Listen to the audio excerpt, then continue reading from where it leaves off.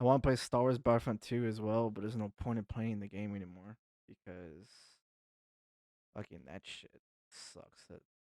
That happens. You know, I could hold on. I could play Hell Let Loose, or I could play this. Who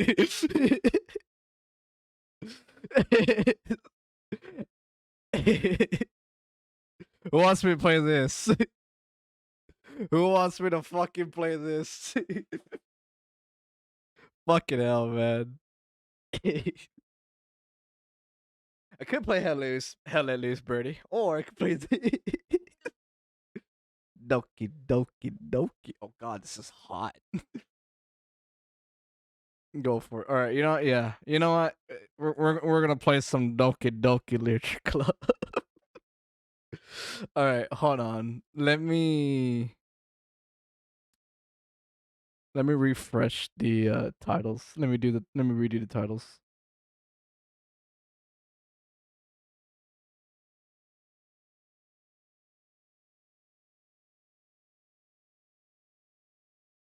Oh man. Okay. Oh, Michael wants Michael. All right, Michael. All right. Say no more. Say less.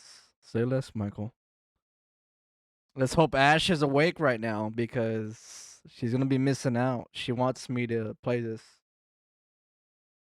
Do it, you little bitch. I mean, I would like to do it. I was just worried you don't want me to do it because you're just like, no. Okay, guess we're playing Doki Doki. Doki Doki. I like how it's there.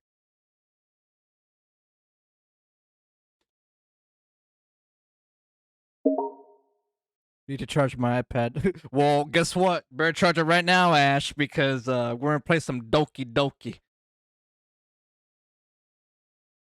Doki Doki's not okie dokie. Doki Doki.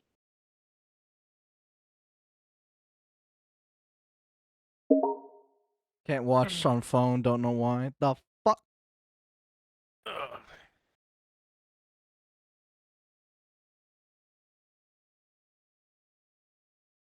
Ohio. Ohio. Jashineyo.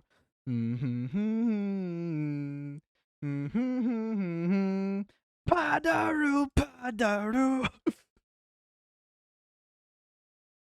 Hold on, I gotta play this for Birdie. I gotta play this for Birdie. All right, Birdie, this is for you. 走れソリよ風のように月見原をパドルパドル God, it was the right one too. Fucking just E-Rafe at the end. All right, ladies and gentlemen, it's time to play Doki Doki Literature Club. Oh God, okay, here we go.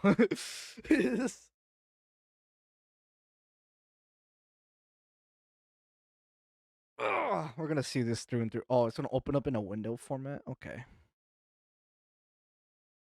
This game's not suitable for children or those who are easily disturbed. You should not put that warning. Individuals suffering from anxiety or depression may not have a safe experience playing this game. For Ash like, wait. Ash is like, wait.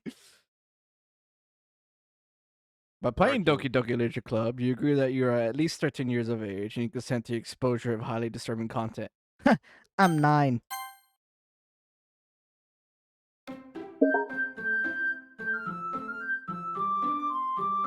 Fuck my life.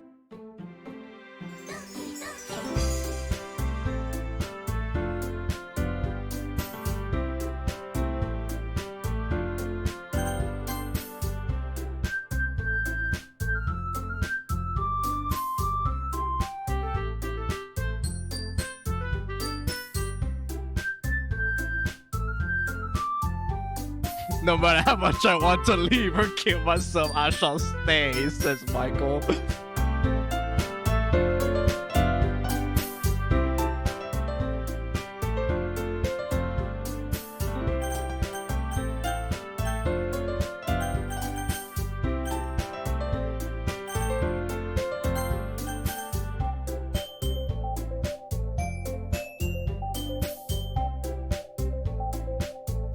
13 years of age. Yikes. Oh man. All right. I need to get my phone because I want to post the promo of me playing this. Hold on, I'll be right back. Fucking Doki Doki!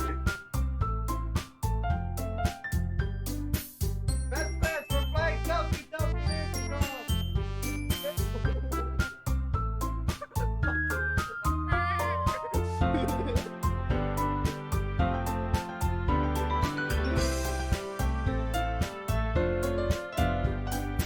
Alright guys, here we go. Let's do this.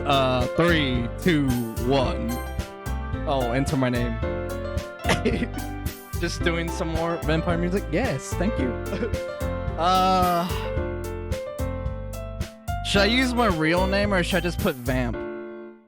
Or should I put some other fucking ridiculous name? Damn, this hot chocolate's good, birdie.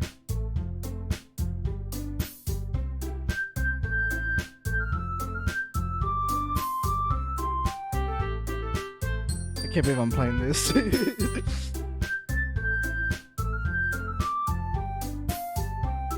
Alright, fuck it. We're gonna go with Vamp. Let's do Vamp.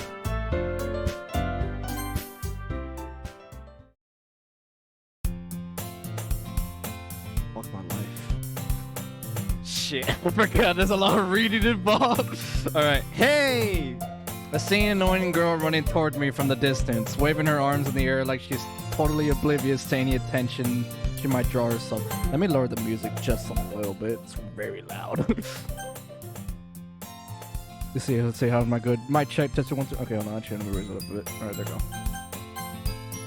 I see an annoying girl running toward me from the distance, waving her arms in the air like she's totally oblivious to any intention she might draw to herself. That girl is Sayori, my neighbor and good friend since we were children. You know, the kind of friend you never see yourself making today, but it just kind of works out because you've known each other for so long. We used to walk to school together on days like this. I want something similar to what Holy tried. We tried to walk to school together on days like this, but starting around high school, she would oversleep more and more frequently, and I would get tired of waiting. But if she's going to chase after me like this, I must feel better off just running away. However, I just sigh and out in front of the crosswalk and let Sayori catch up to me. Fuck, man. I forgot the reading. I forgot there's so much reading in this. And like, the fact that I gotta read voice lines and shit, I'm just like... Ha ha ha! I overslept again. But I caught you this time. Maybe, but only because I decided to stop and wait for you. You say that you were thinking about ignoring me. That's mean, Vamp. Instead of burning... Wait, Jesus, wait, hold on, Michael, what? Instead of burning furries in Skyrim, I want to burn animated people. Jesus fucking Christ, Michael. I mean, yeah, Michael. That's mean, Vamp. Well, if people stare at you for acting weird, then I don't want them to think we're a couple or something. Fine, fine. But you did wait for me after all. I guess you don't have it in you to be mean if you want to. I mean, fucking try. Whatever you say, Sayori. We cross the street together and make our way to school. As we draw near, the streets become increasingly speckled with other students making their daily commute. By the way, Vamp, have you decided on a club to join yet? A club? I told you already I'm not interested in joining any clubs. I haven't been looking either. That's not true. You told me you would join a club this year. Did I? I'm sure it's possible that I did in one of our many conversations where I dismissively go along with whatever she's going on about. That's relatable. Sayori likes to worry a little too much about me, when I'm perfectly content just getting by on the average while spending my free time on games and anime. Aha! I was talking about how I'm worried that you won't learn how to socialize or have any skills before college. Your happiness is really important to me, you know?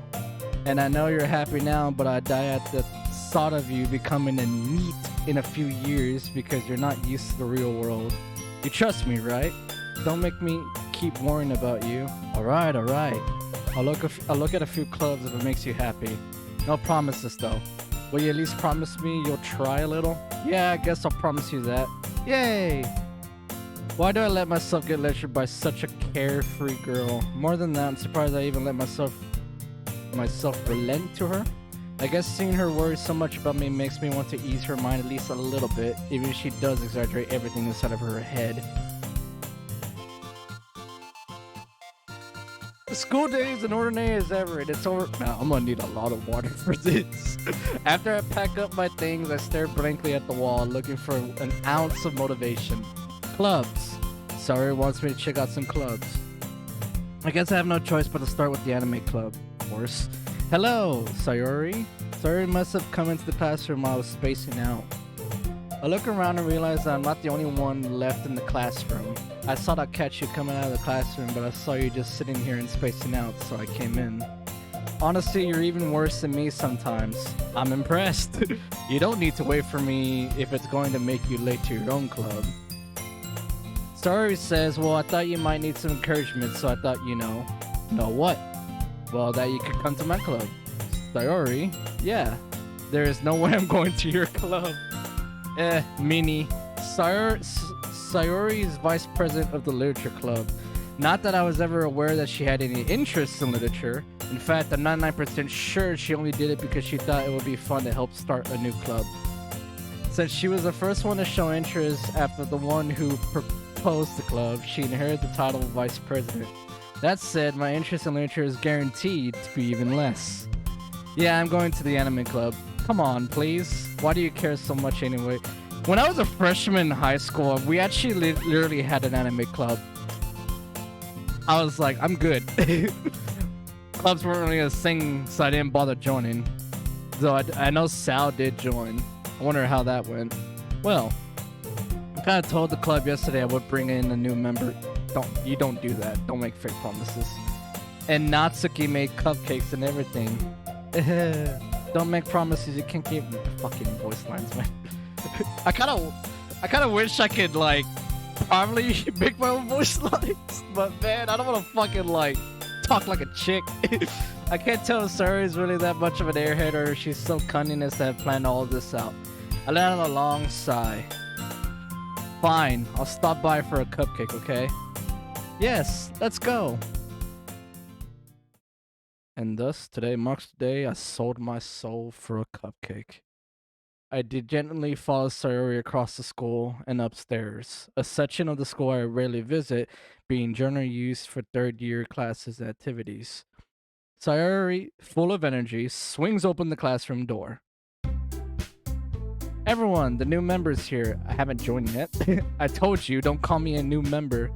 I glance around the room. Welcome to the literature club. It's a pleasure meeting you. Sayori always says nice things about you. Seriously?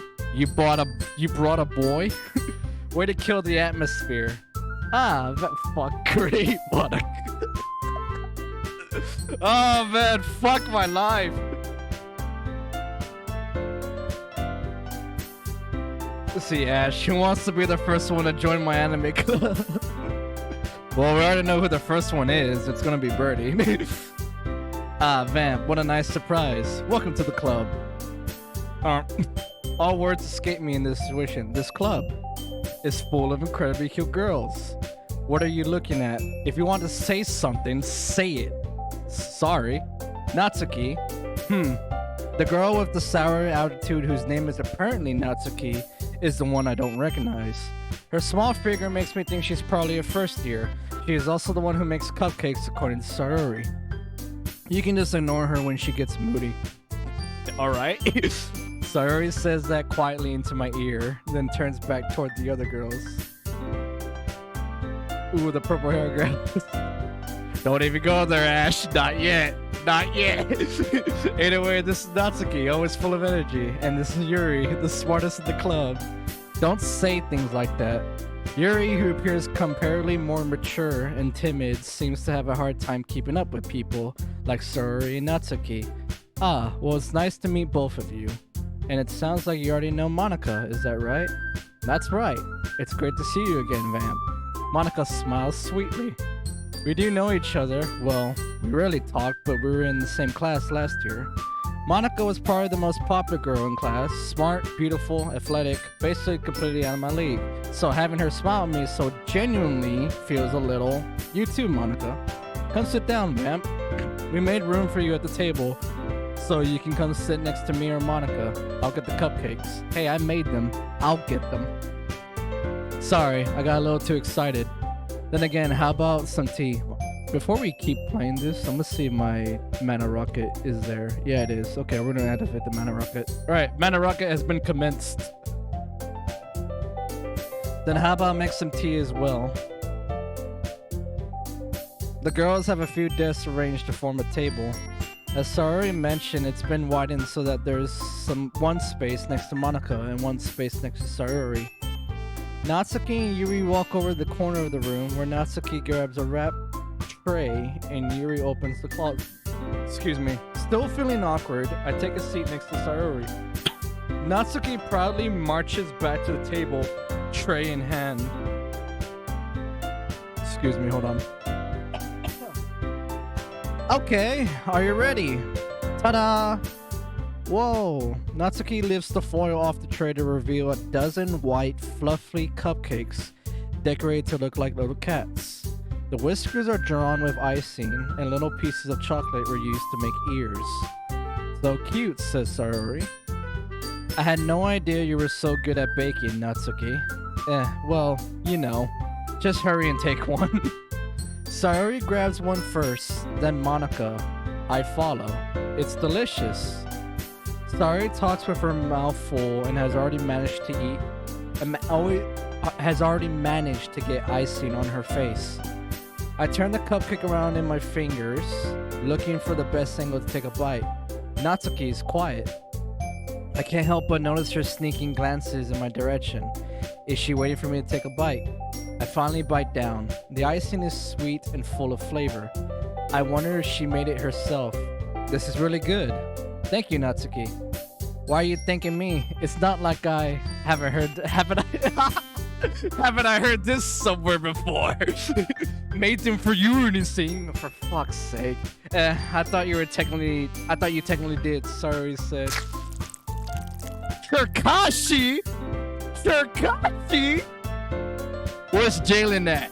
Where the fuck is Jalen? What's up, Chikachi? I appreciate you following. Thank you. I'm playing this for the first time. Fuck my life. But not for you, you know. You dummy, says Natsuki. Alright. I gave up on Natsuki's weird logic and dismissed the conversation. Yuri returns to the table carrying a tea set. She carefully places a teacup in front of each of us before setting down the teapot next to the cupcake tray. You keep a whole tea set in this classroom? Don't worry, the teachers gave us permission. After all, doesn't a hot cup of tea help you enjoy a good book? I guess. Don't let yourself get intimidated. Yuri's just trying to impress you. That's not. Insulted, Yuri looks away. I mean that, you know, I believe you. Well, tea and reading might not be a pastime for me, but I at least enjoy tea. I'm glad. Yuri friendly smiles to herself in relief. No problem, mate. And Jay got back into Fallout. I started streaming on here and Twitch. You started streaming on Trovo? Let's go! And Twitch still in the process of everything. Yep, that's Twitch. That's sadly how it is. But welcome, Trey. Appreciate you trying out Trovo, man. I hope you have a nice time on this platform. Let me go ahead and thank God my iPad's low. No, Michael, you're charging that shit. You're staying here. You're not leaving. Trey, I went ahead and followed you. Let me know. So whenever you go live, I'll get the notification. Fuck yeah, man. I'm glad you're on Trovo. That means I have more people to support and raid. Fuck yeah, let's go.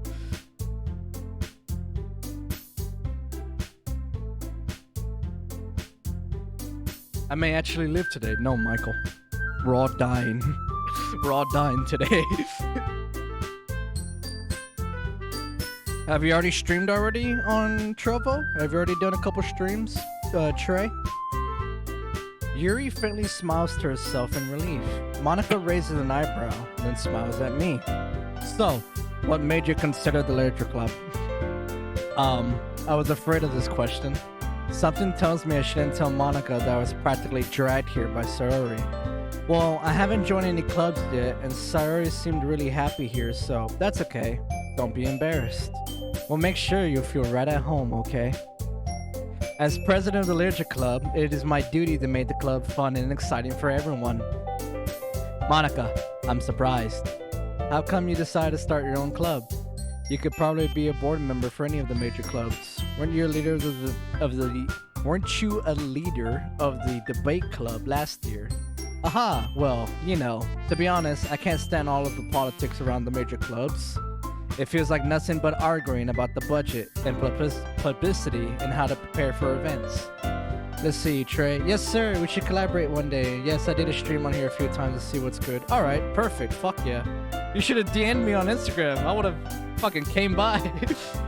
I've been trying to have more people join this platform. It's just me, my brother, my sister-in-law, Ashcore, and some of our other friends.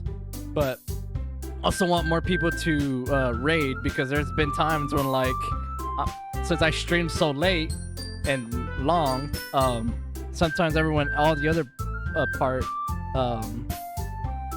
of our group, they're not active, so I have no one to raid.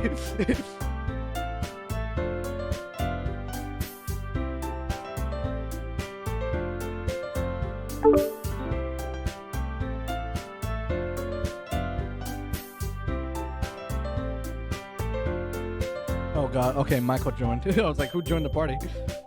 So I was checking the party overlay. Okay, I'd much rather take something I personally enjoy and make something special out of it. If you want me to suffer, you fucking invite, so I have to listen to you read this. Oh god. Alright, well now you're in here, Michael. And if it encourages others to get into literature, then I'm fulfilling that dream. Monika really is a great leader, says Sayori. Yuri also nods in agreement. Then I'm surprised there aren't any more people in the club yet. It must be hard to start a new club. You could put it that way. Not many people are very interested in putting out all the effort to start something brand new, especially when it's something that doesn't grab your attention, like literature. You have to work hard to convince people that you're both fun and worthwhile. But it makes school events, like the festival, that much more important. I'm confident that we can all really grow this club before we graduate. Right, everyone? Yeah, we'll do our best. You know it. Everyone enthusiastically agrees. Such different girls, all interested in the same goal. Monika must have worked really hard just to find these three. Maybe that's why we're all so delighted by the idea of a new member joining, though I still don't really know if I can keep up with their level of enthusiasm about literature. I got you for sure. I definitely would be glad to, mate. Hell yeah, Trey. Appreciate you stopping by and letting me know that you're on here now. Thank you. So Vamp, what kind of things do you like to read? I haven't read a book like since high school, dude. Considering how little I've read these past few years. Coriana? Really? Fucking Coriana's like porn. Coriana. Stop. Anytime, brother. Hell yeah, Trey. Fuck yeah. Consider how little I've read these past few years, I don't really read prompts. I don't really have a good way of answering that. Manga. I mutter quietly. Most of it isn't prayer. I mutter quietly to myself, half joking. Natsuki's head suddenly perks up. It looks like she wants to say something, but she keeps quiet. Not much of a reader, I guess. Well, that can change. What am I saying? I spoke without thinking after seeing Yuri's sad smile. Anyway, what about you, Yuri? Well, let's see. Yuri traces the rims of her teacup with her finger. My favorites are usually novels that build deep and complex fantasy worlds.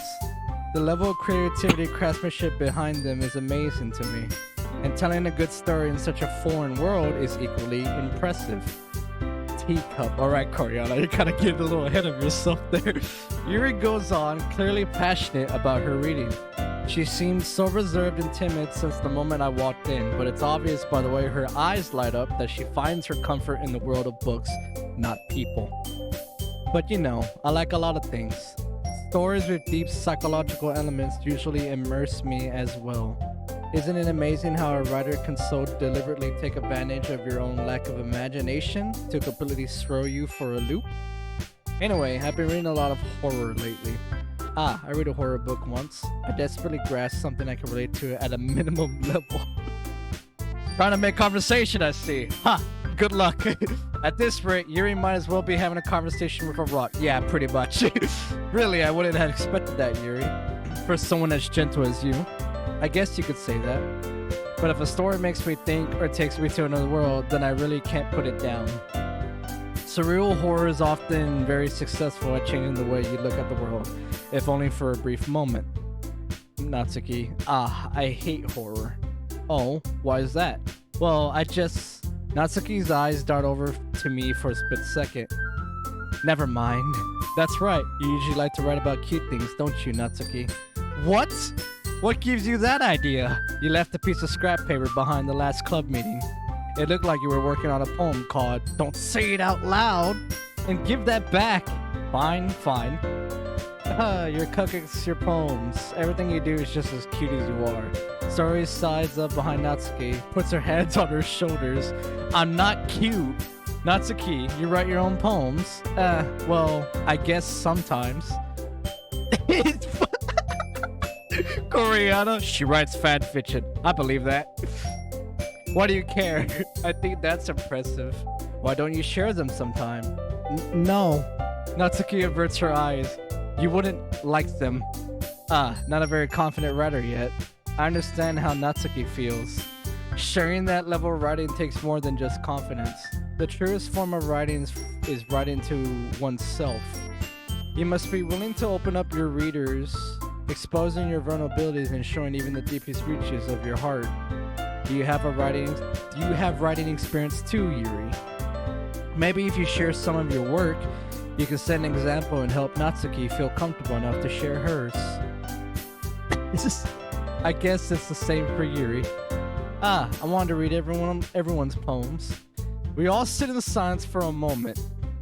Okay, I have an idea, everyone. Natsuki and Yuri look quite quizzically at Monika. It's a weird word. Let's all go home and write a poem of our own. The next time we meet, we all share them with each other. That way everyone is even.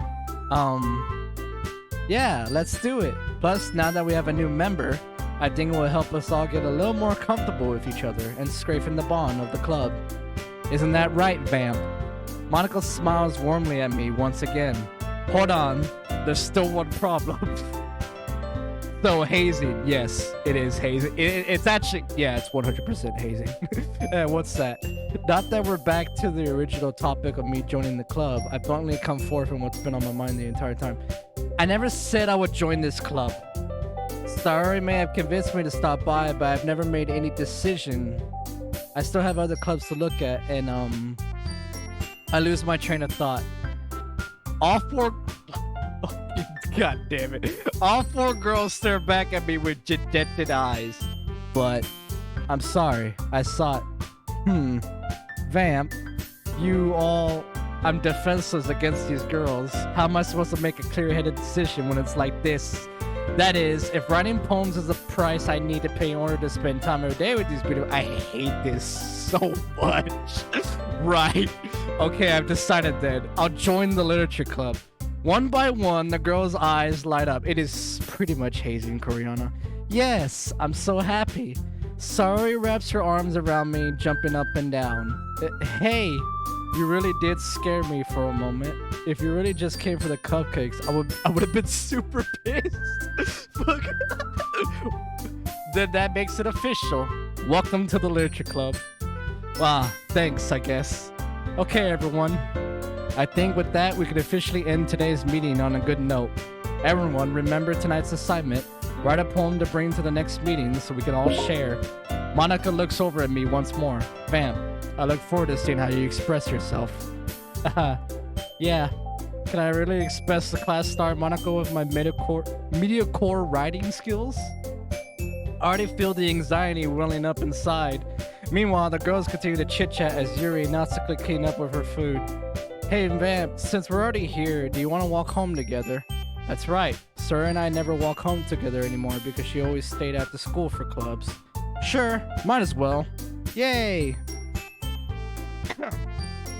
So they're all slower than the last. Each one's eyes lit up in turn. So whose penny dropped last? We're going to play Left 4 Dead 2 with friends shortly. Okay, all good, Koreana. I do have to say, this does start slow. But just wait. Just wait.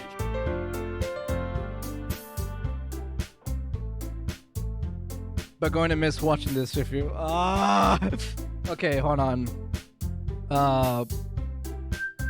Practically 4 hours and 30 minutes is a timestamp if you decide to come back and watch this. Also, fuck. I'm not live on YouTube. Okay, oh well. Whatever.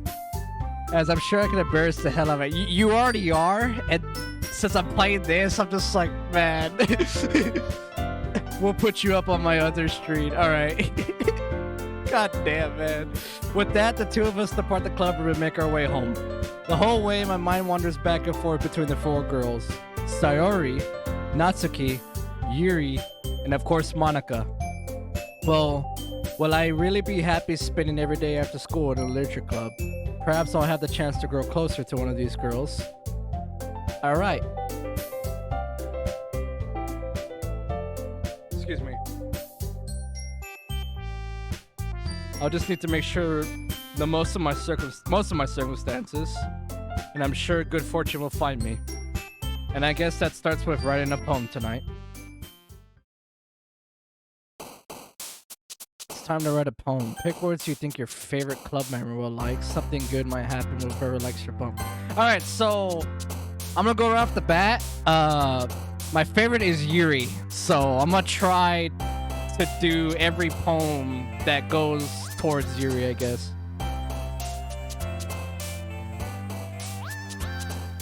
The problem is, I gotta figure out these fucking words.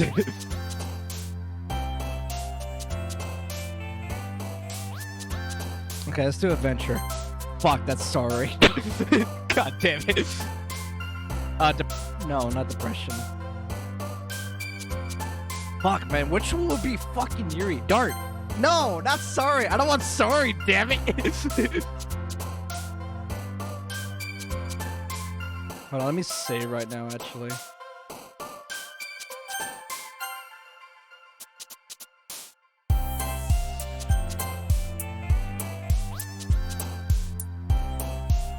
Romance. Sorry again. Fuck off. Essence. Okay, there goes one for Yuri. Fuck. Suicide. Again, okay, agonizing, explode, friends, broken, skipping hook. Climax? Okay. Doki Doki. Sure. Hold on.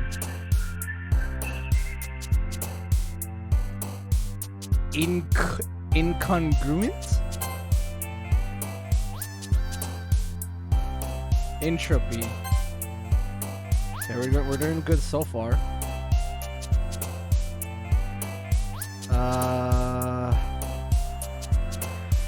Incapable.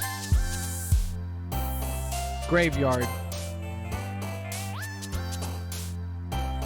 Passion? Nope, that's sorry. Massacre. Fuck yeah, Yuri. Horror, yes.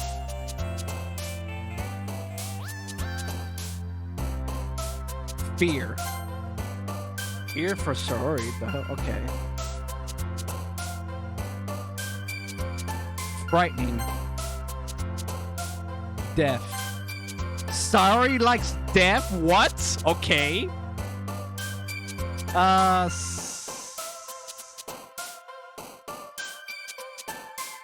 Tragedy.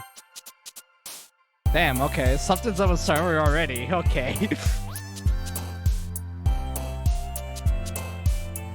Look at them. They're so cute. Freaking Ash. Infallible.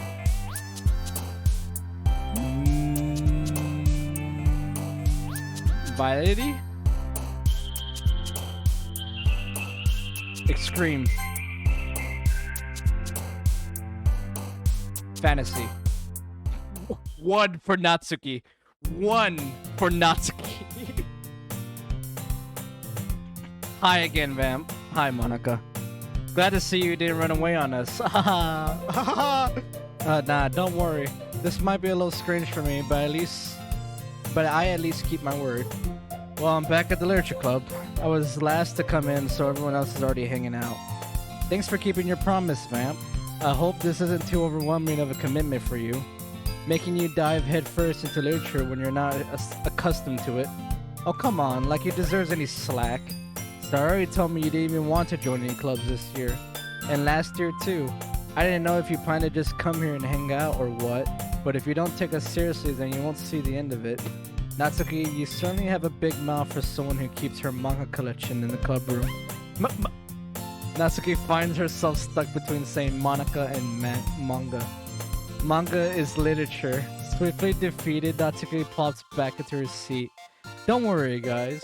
Vamp always gives it his best as long as he's having fun. I don't think I'm having fun. He helps me with busy work without me even asking. Like cooking, cleaning my room. How dependable. Sorry, that's because your room is so messy, it's distracting. Yeah, that's actually how I feel. I don't mean to put Neil on blast, but I've seen his room and I've told him, like, if I ever visit you in Australia, I'm cleaning your room for you. I'm cleaning your fucking room for you. And you almost set your house on fire once. Is that so? You two are really good friends, aren't you? I might be a little jealous. How come? You and Vamp can become good friends too. Sayori. As usual, Sayori seems oblivious to the weird situation she just put me into. Yuri even brought you something today, you know? Wait, Sayori. Me? Not really. Don't be shy. It's really nothing. What is it? Never mind. Sorry, made it sound like a big deal when it's really not. What do I do? I'm sorry, Yuri. I wasn't thinking. I guess that means up to me to rescue this situation. Hey, don't worry about it. First of all, I wasn't expecting anything in the first place, so any nice gesture from you is a pleasant surprise. It'll make me happy no matter what. Is that so? Yeah, I won't make it a big deal if you don't want it to be. Alright. Well, here. Yuri reaches into her bag and pulls out a book. I didn't want you to feel left out, so I picked out a book that I thought you might enjoy. It's a short read, so it should keep your attention even if you don't usually read. And we could, you know, discuss it if you wanted. This is... How is this girl accidentally being so cute? She even picked out a book she thinks I'll like, despite me not reading much. Yeah, Ash, as you can already see, you can see why I like Yuri. Yuri, thank you. I'll definitely read this. I enthusiastically take the book. Phew. Well, you can read it at your own pace. I look forward to hearing what you think. Now that everyone's settled in, I expected Monika to kick off some scheduled activities for the club. But that doesn't seem to be the case. Sayori and Monika are having a cheery conversation in the corner. Yuri's face is already buried in a book. I can't help but notice her intense expression, like she was waiting for this chance. Meanwhile, Natsuki's rummaging around in the closet. I'm really curious to talk to Yuri a little bit more, but at the same time, I would feel bad for distracting her from reading. I catch a glimpse of the cover of her book. It looks like the same book that she lent to me. More than that, she seems to be on the first few pages. Ah, crap. I think she noticed me looking at her. She sneaks another glance at me and our eyes meet for a split second. Fuck, man. But that only makes her hide her face deeper in her book. Sorry, I was just spacing out. I muttered this, sensing I made her uncomfortable. Oh, it's fine. If I was focused, then I probably wouldn't have noticed in the first place. But I'm just rereading a bit of this, so... That's the book that you gave me, right? Mm-hmm. I wanted to reread some of it. Not for any particular reason. Just curious, how come you have 2 copies of the same book? Ah, Well, when I stopped at the bookstore yesterday, that's not what I meant. I mean, I just happened to buy 2 of them. Ah, I see. There's something fairly obvious here that Yuri isn't telling me, but I decided to let it go. I'll definitely start. Obviously, she likes you. I'll definitely start reading it soon. I'm glad to hear. Once it starts to pick up, you might have a hard time putting it down. It's very engaging and relatable story. Is that so? What's it about anyway? Well, Yuri closes the book and scans her eyes over the back. The book is titled Portrait of Markov. That's an ominous-looking eye symbol. There's an ominous-looking eye symbol. Koreana. Kind of necro. There's an ominous-looking eye symbol of the front cover. Alright. I just wanted to make sure I don't accidentally give away anything. Basically, it's about this girl in high school who moves in with her long-lost younger sister. But as soon as she does so, her life gets really strange. She gets targeted by these people who escape from a human experiment prison. And while her life is in danger, she needs to desperately choose who to trust. No matter what she does, she ends up destroying most of her relationships and her life starts to fall apart. It's kind of dark, isn't it? Yuri made it sound like it was going to be a nice story, so that dark turn came from nowhere. Aha! Yuri gently giggles all of a sudden. Are you not a fan of that sort of thing, Vamp? No, it's not that. I mean, I can definitely enjoy those kind of stories, so don't worry. I hope so. Yeah, I totally forgot that Yuri is into those things. She's so shy and reclusive on the outside, but her mind seems to be completely different. It's just that those kinds of stories, they challenge you to look at life from a strange new perspective. When horrible things happen, not just because someone wants to be evil, but because they might have their own goals or their own philosophy that they believe in. Then suddenly, when you thought you related to the protagonists, they've made out to be... So like high school. Probably Korean. They're made out to be the naive one for letting their one-sided morals interfere with the villain's plans. I'm rambling, aren't I? Not again. I'm sorry. Hey, don't apologize. I haven't lost interest or anything. Well, I guess it's alright then. But I feel like I should let you know that I have this problem. When I let things like books and writings fill my thoughts, I kind of forget to pay attention to other people. So I'm sorry if I ended up saying something strange. And please stop me if I start talking too much. I already don't think you need to worry. That just means you're passionate about reading. The least I can do is listen. It's a literature club after all. That's true. In fact, I might as well get started reading it, right? You don't have to. What are you saying? Just a moment ago you said you were looking forward to it. Let me just get the book. I quickly retrieved the book that I had put into my bag. Alright, it's fine if I sit here, right? I slip into the seat next to Yuri's. Yeah. Are you sure? You seem a little apprehensive. I'm sorry. It's not that I don't want you to. It's just something I'm not very used to. That is, reading in company with someone. I see. Well, just tell me if I end up distracting you or anything. Alright.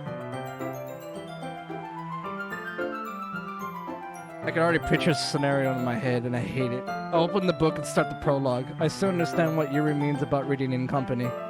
It's as if I can feel her presence over my shoulder as I read. It's not particularly a bad thing, maybe a little distracting, but the feeling is somewhat comforting.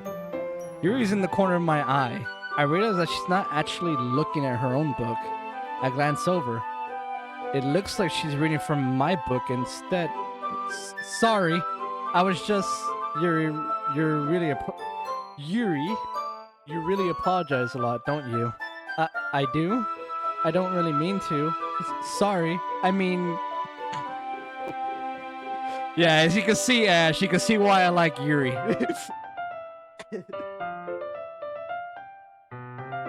Aha! This should work, right? I slide my desk until it's up against Yuri's, then hold my book more between the two of them. I suppose so. Yuri timidly closes her own copy. Once we each lean in a little bit. That's a weird structure of a sentence. Our shoulders are almost touching. It feels like my left arm is in the way, so instead I use my right hand to hold the book open. I guess that makes it kind of difficult to turn the page. Here.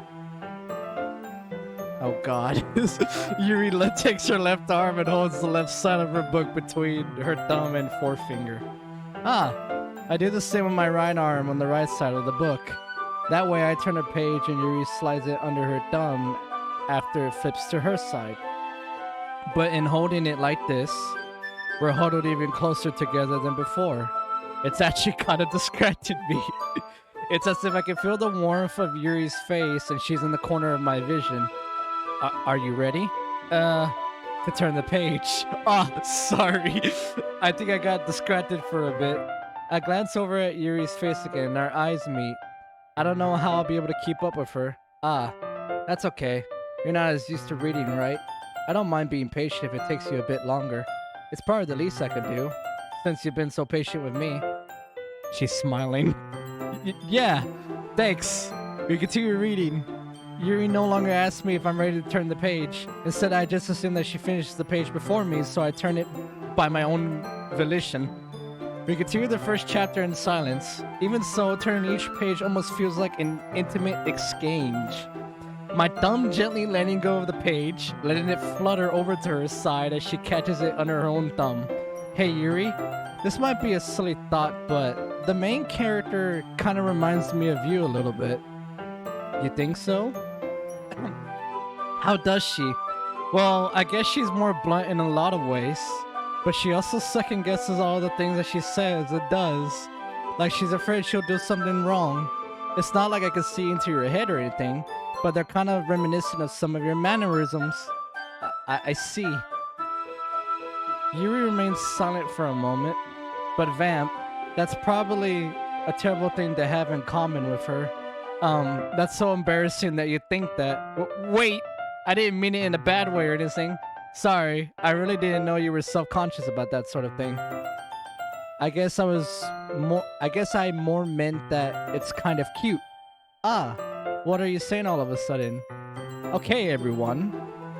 I think it's about time to share today's poems with each other. We might not have enough time if we wait too long. Yuri exhales, spared from finishing her thought. Is that alright, Yuri? You look kind of down. I'm sorry if you haven't been looking forward to this. It's not... It's fine. Yuri releases her hand from the book, causing it to close on top of my thumb. Alright, I guess I'll do some more reading tonight. Or would you prefer I only read it with you?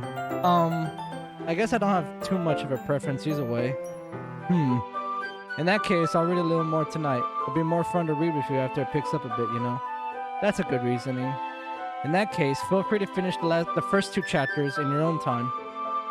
Alright. I stand up.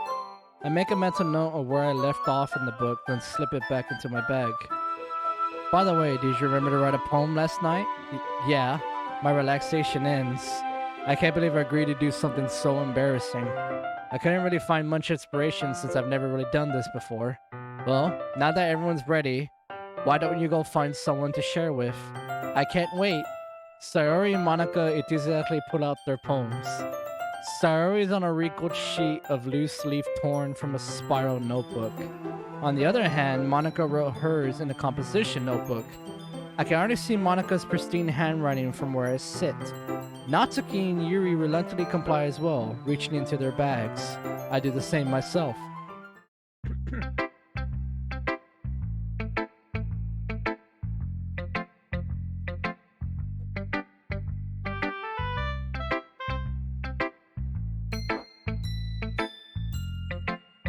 Alright, let's go with Yuri. Yuri seems the most experienced, so I should start with her. I can trust her opinion to be fair. As Yuri reads the poem, I notice her eyes lighten. I can't say that word. Exponential? What was that? Did I say that out loud? Yuri first covers her mouth, but then ends up covering her whole face. He's going to hate me. You really didn't do anything wrong, Yuri. Huh? I guess you're right. What am I getting so nervous for? Yuri takes a breath. So, what kind of writing experience do you have? Your use of imagery and metaphors indicates you've written a lot of poetry before. Really? Wow, that's a huge compliment coming from you. This is actually my first time, really. Huh. Yuri stares at me blankly, then looks at my poem again. Well, I know that. I just meant, Yuri trails off, unable to find an excuse. She traces her fingers along the words in her poem as if it's breaking it down more thoroughly. Yeah, okay. This is the reason I was able to tell. It's just that there are specific writing habits that are usually typical of new writers. And having been through that myself, I kind of learned to pick up on them. I think the most noticeable thing I recognize in new writers is that they try to make their style very deliberate. In other words, they tend to pick a writing style separate from the topic matter, and they form fit the two together. The end result is that both the style and the expressiveness are weakened. Once Yuri finds her train of thought, it's as if her demeanor totally changes. Her stammering is completely gone, and she sounds like an expert. Of course, that's not something you can be blamed for. There are so many different skills and techniques that go into writing even a simple poem. Not just finding them and building them, but getting them to work together is probably the most challenging part.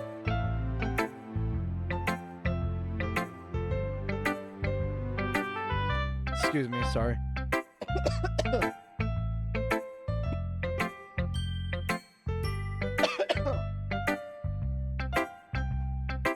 It might take you some time, but it all comes with practice and learning by example and trying new things. I also hope that everyone else in the club gives you valuable feedback. Natsuki could be a little bit biased though. Biased how? Well, never mind. I shouldn't be talking about people like that. Sorry. It's fine. I'm not sure if Yuri's apologizing to herself, to me, or to Natsuki. Do you mind if I read your poem now? Please do. I love to share my thought process behind it. Yuri smiles dreamily as if that's a rare opportunity for her, which itself is kind of funny. After all, isn't this supposed to be a literature club? Ghosts under the light. The tendrils of my hair illuminate beneath the amber glow. Bathing. It must be this one. The last remaining street light to have withstood the last of time. The last yet to be replaced by the sickening blue-green hue of the future. I bathe calm, breathing air of the present but living in the past. The light flickers. I flicker back.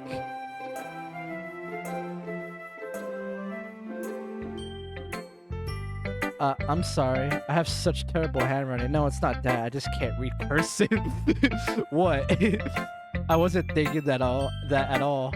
But it took you a long time to read. Well, I just don't read script very often. I actually think your handwriting's pretty. That's a relief. I also like the poem. Even though it's short, it was really descriptive. It wasn't too short. I usually write longer poems. Not at all. I'm really glad you liked it. I'll be honest. Since it's our first time sharing, I wanted to write something a little more mild. Something easy to digest, I suppose. Are you into ghosts, Yuri? Actually...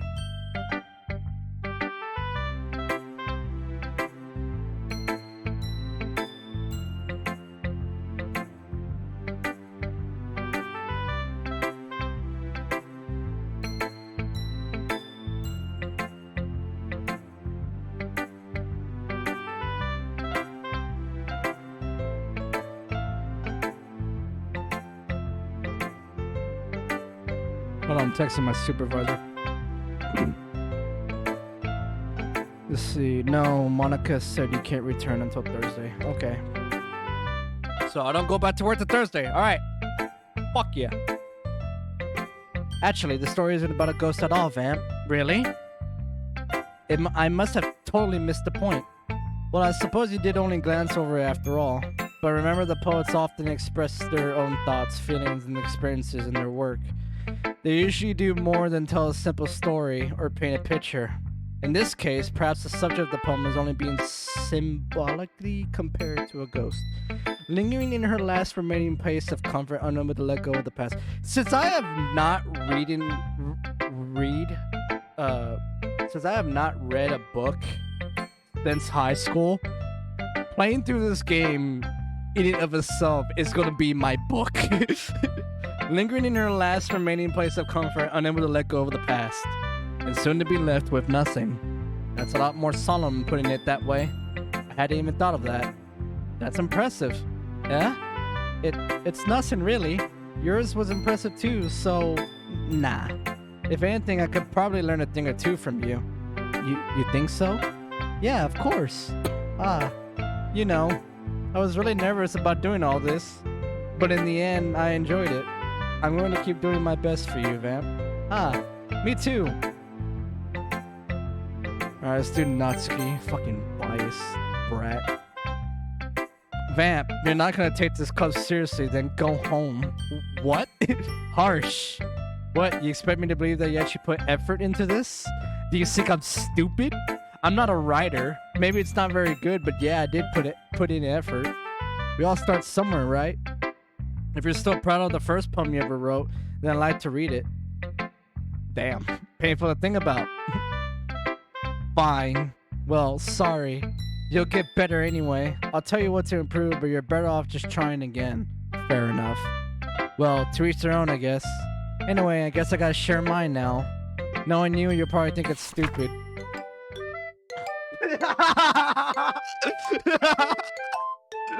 Just looking at it, yeah. Eagles can fly. Monkeys can climb. Crickets can leap. Horses can race. Owls can seek. Cheetahs can run. Eagles can fly. People can try. But that's about it. Yep, people can try is right.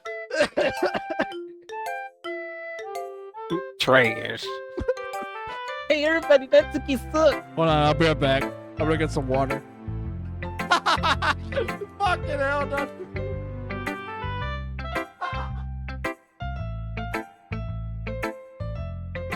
Natsuki, that poem sucks. Trash.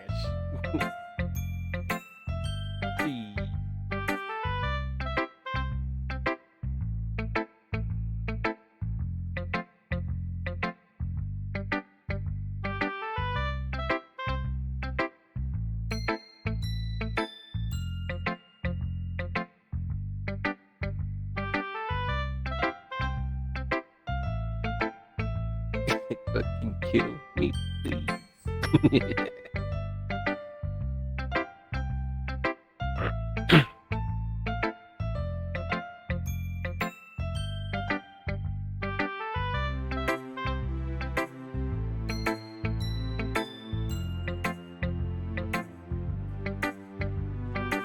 Okay, dead ass. Like seriously, when her poem popped up on my screen, I was just like, yeah, this looks like shit.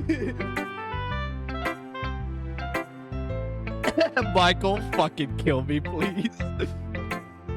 Aw, Birdie, look, Ash wrote a poem for you. Roses are red, violets are blue.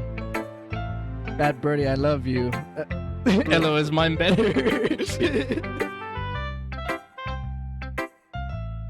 Actually, speaking of poems, I think I have a poem lying around here that I don't know why I still have it. I guess probably because I admire the way, I guess I've written it, I guess. I don't know.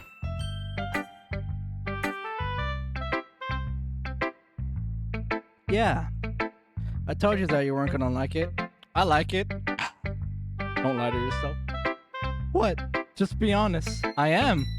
Why are you so convinced that I wouldn't like it? Well, because everyone in high school thinks that writing has to be all specific. Yeah, I can't. Sophisticated. Thank you, Birdie. And stuff. So people don't even take my writing seriously. But isn't that the point of poems, for people to express themselves? Your writing style wouldn't make your message any less valid. Yes, exactly. I like when it's easy to read, but it hits you hard. Like in this poem. Seeing everyone around you do great things can be really disheartening. So I decided to write about it. Yeah, I understand. But the other nice thing about simple writing is that it puts more weight on the wordplay.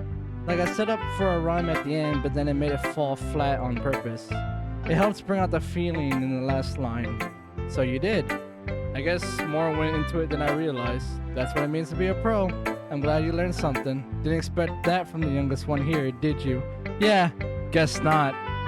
Fucking this brat? Right? I decided to humor her with that last comment. I don't really care how old everyone is, but if Natsuki is feeling proud, then I won't take that away from her. Alright, Sayori. This is a good poem, Vamp. Are you sure it's your first time? Of course. It's not that good. Am I the kind of guy who would be writing poems in his spare time? I guess you're right. But that's why they impressed me. Well, to be honest, I was afraid you wouldn't do it seriously. Or that you wouldn't write one at all. I'm really happy just that you wrote one. It just reminds me how you're really a part of the club now. Not to mention the fact that I'm standing in front of you in the club room. Well, of course. I'm not really into it yet, but that doesn't mean I'll break my promise. See? It's like I said before, Vamp. Deep down, you're not selfish at all, you know. Trying new things like this for other people. That's something that only really good people do. Thanks, Sayori. I'm not sure if Sayori sees the full picture of my motive here. Then again, I can't deny that she's part of the reason I joined. Actually appreciate the manner. I hope you're enjoying the stream. Knowing how much this means to her and all. Yeah, and I'm gonna make sure you have lots of fun here, okay? That will be my way of thanking you. Alright, I'm gonna hold you to that then. Yay! Now you'll read my poem too, right? Don't worry, I'm really bad at this. We'll see about that. Dear Sunshine, the way you glow through my blinds in the morning, it makes me feel like you miss me. Kissing my forehead to help me out of bed, making me rub the sleepy from my eyes. Are you asking me to come out and play? Are you trusting me to wish away a rainy day? I look above, the sky is blue. It's a secret, but I trust you too. If it wasn't for you, I could sleep forever, but I'm not mad. I want breakfast. Okay. Sayori, this is just a guess, but did you wait until this morning to write this? No. Just a little bit. You can't answer just a little bit to a yes or no question. I forgot to do it last night. Well, at least that makes me feel like a little bit better about myself. Don't be mean. I still tried, baby. I like a birdie who's just laughing. I want breakfast. I want breakfast. I still tried my best. Ah, yeah. I didn't mean to say that it was a bad poem. It came out nice, or how I should put it. It sounds just like you. Really? Yeah. Especially that last line. I made eggs and toast. I made eggs and toast. Even though you relate to school, it's bad to skip breakfast. I get all cranky. Well, I guess there's no point in arguing. Anyway, thanks for showing me. This is so much fun. Monika's the best. Yeah, but next time I won't forget, and I'm gonna write the best poem ever. Well, I guess I'll look forward to it. Alright, time for Monika. Hi, Van. Having a good time so far? Yeah. Good. Glad to hear it. By the way, since you're new and everything, if you ever have any suggestions for the club, like new activities or things we could do better, I'm always listening. Don't be afraid to bring things up, okay? Alright, I'll keep that in mind. Of course, I'll be afraid to bring things up. Much better off just going with the flow until I'm more settled in. Anyway, want to share your poem with me? It's kind of embarrassing, but I guess I have to. Don't worry, Vamp. We're all a little embarrassed today, you know? But it's that sort of barrier that we'll learn to get past soon. Yeah, that's true. I hand Monika my poem. Great job, Vamp. I was going ooh in my head while reading that. It's really metaphorical. I'm not sure why, but I didn't expect you to go for something so deep. I guess I underestimated you. It's easiest for me to keep everyone's expectations low. That way, it always counts when I put in some effort. That's not very fair. Well, I guess it worked anyway. You know that Yuri likes this kind of writing, right? Writing that's full of imagery and symbolism. Unlike Saori, who likes using simple and direct words to describe happiness and sadness.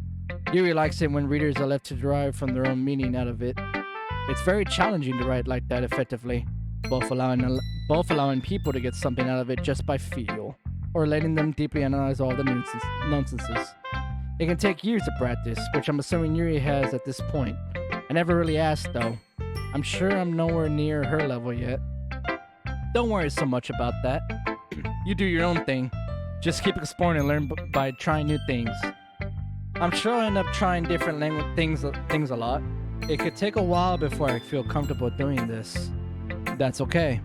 I'll love to see you try new things. That's the best way to find the kind of style that suits you. Everyone else might be a little bit biased toward their own kinds of styles, but I always hope you find what suits you the most. So don't force yourself to write the way everyone else wants you to write.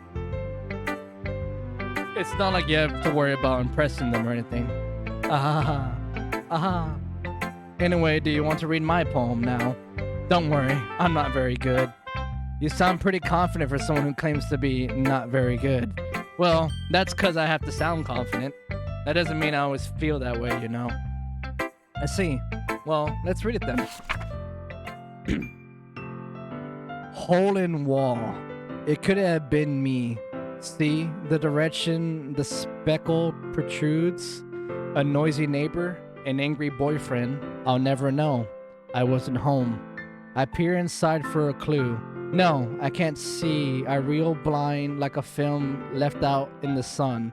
But it's too late. My retina's already scorched with a permanent copy of the meaningless image. It's just a little hole. It wasn't too bright. It was too deep. Stretching forever into everything. A hole of infinite choices. I realize now that I wasn't looking in. I was looking out, and he, on the other side, was looking in.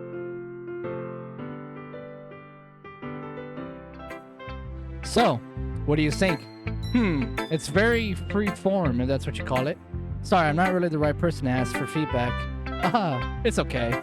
Yeah, that kind of style has gotten pretty popular nowadays. That is, a lot of poems have been putting emphasis on the timing between words and lines. When performed out loud, it can be really powerful. What was the inspiration behind this one? Well, I'm not sure if I know how to put it. I guess you could say that I had some kind of epiphany recently. It's been influencing my poems a bit. An epiphany? Yeah, something like that. I'm kind of nervous to talk about deep stuff like that because it's kind of coming on strongly. Maybe after everyone's better friends of each other. Anyway, here's Monika's writing tip of the day. Sometimes when you're writing a poem or a story, your brain gets too fixated on a specific point. If you try so hard to make it perfect, then you'll never make any progress. Just force yourself to get something down on the paper and tidy it up later. Another way to think about it is this. If you keep your pen in the same spot for too long, you'll just get a dark puddle of ink. So just move your hand and go with the flow. That's my advice for today. Thanks for listening. Go with the Flow by Queens of Stone Age starts playing. Birdie. I guess that's everyone. I glance around the room.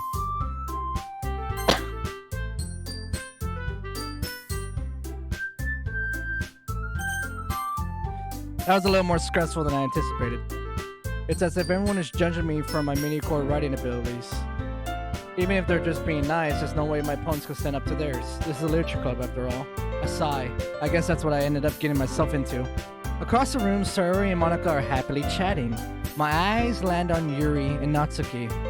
They gingerly exchange sheets of paper, sharing their respective poems. As they read in tandem, I watch each of their expressions change. Natsuki's eyebrows furrow in frustration. Meanwhile, Yuri smiles sadly.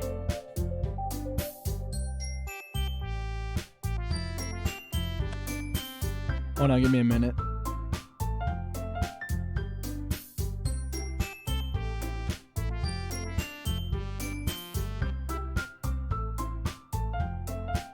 What's with this language? Eh? Did you say something? Oh, it's nothing. Natsuki decisively returns the poem to the desk with one hand. I guess you could say it's fancy. Ah, thanks. Yours is cute. Cute? Did you completely miss the symbolism or something? It's clearly about the feeling of giving up. How can that be cute? I know that. I just meant that the language, I guess. I was trying to say something nice. Eh? You mean you have to try that hard to come up with something nice to say? Thanks, but it really didn't come out nice at all. Well, I do have a couple suggestions. If I was looking for suggestions, I would have asked someone who actually liked it. Which people did, by the way. Sorry liked it, and Vamp did too.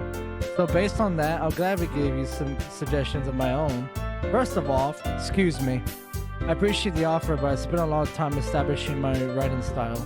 I don't expect it to change anytime soon, unless of course I come across something particularly inspiring. Which I haven't yet. Fucking Natsuki getting fucking insulted is hilarious. And Vamp liked my poem too, you know. He even told me he was impressed by it. Natsuki suddenly stands up. Oh? I didn't realize you were so invested in trying to impress our new member, Yuri. That's not what I... You're just... Yuri stands up as well. For fuck's sake. Maybe you're just jealous that Vamp appreciates my advice more than he appreciated yours. Huh? How do you know he didn't appreciate my advice more? Are you that full of yourself? No. If I was full of myself, I would deliberately go out of my way to make everything I do overly cutesy. Is everyone okay? Well, you know what?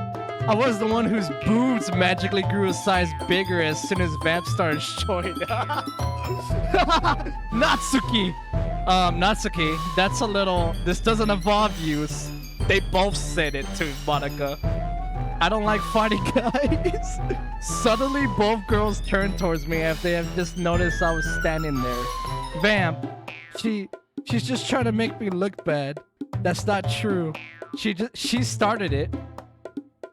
For fuck's sake, man. If she could get over herself and learn to appreciate that simple writing is more effective, then this wouldn't have happened in the first place. What's the point in making your poems all convoluted for no reason? The meaning should jump out at the reader, not forcing them to figure it out. Help me explain that to her, Vamp. Wait, there's a reason we have so many deep and expressive words in our language. It's the only way to convey complex feelings and meaning the most effectively. Avoiding them is not only unnecessary limiting yourself, it's also a waste. You understand that, right, Vamp? Well... How did I get dragged into this in the first place? It's not like I know anything about writing, but whoever I agree with, they'll probably think more highly of me. So, of course, that's going to be... Natsuki, Yuri, help me, sorry. Help me, I don't want to be in this anymore. Let me out. Alright, I'm gonna pick Yuri. Natsuki, you're right that I liked your poem. See? Wait. That's not an excuse for you to be so mean. You shouldn't pick a fight just because someone's opinion is different. That's not what happened at all. Yuri wouldn't even take my poem seriously. I understand. Yuri? Yeah? You're a seriously talented writer. It's no secret that I was impressed. Well, but here's the thing. No matter how simple or refined someone's writing style is, they're still putting feelings into it and it becomes something really personal. That's why Natsuki felt threatened when you said her poem was cute. I see. I didn't notice that. I'm sorry. But Natsuki, you took it way too far. Yuri means well, and if you just told her how you felt, then this would have happened in the first place. Are you kidding? That's exactly what I did. It was her that... Natsuki, I think that's enough. You both said some things that you didn't mean. Yuri apologized. Don't you think you should too? Natsuki clenches her fist. In the end, nobody has taken her side. She's trapped and at this point being defiant only because she can't handle the pressure. I end up even feeling bad for her. Sometimes when I'm hurt... Fucking Ash! Kick her ass, Yuri! Kick her ass! It helps to take a walk and clear my head. Sorry, she doesn't need to. You know what? I'm going to do that. Spare me from having to look at all your faces right now. Without warning, Natsuki snatches her own poem up from the desk and storms out. On her way out, she crumples up the poem with her hands and throws it in the trash. Natsuki, she really didn't need to do that. I look across the room. Yuri has her chin buried in her hands while she stares down at her desk. I genuinely approach her and sit her in the adjacent chair. Everything's alright? I'm so embarrassed. I can't believe I acted like that. You probably hate me now. No, Yuri. How could anyone not have gotten frustrated after being treated like that? You handled it well as anyone could. I don't think any less of you. Well, alright. I believe you. Thanks, Vamp. You're too kind. I'm thankful to have you part of this club now. It's nothing. One more thing. That one thing that Natsuki said about, you know, I would never do anything so shameful. So, what thing did Natsuki say? Well, never mind that. I'm going to go make some tea. Good idea. Make enough for more than one person, okay? Yeah. Okay, everyone. It's just about time for us to leave. How did you all feel about sharing poems? It was a lot of fun. Well, I say it was worth it. It was alright. Well, mostly. Vamp, how about you? Yeah, I say the same. It was a neat thing to talk about with everyone. Awesome. In that case, we'll do the same thing tomorrow.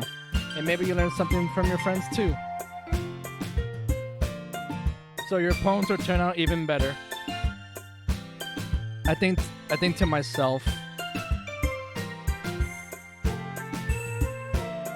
I did learn a little more about the kinds of poems everyone likes. With any luck, that means I can at least do a better job of impressing those I want to impress. I nod to myself with newfound determination. Vamp, ready to walk home? Sure, let's go. Sayori beams at me. It truly has been a while since Sayori and I have spent this much time together. I can't really say I'm not enjoying it either. Sayori, about what happened earlier. What do you mean? You know, between Yuri and Natsuki. Does that kind of thing happen often?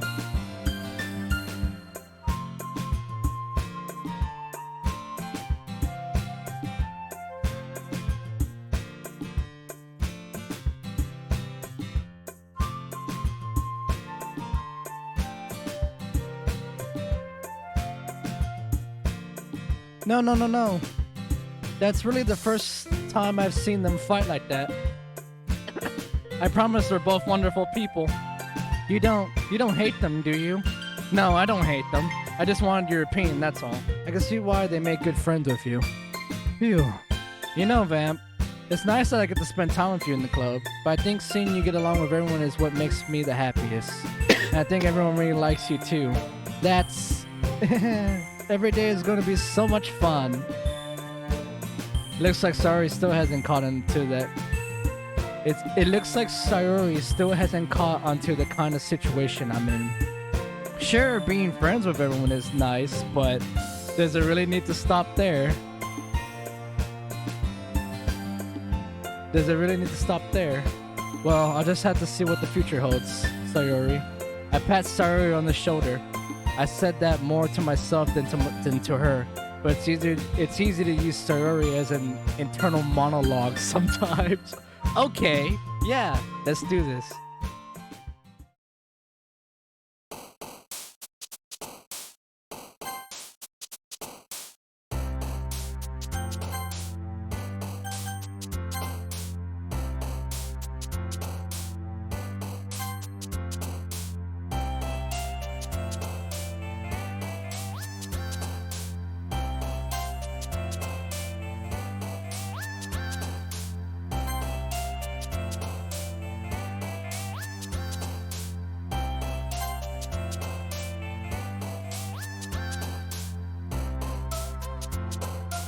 Wrath. Okay.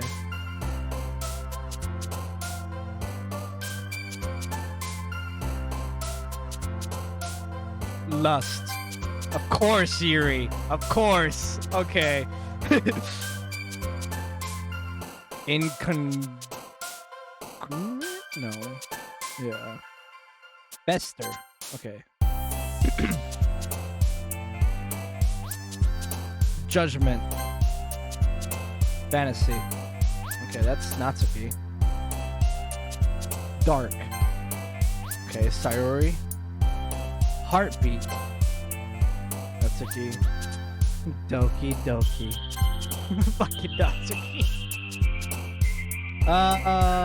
Crimson. Okay.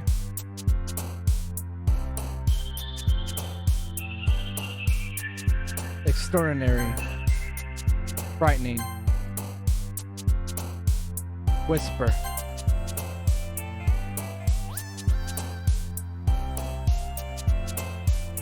Pleasure. Destiny. Heaven sent. Disaster.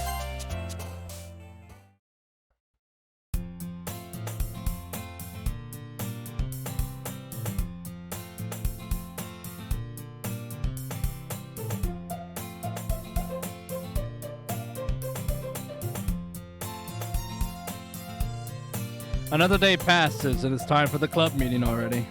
I've gotten a little more comfortable here over the past couple days. Entering the club room, the usual scene greets me. Hi, Vamp. Yo, sorry. Looks like you're in a good mood today. I'm just still not used to being in the club, that's all. I see.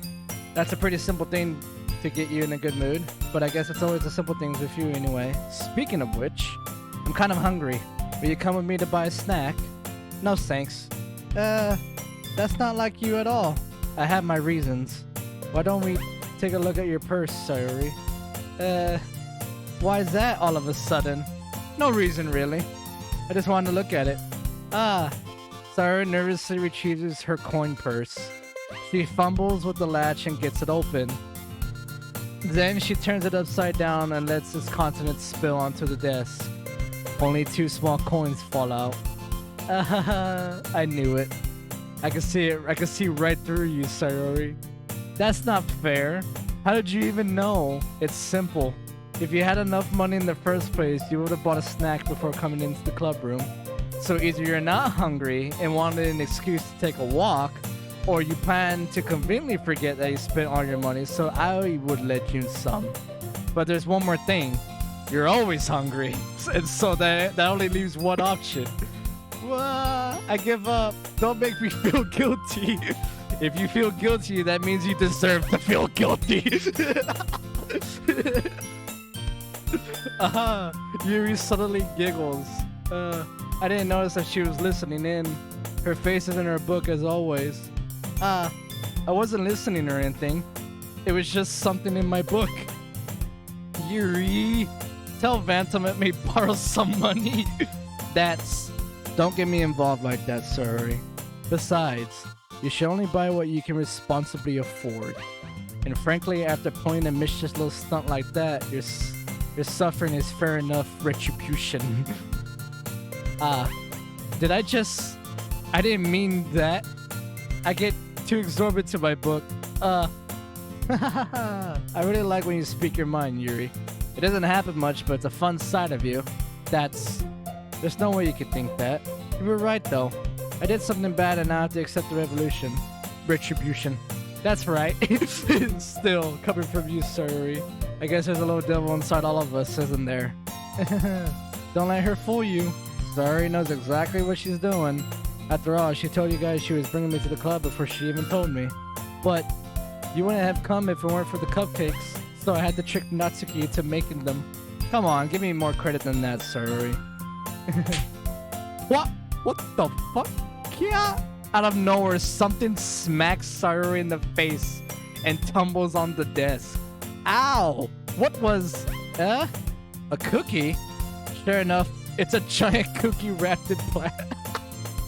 I'm that kind of friend who's like, if I make cookies and I walk into class like, yo, bud, you want a cookie? Just fucking yeet that shit across the classroom.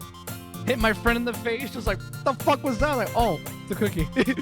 Sorry, glances around. Is this a miracle? It's because I paid my retribution. Actually, that one almost worked. I was just gonna give it to you, but then I heard you blab about the cupcakes. It was totally worth seeing your reaction though. Natsuki, that's so nice of you. I'm so happy. Sayori hugs the cookie. Jeez, just eat it. Sayori rapidly tears open the wrapper and takes a big bite. So good. Sayori suddenly clasps her hands over her mouth. I bit my tongue. You're going through a lot over just one cookie. Natsuki takes a bite of her own cookie. Ah, yours looks really good too, Natsuki. Can I try it? Jeez. Beggars can't be choosers. But yours is chocolate. Yeah, why do you think I gave you that one? Fine. Still, I'm really happy that you shared this one with me. Sayori gets out of her seat and goes behind Natsuki, then wraps her arms around her. Ah, jeez. I get it. Cookie still in hand, Natsuki reaches up to nudge Sayori off of her. Oh, Sayori suddenly leans down and takes a bite out of Natsuki's cookie. Hey! Did you seriously just do that? Ooh. Mouthful, Sayori trots away to safety. Yuri and I laugh as well. Jeez, you're such a kid sometimes. Monika, can you tell Sayori? Natsuki glances around. Monika is in the club room. Where's Monika anyway? Good question. Have any of you heard anything about her late today? Not me. Yeah, I haven't either. That's a bit unusual. I hope she's okay. Of course she's okay. She probably just had something to do today. She's pretty popular after all. You don't think she has a... I wouldn't be surprised. She's probably more desirable than all of us combined. That's true. Excuse me? Suddenly the door swings open. Sorry, I'm super sorry. Ah, there you are. I didn't mean to be late. I hope you guys weren't worried or anything. Monika chose the club over her boyfriend after all. You're so strong-willed. Boyfriend? What on earth are you talking about? Monika quizzically glances at me. Ah, never mind that. What held you up anyway? Well, my last period today was study hall. To be honest, I kinda just lost track of time. That makes no sense though. You have heard the bell ring at least. I must have not heard it since I was practicing piano.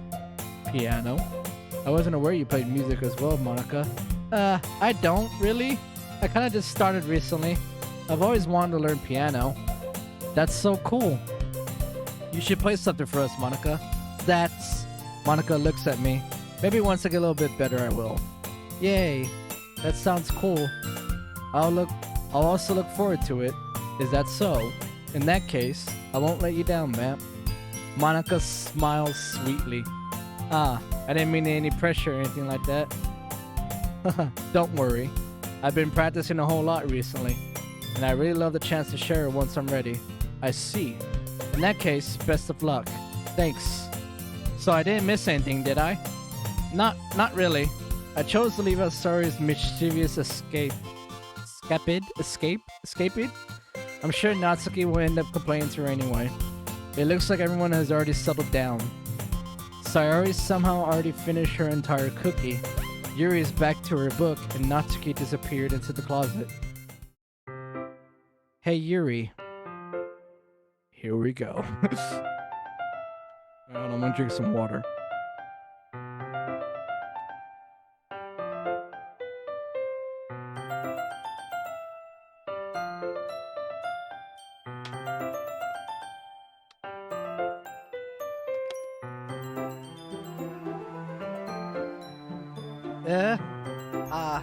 I suddenly noticed that Yuri's reading a different book from the one we've been reading together.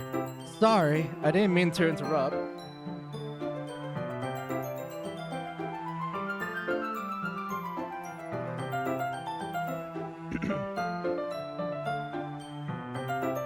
No. I was kind of just waiting for you. If that's the case, why don't we go ahead and get started? Yes, let's. Actually, I have a request. Do you mind if I make some tea first? Not at all. Thanks very much.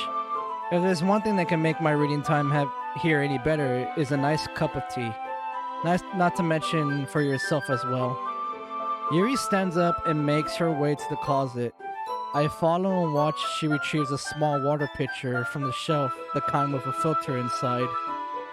Can you hold this for a second? Sure. Yuri hands me the water pitcher and also fetches an electric kettle. I'm gonna plug this in at the teacher's desk and then we'll go get some water. She walks past me and sets the kettle down on the teacher's desk. I simply watch her movements. To my surprise, the way she moves really contrasts her speaking mannerisms, especially because of her long legs. Yuri appears elegant and methodical? Okay, may I have the water pitcher? Thanks, I'll be right back. Ah, I might as well walk with you. Yeah? Why not? Shall we go then? Yeah. Where are you two off to? Yuri was just gonna make some tea, so I suddenly realized how weird it sounds to explain this to Monika. We're just filling the water pitcher. Ah, okay. Sorry, I was just a bit curious. That's kind of one-person job, isn't it? Monika, please mind your own business for once. Or do you want to tell me there's something wrong with helping involve Vamp in club activities? My mouth My mouth gapes. I suppose there's nothing wrong with that. Then let's go, Vamp. Yuri quickly exits the room and I follow. Once in the hallway, she suddenly puts her forehead against the wall. I spoke without thinking. How could I say something like that? Yuri, something about the way she said that. It made me feel so irritated. What's wrong with me? No, Yuri. I think you did the right thing. I wasn't expecting it, but it's also not right for Monika to judge people like that. Vamp, how come even when I do something bad, you're being nice to me? Because nothing that you do is as bad as you make it seem in your head. Nobody's perfect. We have emotions and we can't always hide them away, but you always amplify things in your head. Your mind turns a light rain shower into a hurricane. No. Wouldn't you hate for me something as terrible as that? Why would I hate you? I can't hate someone for having emotions. What kind of friend would do that? Friend, you say. Oh, fuck. Fuck. Yuri lifts her head. Vamp. I really like being friends with you. Aha. Thanks, Yuri. I like being friends with you too. I feel kind of awkward saying something that meant... Oh man, that's what pisses me off more when it gets to that. Fuck. But I'm doing my best to help Yuri feel better. Anyway. Yeah. Shall we go? Yeah.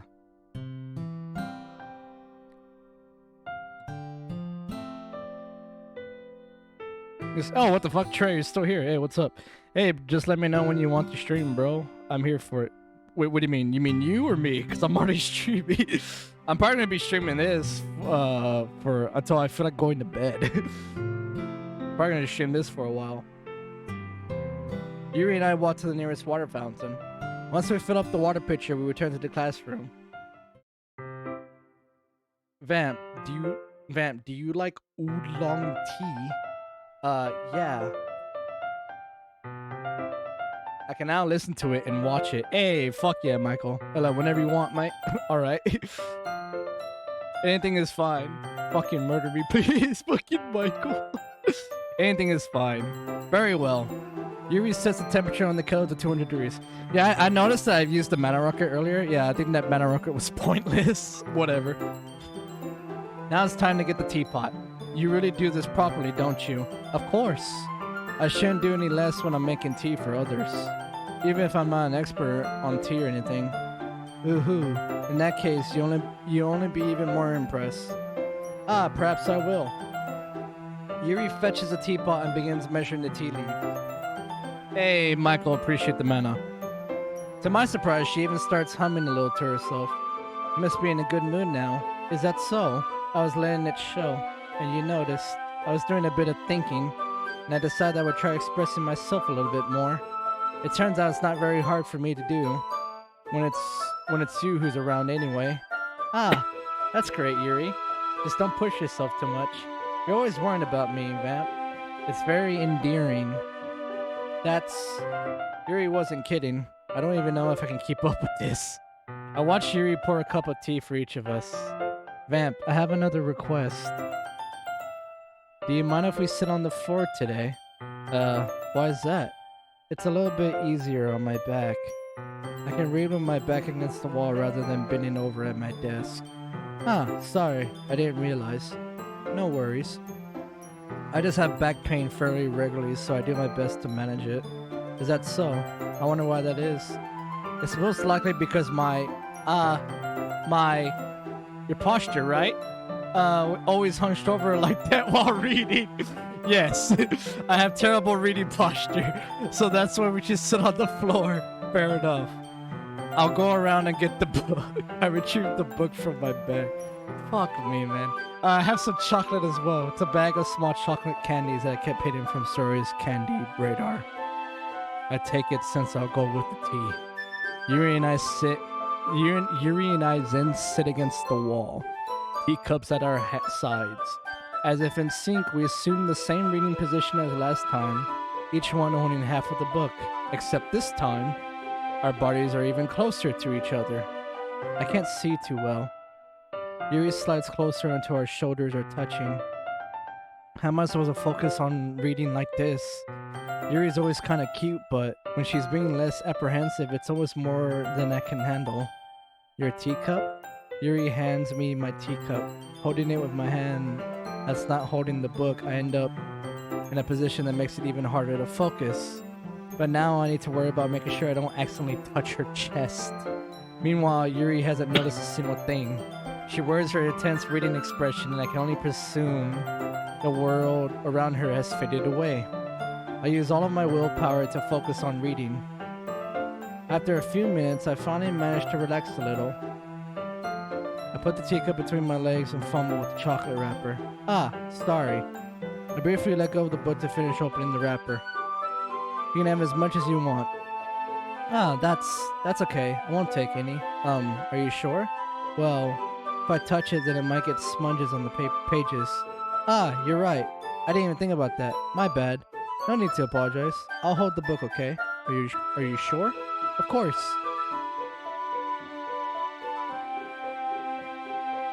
Oh, man. Yuri opens the book with both hands. She holds it so I don't have any harder of a time reading from it. But as a result, her left arm is practically resting on top of my leg. Well, in that case, Yuri's already totally focused on reading again. I take a chocolate candy and pop it in my mouth. Then I take another chocolate and I hold it up to Yuri. She doesn't look away from the book. She simply parts her lips as if this situation was completely natural. But that means I can't stop here. I apprehensively place the chocolate in her mouth. Just like that, Yuri closes her lips over it. Yuri's expression suddenly breaks. Did I just... Yuri looks at me like she needs to confirm what just happened. Vamp? Sorry. I guess I should have done that. Well, you were just helping. That's something that friends do, right? I mean, not really in this kind of context, but yeah, that's all it was. Yeah. Then you don't need to stop or anything. I see. The situation has gotten really tense.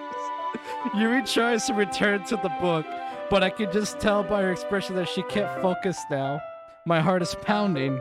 I nervously take another chocolate between my fingers. But this time Yuri's eyes meet. How did it even come to this? Yuri doesn't avert her gaze. I notice her chest rising and falling to the rhythm of her breaths. Breaths, not breasts. Sorry. I raise my arm. Like before, Yuri parts her lips, but it's different this time. I take the chocolate and place it in her mouth. I feel her hot breath on my fingers. Oh. That was very abrupt. Okay, everyone. Yuri jolts back. It's time to share poems. Vamp, you can help Yuri put away the tea stuff, right? Yeah, of course. Okay, thanks. The spell is abruptly broken. I'll take care of the cups. Yeah. Yuri picks the teacups from the floor. I pick up the bag of chocolates. In the end, we hastily clean up without so much as a word between us. I get the feeling this is something neither of us will have the courage to bring up. You need to bring it up. You need to bring it up. Ah!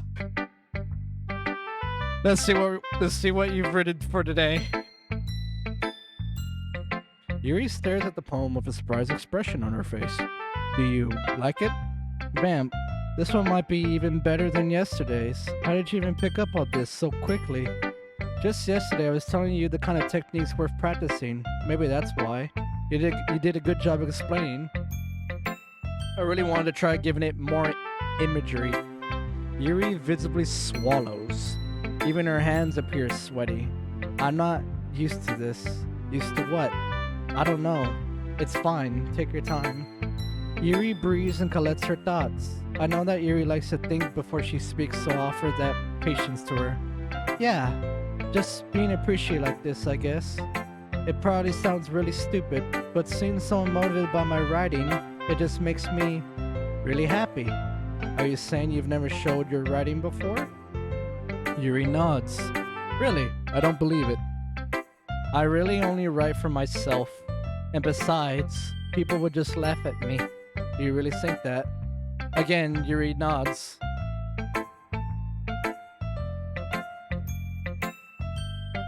Again, Yuri nods. Huh. When you're close friends, Yuri doesn't respond to that. I wonder why. Anyway, do you want to share the poem you wrote today? Yeah, I do. If it's with you.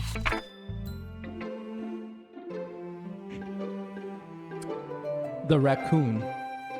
It happened in the dead of night while I was slicing bread for a guilty snack. My attention was caught by the scuffling of a raccoon outside my window. That was, I believe, the first time I noticed my strange tendencies as an ordinary human. I gave the raccoon a piece of bread, my subconscious well aware of the consequences, well aware that a raccoon that is fed will always come back for more. The enticing beauty of my cutting knife was a symptom. The bread, my hungry curiosity. Welcome back, Coriana. Welcome back. The raccoon. An urge. The moon increments its phase and reflects that much more light off of my cutting knife. The very same light that glistens in the eyes of my raccoon friend. I slice the bread fresh and soft. The raccoon becomes excited. Or perhaps I'm merely projecting my emotions onto the newly satisfied animal. The raccoon is taking to following me. You could just say that we've gotten quite used to each other. The raccoon becomes hungry more and more frequently, so my bread is always handy. Every time I brandish my cutting knife, the raccoon shows me its excitement. A rush of blood, classic pavilion conditioning. I slice the bread, and I feed myself again. Welcome back, Coriana. I was a little more daring with this one than yesterday's. I could see that. A lot more metaphorical. I don't know if it's my fault, but I can't begin to imagine what this poem is about. That's right. It's a bit closer to my preferred writing style. Using the poem as a canvas to express vivid imagery and conveying emotions through them. Yeah, if I take its face value, then I can't even figure it out that it's what it's supposed to mean. Well, I think it's something that people can relate to in their own way. I want to express the way it feels for me to indulge in my more unusual hobbies. It's those sorts of things I'm usually forced to keep to myself, so I sometimes enjoy writing about them. Why do you keep them to yourself? Because they're embarrassing, and people will make fun of me. Don't you have anything like that, Vamp? Well, yeah, I guess I do. I feel like everyone has a little something like that. The best we can do is respect each other and our individualities. Even if it's difficult sometimes, as some things make us uncomfortable. After all, if I haven't learned to embrace my own weirdness, I would probably hate myself. I might be ranting a little bit now, but I'm glad that you're a good listener. You're good at a lot of things. Writing, listening. There really aren't many people like you, Vamp. That's exaggerating a little bit. It's just how I feel. I never thought I would feel so comfortable sharing my writing, but now I almost feel like I look forward to it. It's just a really nice feeling, and you're to thank for that. And it's nothing really. Yuri smiles sincerely at me. For just a moment, her timidness seems to disappear.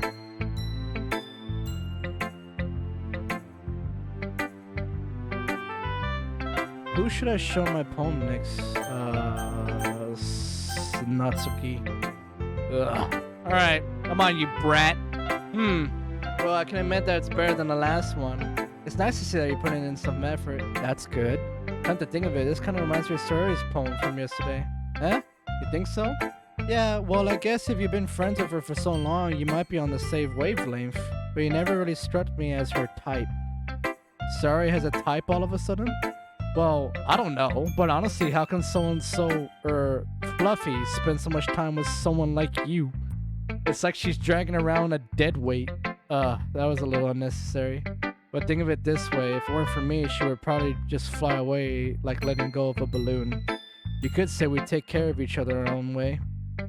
Whatever it is, I don't get it. Oh yeah, I guess I'm supposed to show you my poem. Here. Amy likes spiders. You know what I heard about Amy? Amy likes spiders. Icky, wriggly, hairy, ugly spiders. That's why I'm not friends with her. Amy has a cute singing voice. I heard her singing my favorite love song.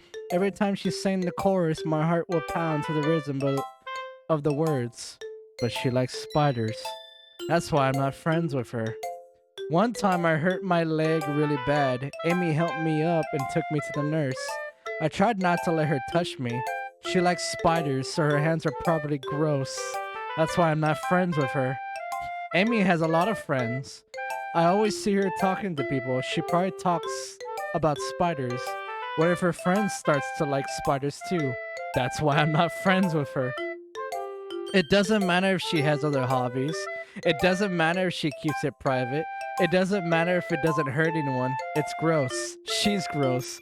The world is better off without spider lovers. And I'm gonna tell everyone. The fuck kind of poem is this? Not bad, right? It's quite a bit longer than yesterday. Yesterday was way too short. I was just warming up. I hope you didn't think that was the best I could do. No, of course not. Spider-Man hate is everywhere. Ricky Korea. Ashley laughing. Ashley's laughing over there. Anyway, the message is pretty straightforward in this poem. I doubt I have to explain it. Sometimes you can explain complicated issues with much simpler analogies. And it helps people realize how stupid they're being. Like anyone would agree with the subject of this poem is an ignorant jerk. Do you know people like that? Of course, it's about how everyone thinks my... That doesn't matter, it can be about anything. I wrote it to be easy to relate to. Everyone has some kind of weird hobby or a guilty pleasure. Something that you're afraid if people find out, they make fun of you or think less of you. But that just makes people stupid. Who cares what someone likes as long as they're not hurting anyone and if it makes them happy? I think people really need to learn to respect others for liking weird things. Huh, that's funny. You rewrote about something similar today. Huh? Did you say Yuri? Yeah. She said her poem was about an unusual hobby of hers. I didn't really get it, but she said something similar to you. That people shouldn't make each other feel insecure about those things. Really? Well, I mean, Yuri's pretty weird, so I wouldn't doubt that she has some weird hobbies. Not that there's anything wrong with that. It's not like I would judge her or anything. Natsuki has trouble finding words. I guess I should try not to be mean to her. If she feels insecure about her weird behaviors and stuff, I mean, I always hate people who make me feel insecure. And Yuri made me feel insecure yesterday. But the way you put it, it sounds like she's learned her lesson. Well, I would say so. Even if her writing style is really different, I'm sure she'll appreciate the message in her poem. It's what I do best, after all. I don't like writing unless there's a good message to take away from it. Like conveying emotions is important. But I want to make people think, not just feel. Remember that. I'm gonna write a good one for tomorrow too, so look forward to it. Alright, Sayori's turn. Sayori, oh, I like this one, Vamp. It has some nice feelings in it. Ah, I'm glad that does that mean it's better than yesterday's? Let me think. I don't know. I guess I like them both. That's not very helpful, you know? Well, I'm not very good at figuring out if poems are good or bad. Same. Yeah. But that's why I just go by my heart. If it makes me feel things, then it must be a good poem. I'm not sure that's exactly how it works. Then again, I guess conveying feelings is a pretty important part of this whole thing. Yeah, maybe. Honestly, I don't even know what kind of writing you like in the first place. Yeah, me neither. Why don't you at least try giving it some thought? You want to write something for me? That's so sweet. Yeah, right. But you're always thinking about other people. You need to think about yourself once in a while. If you don't, you might end up getting hurt at some point. Well, I don't really know what you mean, but I'll try to keep it in mind. Uh-oh. Well, whatever. Anyway, let's see. I guess I like happy poems. Wait, sometimes I like sad poems too. Sometimes a little bit of both. There's a word for that, right? What's the word I'm looking for? Bittersweet. Yeah, I like things that are happy and things that are sad. Happy and sad? I can't see you liking something sad, Sayori. Well, I like happy the most, but sometimes when you have a little rain cloud in your head, a sad poem can help you give the rain cloud a little hug and make a nice happy rainbow. Sorry, that's unexpectedly poetic. It is? Maybe I'm getting better at expressing my feelings after all. Thanks, Vamp. I should go write that poem then. You can read my poem now, okay? Bottles. I pop off my scalp like the lid of a cookie jar. It's the secret place where I keep all my dreams. Little balls of sunshine all rubbing together like a bundle of kittens. I reach inside with my thumb and forefinger and pluck one out. It's warm and tingly, but there's no time to waste. I put it in a bottle to keep it safe, and I put the bottle on the shelf of all the other bottles. Happy thoughts, happy thoughts, happy thoughts, and bottles, all in a row. My collection makes me lots of friends, each bottle a starlight to make amends. Sometimes my friends feel a certain way. Down comes a bottle to save the day. Night after night, more dreams. Friend after friend, more bottles. Deeper and deeper, my fingers go like exploring a dark cave, discovering the secrets hiding in the nooks and crannies. Fucking Coriana, I saw what you just said, and after reading what I just read, fucking goddamn it, Coriana. Digging and digging, scraping and scraping. I blow dust off my bottle caps. It doesn't feel like time elapsed. My empty shelf could use some more. My friends look through my locked front door. Finally, all done, I open up and come in, my friends. And they come in such a hurry. Do they want my bottles that much? I frantically pull them from the shelf one after the other, holding them out to each and every friend, each and every bottle. But every time I let one go, it shatters against the tile between my feet. Happy thoughts, happy thoughts, happy thoughts, and shards all over the floor. They were supposed to be for my friends who aren't smiling. They're all shouting, pleading, something, but all I hear is an echo, echo, echo, echo, echo, inside my head. Sorry, I can see the mask you put yourself in front of. What the fuck, Coriana? Did not predict that one. The hot/crazy levels are way off. You talking about this one, or you talking about Yuri? Because Yuri's the one I like. Sorry, did you really write this? Of course I did. Didn't I tell you yesterday I was gonna write the best poem ever? Yeah, but I mean, I didn't expect something like this coming from you. Monika taught me a whole lot. And I've been really in touch with my feelings recently. I see that. It's almost kind of creepy. Creepy? Well, not exactly. Maybe because I'm so used to being so cheerful. Well, never mind. Whoever wrote that poem before. Okay, the poem that I just wrote was her poem. The person we're talking to right now. You awake to her wearing your face. I'm thinking too hard about it. The point is, this came out good, so you should be proud of it. Ah, thanks. I feel like I was meant to express myself this way. It even helps me understand my own feelings a little bit better. Writing is like magic. You've gotten pretty passionate about this, huh? I hope you keep it up. Yeah. Writing's the best. I'm gonna keep writing until I die. Don't get ahead of yourself. Stories always had a habit of getting obsessed with something before dropping it no more than a week later. I wonder if this is one of those times.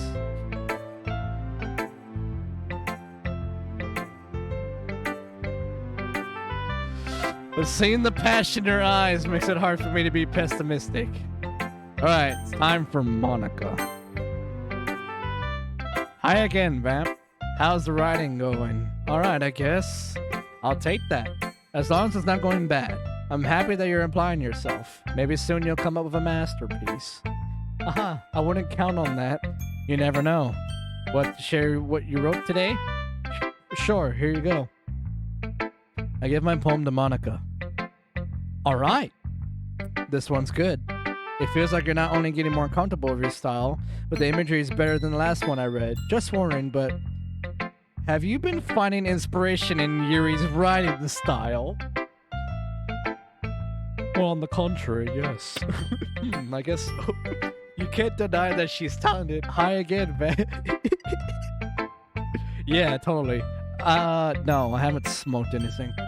I think her poems are the most romantic. That's the best way to describe it. She's like a totally different person when she picks up a pen. I noticed that too. Or when she's talking about literature, it's like the light turns on inside her.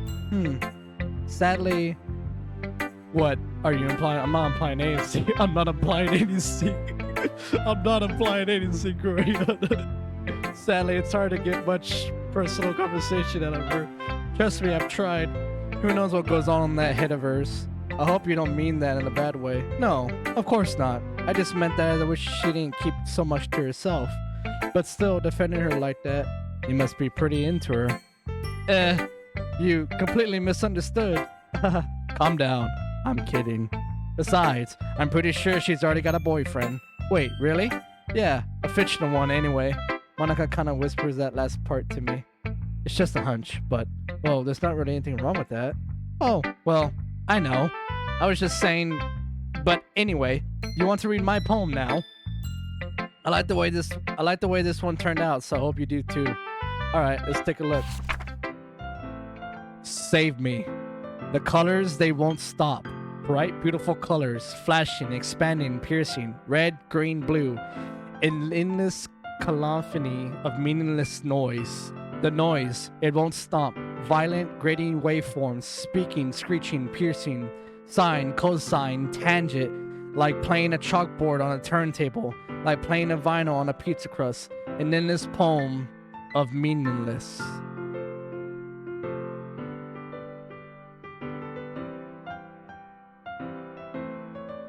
Load me.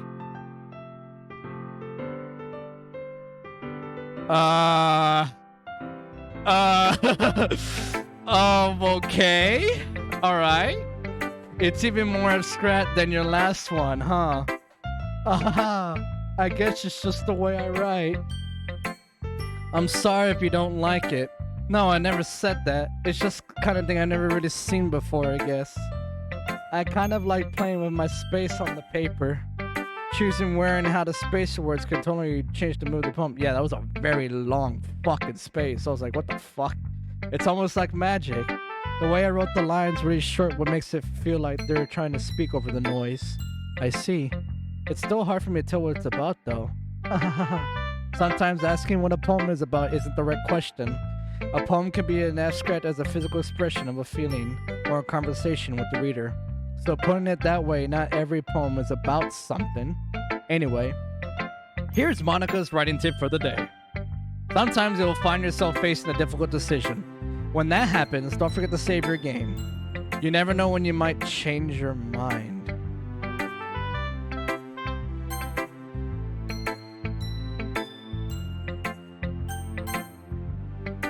Or when something unexpected may happen. Wait, is this tip even about writing? What am I even talking about? That's my advice for today. Thanks for listening. Hold the fuck on. Hold the fuck on. Wait. Okay, everyone. We're all done reading each other's poems, right? I have something extra planned today, so if everyone could come sit at the front of the room. Is this about the festival? Well, sort of. Do we really have to do something for the festival? It's not like we can put together anything good in just a few days. Well, just end up embarrassing ourselves instead of getting any new members. That's a concern of mine as well. I don't really do well with last-minute preparations. Don't worry so much. We're going to keep it simple. Okay. We won't need much more for... Excuse me.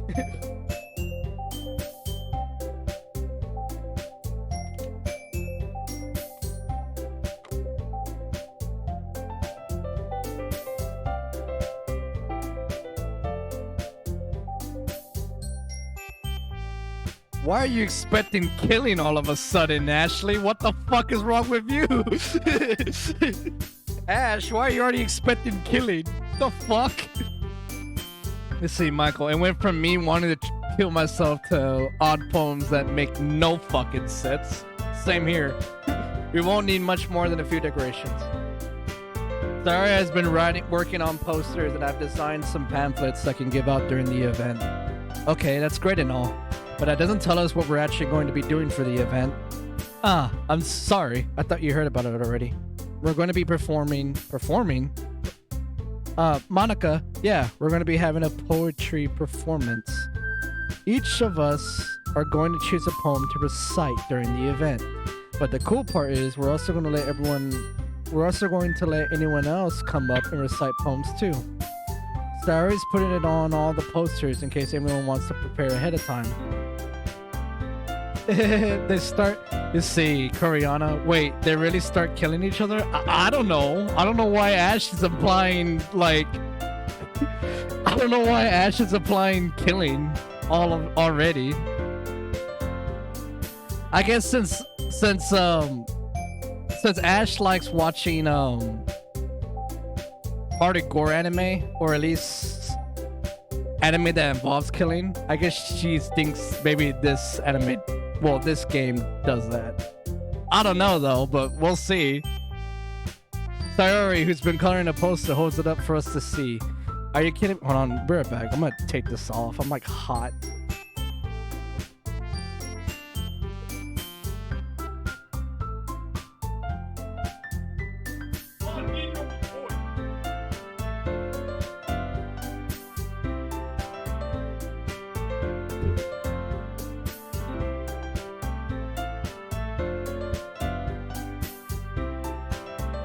Pretty much. That's exactly that. Yeah, exactly that, Michael. That's I think that's what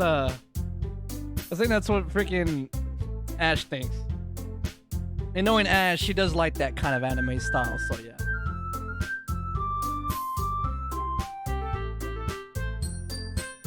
I was joking at how okay, hold on. See, Koreana, I was joking at how fucked up the poems were.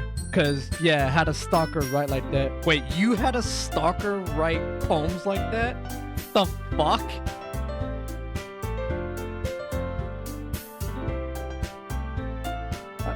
I'm sorry to hear that, by the way, Koreana. Hopefully, you're not dealing with that shit anymore.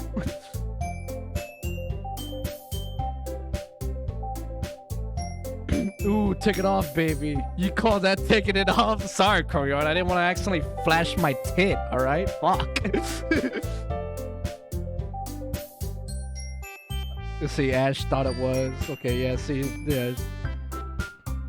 You see, Koreana, emails threatening me and my housemate and the cat. Oh, no. Once they start threatening the cat, they're gonna die. You don't threaten the cat. Because I went home with someone they wanted to over now, but years of stress. Jesus. Okay, well, I'm glad it's over. That's good. Are you kidding me, Monika? You didn't. You already start putting those posters up, did you? Well, I did. Do you really think it's that bad of an idea? Well, no. It's not a bad idea, but I didn't sign up for this, you know? There's no way I'm going to be performing in front of a group of people like that. I agree with Natsuki. Let's see, hold on. What did my brother say? Hold on. My brother mentioned something. They be fighting over and over, and Ash wants Natsuki dropped. God damn. I could never in my life do something like that. Imagine it. Yuri shakes her head in fear. Guys. No, Sayori. I understand where they're coming from. Remember that Natsuki and Yuri have never shared their poems with anyone until just a couple days ago. It's a lot to ask for them to recite their poems out loud to a whole room full of people. I guess I kind of overlooked that. So, I'm sorry. But, I still think we should give it our best. We're the only ones responsible for the fate of this club. If we start the event and put on a good performance, then it will inspire others to do the same. And the more people who perform, the better we'll be able to show everyone what literature is all about. Yeah. She is now far, far, far the fuck away from me. Poetry reading is actually hard when it's not your work. I've written a few poems in my lifetime. I've covered wars, you know. How stupid. It's about expressing your feelings, being intimate with yourself, finding new horizons, and having fun. When it's your work, it must be hell, even when... Yeah, okay, that's right. And it's those reasons that we're in this club today.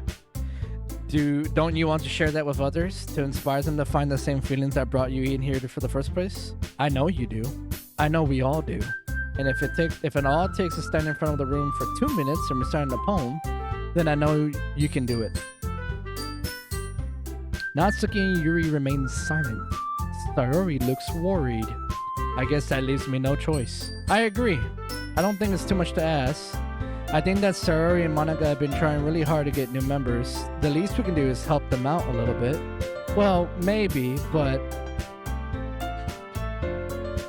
It looks like Natsuki doesn't have any arguments left. Okay, fine. I guess I'll just have to get it over with. Alright! Woo! Thanks, Natsuki.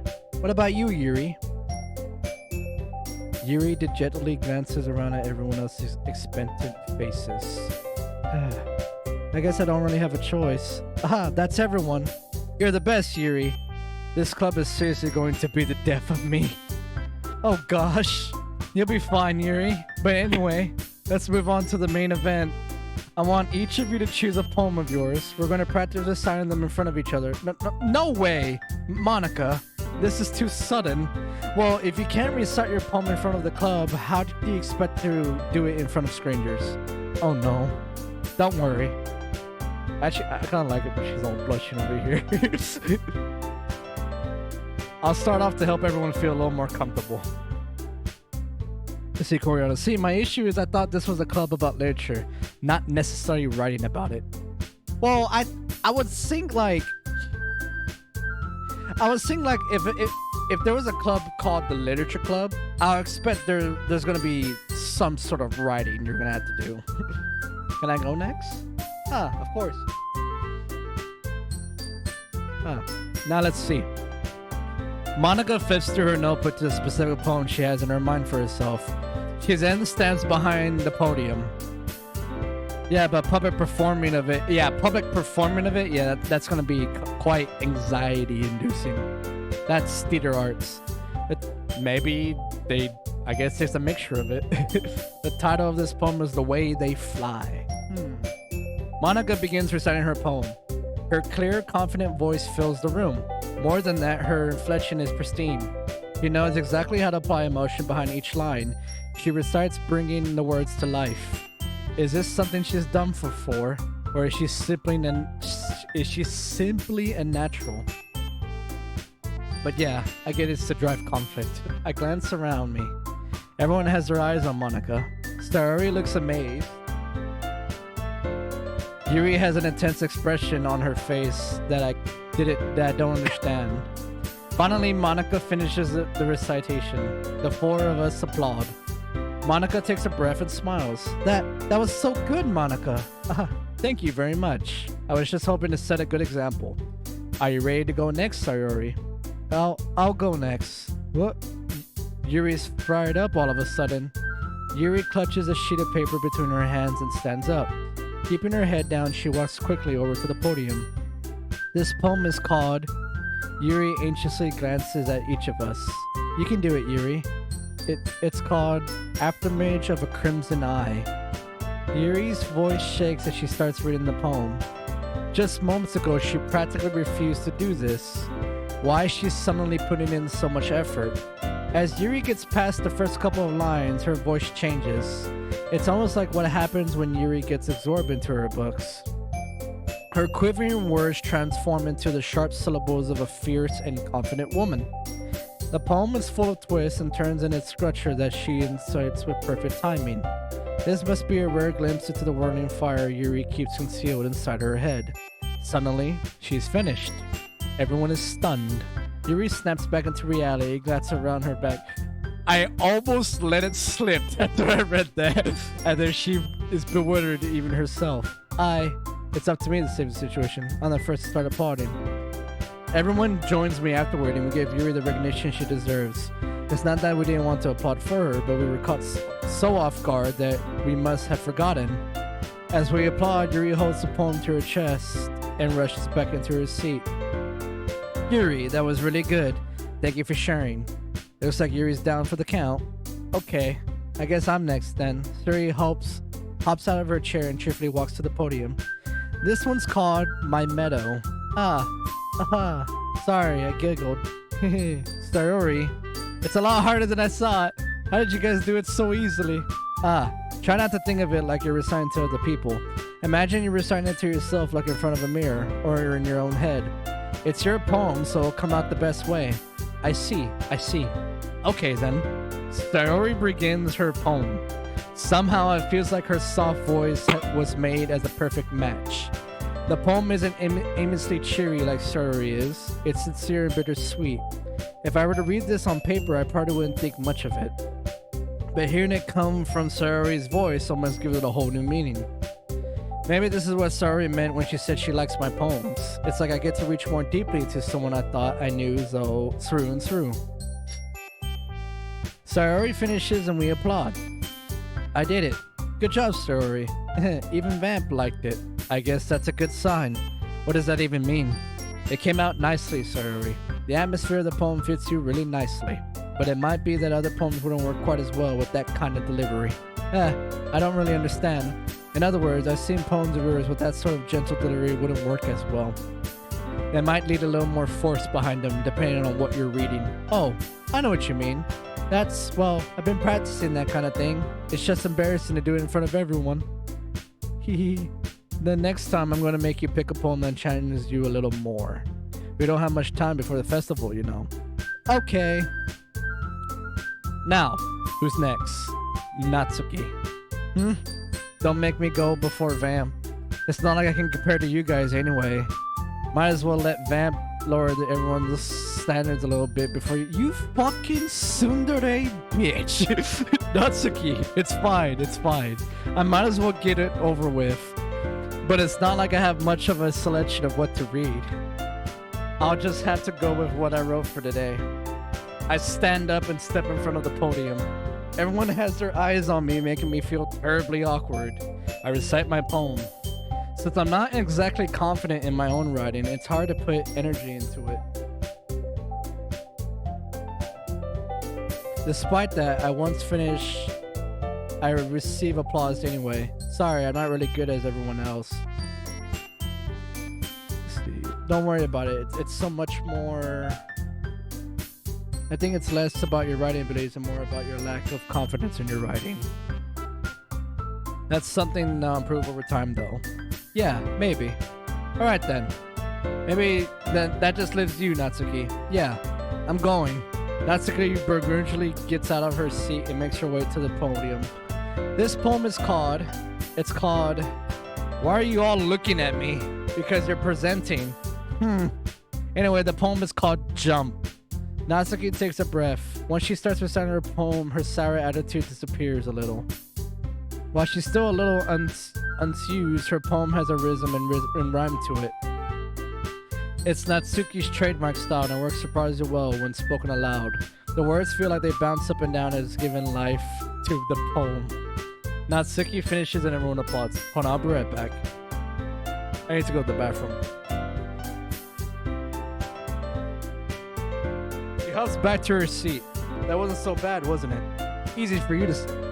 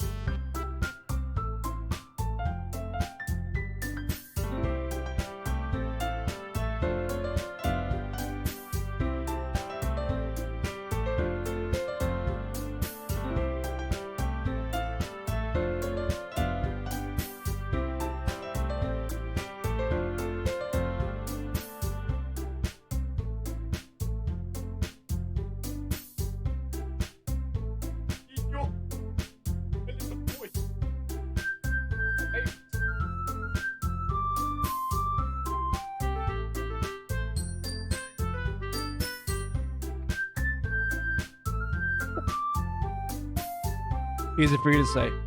You better not make that again. Ah, well.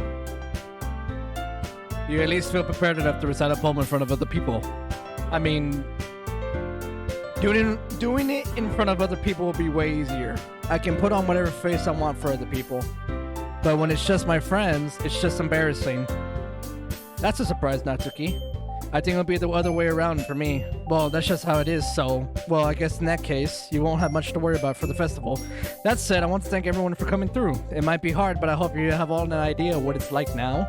Make sure you pick a poem and get enough practice before the festival, okay?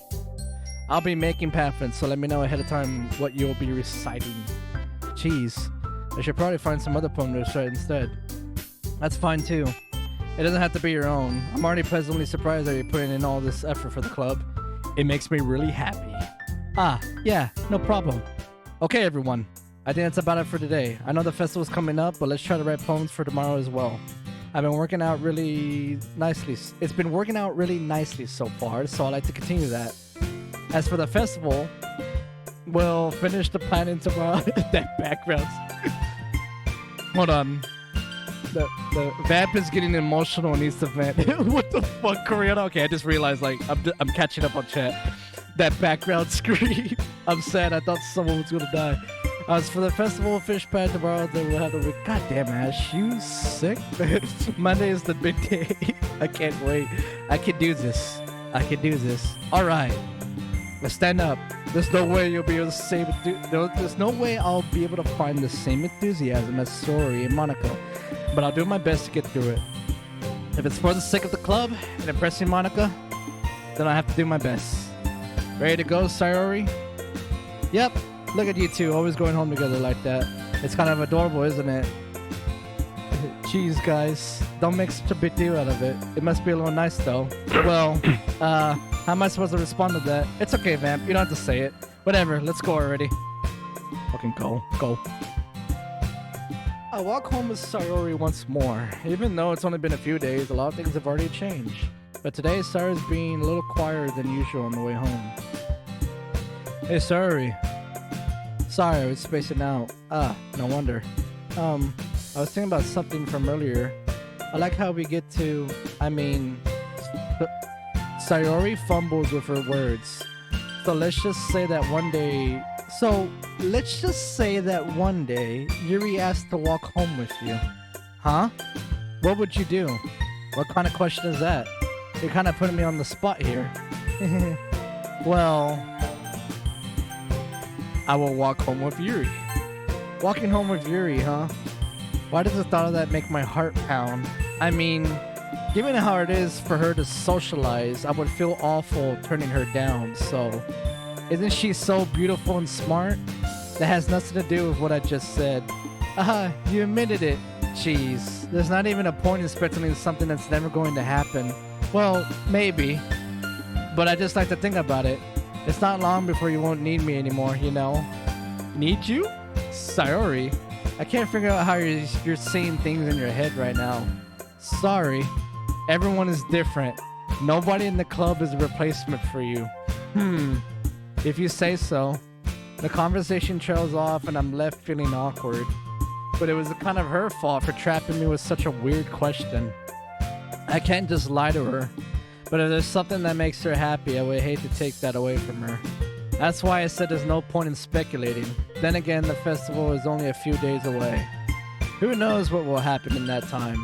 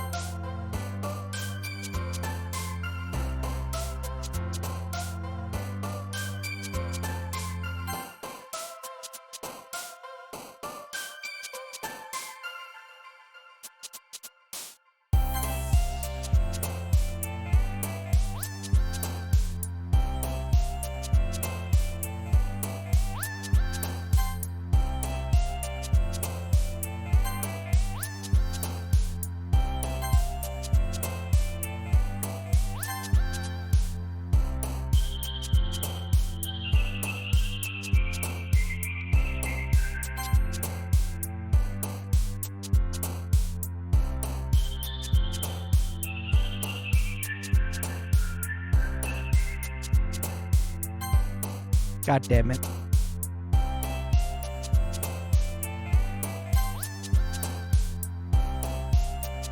I just chose death and Sayori liked that.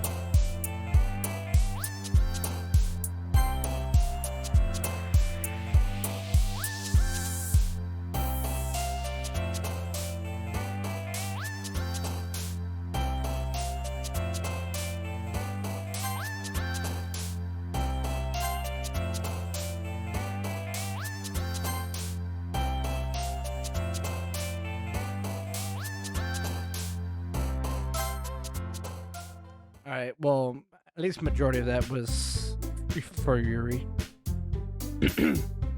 Oh man, I'm the last one here again. Don't worry, I just walked in too.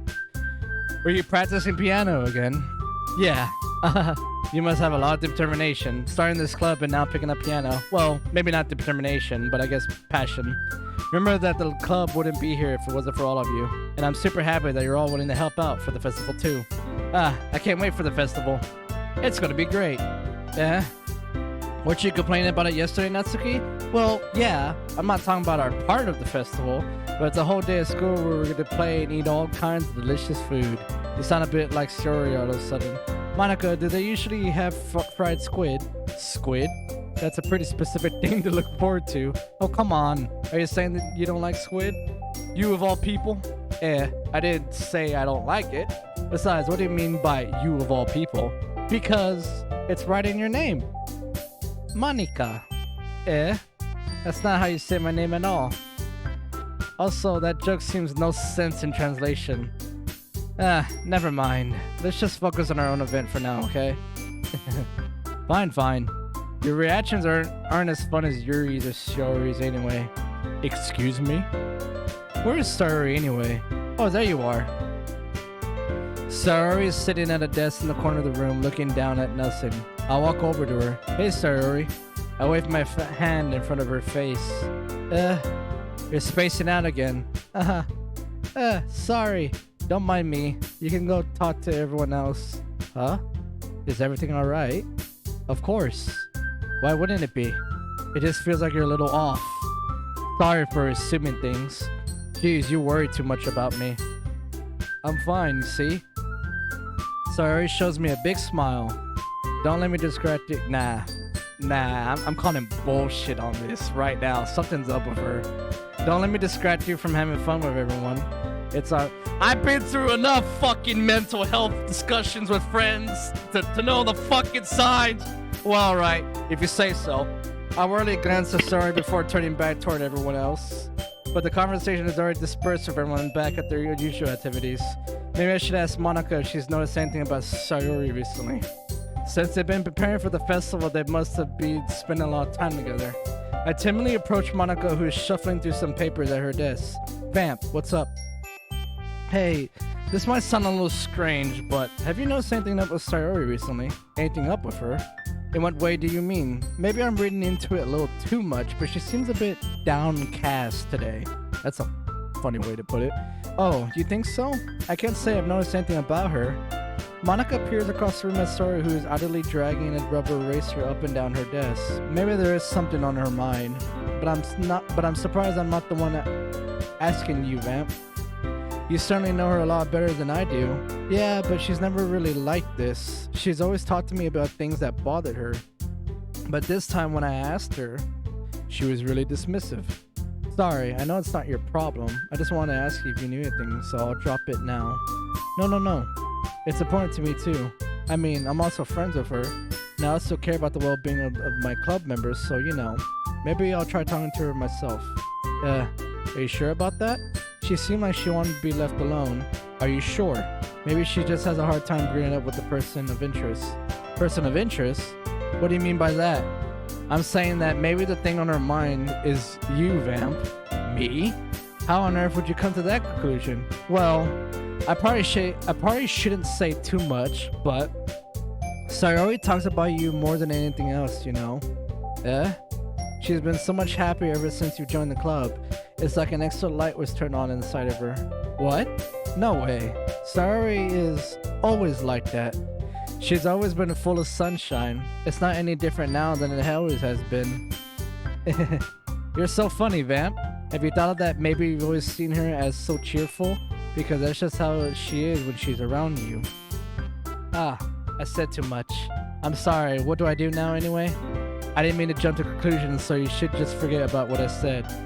I'll try to talk to her, so try not to think about it for now. Alright. Monika smiles meaningfully. I know she said to forget about it, but I already know that I won't be able to get her words out of my head. Monika stands up from her desk and walks across the room when Sayori is sitting. I watch her kneel down next to Sayori and gently talk to her, but she's keeping her voice so quiet that I can't hear from her. I sigh and sit myself down. I know Sayori told me not to worry about her and to have fun with everyone else, but that's impossible to do when she's behaving like this. Exactly how much do I care about her that I'm letting this weigh me down so much? Now it feels like I'm the only one behaving out of ordinary. But there's nothing I can do besides wait for Monika. Why does it feel like I'm being watched? I glance around the room. Suddenly I notice Yuri peering at me over from her book. But she looks away just as quickly with a flustered look on her face. I realize that she won't get anywhere like this. I've never really seen Yuri approach anyone or start a conversation on her own accord. So I have no choice but to approach her myself. By now, it's a little easier for me to do that. I stand up from my desk and sit at my one next to her own. I didn't mean to bother you or anything. Relax, you didn't have to do anything. But I could tell that you wanted to be alone with your thoughts. Alone with my thoughts? How were you able to tell that I was thinking like that? Well, it's something that I do a lot. So it wasn't hard for me to spot based on your posture and expression. Not that I was staring or anything. I didn't do anything creepy like that. In any case, I guess you were right. I'm sorry if it caused you any concern. Don't apologize. Your troubles are only the concern of those who are willing to share in that concern. Of course, there are certainly those who find the most comfort in keeping to themselves. But if you prefer to share what's on your mind, then I would be glad to listen. Ah, it's really not that big of a deal. I was just feeling a bit uneasy about Sayori. Sayori? Yeah, she seems a little off today, but when I asked her about it, she didn't want to admit it to me. So I can't help but wonder if something happened to her. Oh, that's quite romantic. Eh? Sorry. I didn't mean to say something stupid. It's not that I didn't want you to misunderstand. Sayori and I have just been friends for a long time, that's all. Ah, I see. Then perhaps it's unusual for her to be dismissive to you about her feelings. Or maybe I'm just reading into it a little too much. Vamp, the world is full of meaning, often hidden deep beneath plain sight. And there are many untold mysteries behind every person, no matter how well you may know them. Ah, so you think that there might be something behind it after all? I think that Sarah is a very complex person. Her mannerisms on the outside don't always match what they may be going on inside her head. And she may not always know what she wants. I noticed her strange behavior today, and I also feel some concern for her. But in your case, it looked like she was fully occupied in your thoughts, wasn't she? Well, I guess that was the case. Sayori, she really means a lot to you, doesn't she? I guess. But you don't need to put it that way. We're just good friends, that's all. Yuri suddenly looks deeply into my eyes. Her expression is gentle and curious as she's searching for something. Embarrassed, I avert my gaze. Sometimes.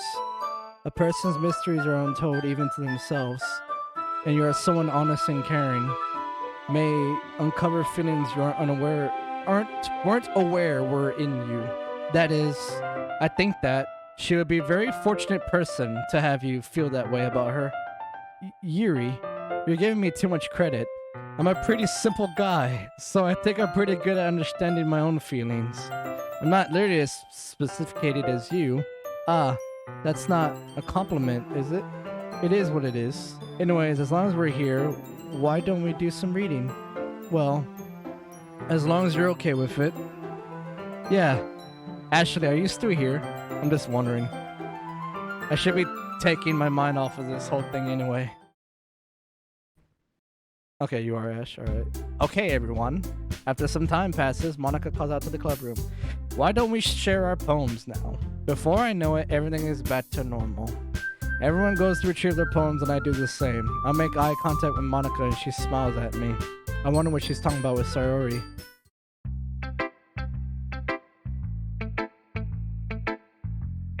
Okay, hold on. Before we do this, I'm gonna drink some water.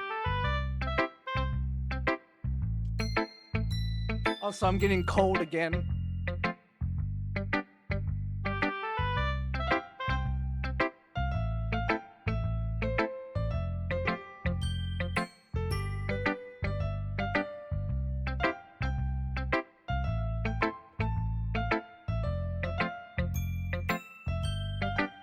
Alright, let's show our poem to Yuri, the best girl. Vamp. Your writing has only improved in these last few days. Every poem you show me has nothing short of spectacular. I can really feel the emotions. I'm a little envious even. I don't even think it ever came to me this naturally. Yuri, that's the wrong way to put it. This never did come naturally to me, but I've been able to improve so much thanks to you. You're really the example I was chasing after. Is that so? Yuri gently smiles to herself. This feeling. I'm so glad I got the chance to share my writing. I never thought it would feel like this. I remember you mentioning that yesterday. I can't believe that you're so good at something you never even shared it with anyone. It's kind of a shame. Maybe, but it's not that I really had a choice. What do you mean? Well, Yuri smiles sadly. Vamp, during lunchtime, I eat by myself. Did you know that? It's a great time to find a quiet spot and do some reading. In fact, I always have some books with me. You could say I really enjoy reading. Well, that's one way to put it anyway. But books are so full of amazing and inspiring people. People you want to fall in love with. Or people you just know would make a really good friend. Cheerful people who always put a smile on your face, or deep thinkers and problem solvers who discover the mysteries of life. So when you look at it that way, I'm surrounded by friends every day, you know? And those friends don't laugh at me. They don't tease me for spacing out all the time. They don't make fun of my body type, and they don't hate me for acting like a know-it-all. People say that about you? I know I'm not a know-it-all, Vamp. It's the opposite. I don't know anything. I don't know how to talk to people. I don't know how to make people see me as normal. And I don't even know how to make myself happy. I have all these feelings, and all I could do with them is read and write. But it wasn't until now that I started sharing it with you that I really understood what was missing all this time. But I haven't really done anything. No, that's wrong. You're just being patient and respectful. That's really important to me. I know I'm a difficult person, Vamp. I speak too slowly. I second guess myself all the time. I read too deeply into things. But every time, you've always treated me just like anyone else. It's so rare that I feel comfortable with myself when I talk to others. But that's why every time I talk to you, I just feel really happy. I see. Well, I treat you how you deserve to be treated, Yuri. And if other people don't see it that way, then screw them. I mean, I joined this club hoping I would make friends, and I would say I've at least had one success. Wouldn't you? If you put it that way. No, don't do that. Don't do that! Ah! We really are friends now, aren't we? Yuri puts her head in her hands. But this time she's smiling as she does it. Do you want to show me your poem? Yeah, I do. Let me get it for you. Ghosts Under the Light, Part 2. The tendrils of my hair illuminate beneath the amber glow. Bathing in the distance, the blue-green light flickers. A lone figure crosses its path, a silhouette obscuring the eerie glow. My heart pounds, the silhouette glows closer and closer. I open my umbrellas, casting a shadow to shield me from visibility. But I am too late. He steps into the streetlight. I gasp and drop my umbrella. The light flickers, my heart pounds. He raises his arm. Time stops. The only identification of movement is the amber light flickering against his outstretched arm. The flickering light is in rhythm with the pounding of my heart, teasing me for succumbing to this forbidden emotion. Have you ever heard of a ghost feeling warmth before? Giving up on an understanding, I laugh. Understanding is overrated. I touch his hand. The flickering stops. Ghosts are blues green. My heart is amber. Hey, Timothy, Tim. I'll just say Tim. Sorry for the mispronunciation. Tim, appreciate the follow. Thank you so much. Finishing the poem, I start to hand it back to Yuri, but instead of taking it from me, she looks away. Do you dislike it? No, of course not. I just don't really know how I should respond. Despite Yuri's poems usually being cryptic, it wasn't hard to figure out what this one was about. Hey, what's up, Tim? I don't know if I'll be able to explain this one. That's fine.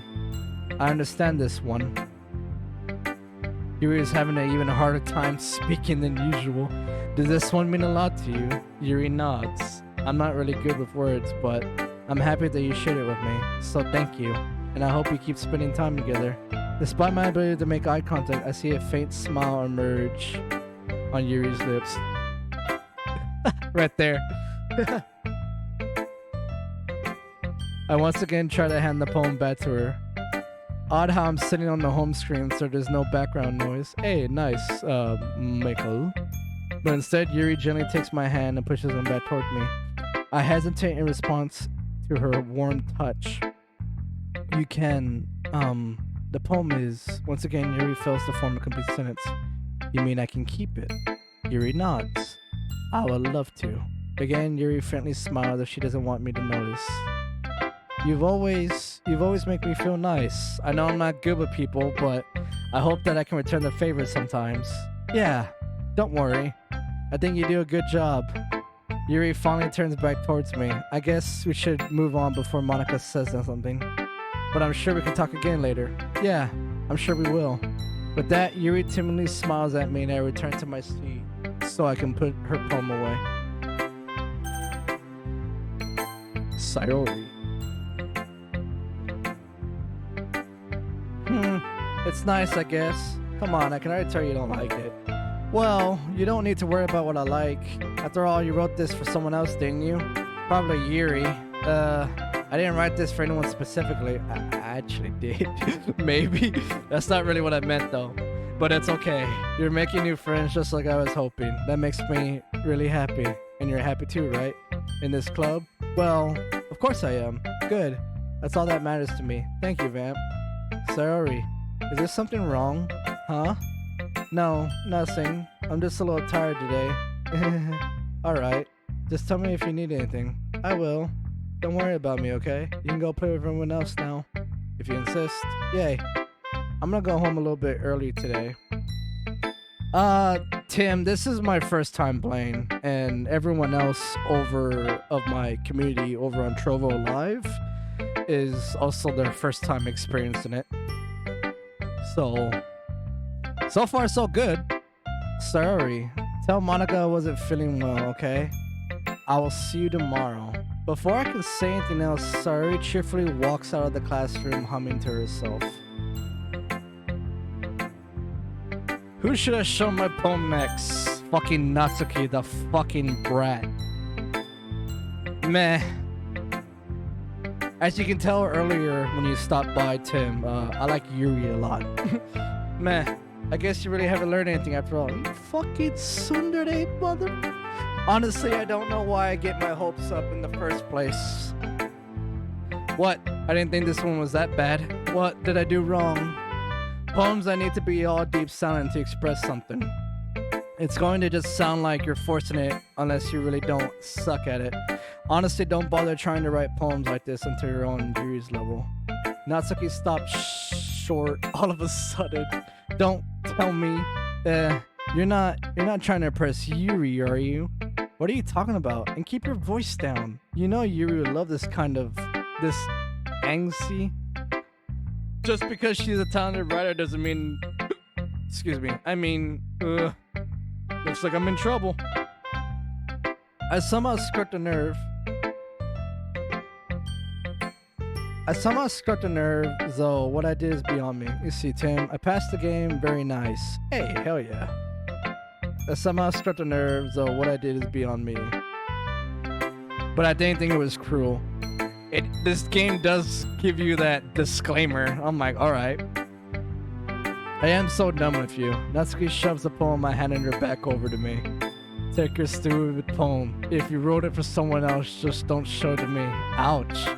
This is what I get for letting a younger girl step into my business. Unless I was a mind reader, I was destined to be in a world of pain from the start.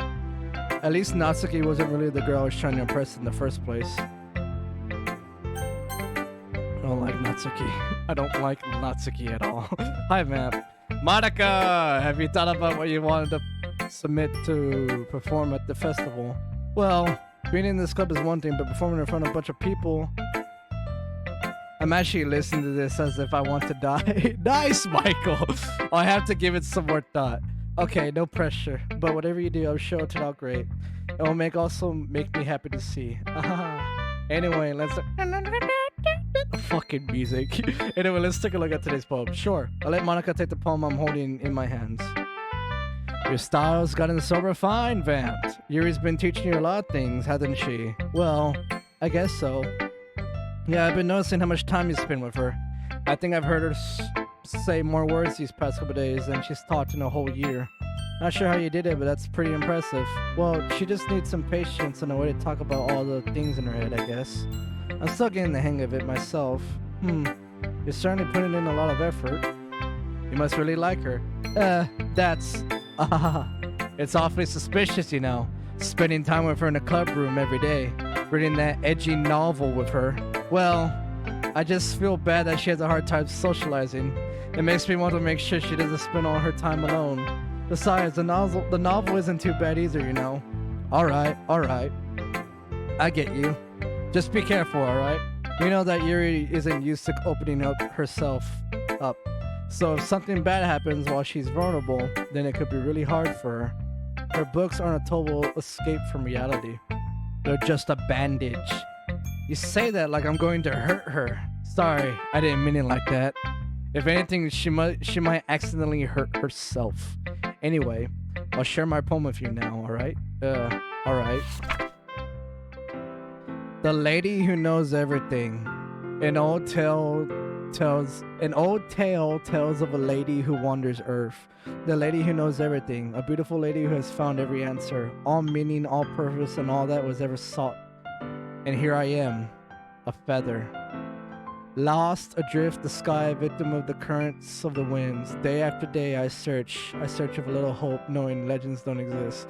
But when all else failed me, when all others have turned away, the legend of all that remains, the last dim star glimmering in the twilight sky. Until one day the wind ceases to blow, I fall. You see, Timmy, I am one here. Yes, you are one over there, and I appreciate you stopping by over on Twitch.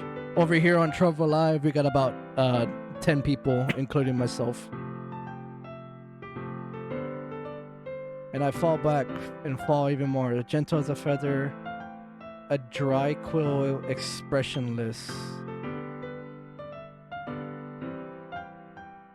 But a hand catches me between the thumb and forefinger. The hand of a beautiful lady. I look at her eyes and find no end to gaze her. No end to her gaze. You see, Tim, do you understand Russian? No, the only language that I speak and can read is English. I can speak a little bit of Spanish. I can also read a little bit of Spanish, but that's about it. Only those two words. I mean, only those two languages. But my main way of communicating is English. But a friend catches me between the thumb and forefinger in the hand of a beautiful lady. I look at her eyes and then the lady who knows everything knows what I am thinking. Before I can speak, she responds in a hollow voice. I have found every answer, all of which amount to nothing. There is no meaning. There is no purpose. And we seek only the impossible. I am not your legend. Your legend does not exist. And with a breath, she blows me back afloat, and I pick up a gust of wind.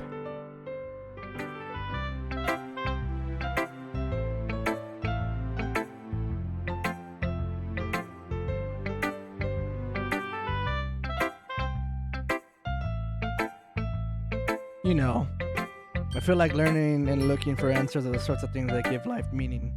Not to get too philosophical or anything, but it was kind of my mind, so that's how I wrote about it. I see. I never really put much effort into it.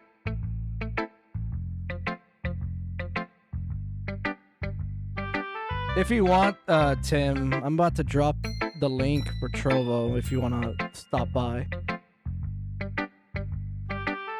I never really put much thought into it. In a way, it's almost paradoxical. Because if we had all the answers, wouldn't the world start to lose its meaning? You know, there's one thing I notice. It seems like everyone in the club prefers writing about things that are more sad than happy. Aha, are you surprised? I mean, if everything was okay, we wouldn't really have anything to write about, would we? Humans aren't two-dimensional creatures. I think you know that better than anyone. You mean one-dimensional. Yeah, that. Hold the fuck on. Did she really just say that? Did she really just say that? Wait a fucking minute. Anyway, here's Monika's writing tip of the day. Are you ever too shy to share your writing because you're afraid it's not that good? It can be really disheartening to get a lukewarm response to something you put so much into. But if you find other people who enjoy writing, then sharing becomes a lot easier. Because instead of just telling you that your writing is good or okay or bad, they want to focus more on everything that went into it and the things you can work on. It's much more encouraging that way, and it will make you want to continue improving. It's almost like we're having our own little literature club, don't you think? That's my advice for today. Thanks for listening. Okay, you three. We're all done sharing poems, right? Why don't we start figuring out... Hold on a second. Is it just me, or did you say something strange just now? Eh? Something did sound a bit unusual. That's right. You deviated from your usual catchphrase when addressing the club. Catchphrase? I don't have a catchphrase. Jeez. Why is the mood so weird today? Look, even Yuri isn't immune to it. Stagnating air is calming, foreshadowing that something terrible is about to happen.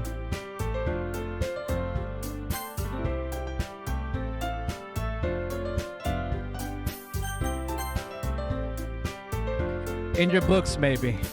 Look, the only thing different is that Sori isn't here. Ah, it seems you're right. Sori always helps lighten the mood a little bit, doesn't she? It's almost like everyone's balance is thrown off a little when she's not around.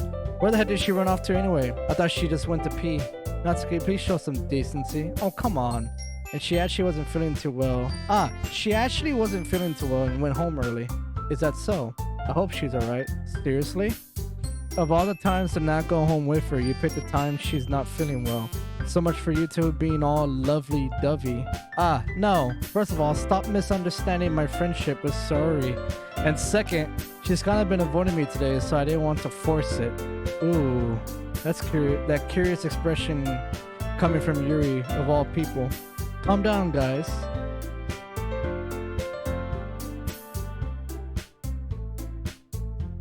You see, Tim, it's a pity that I'm stupid and couldn't learn English at school. I was too lazy to teach. I'm from Russia.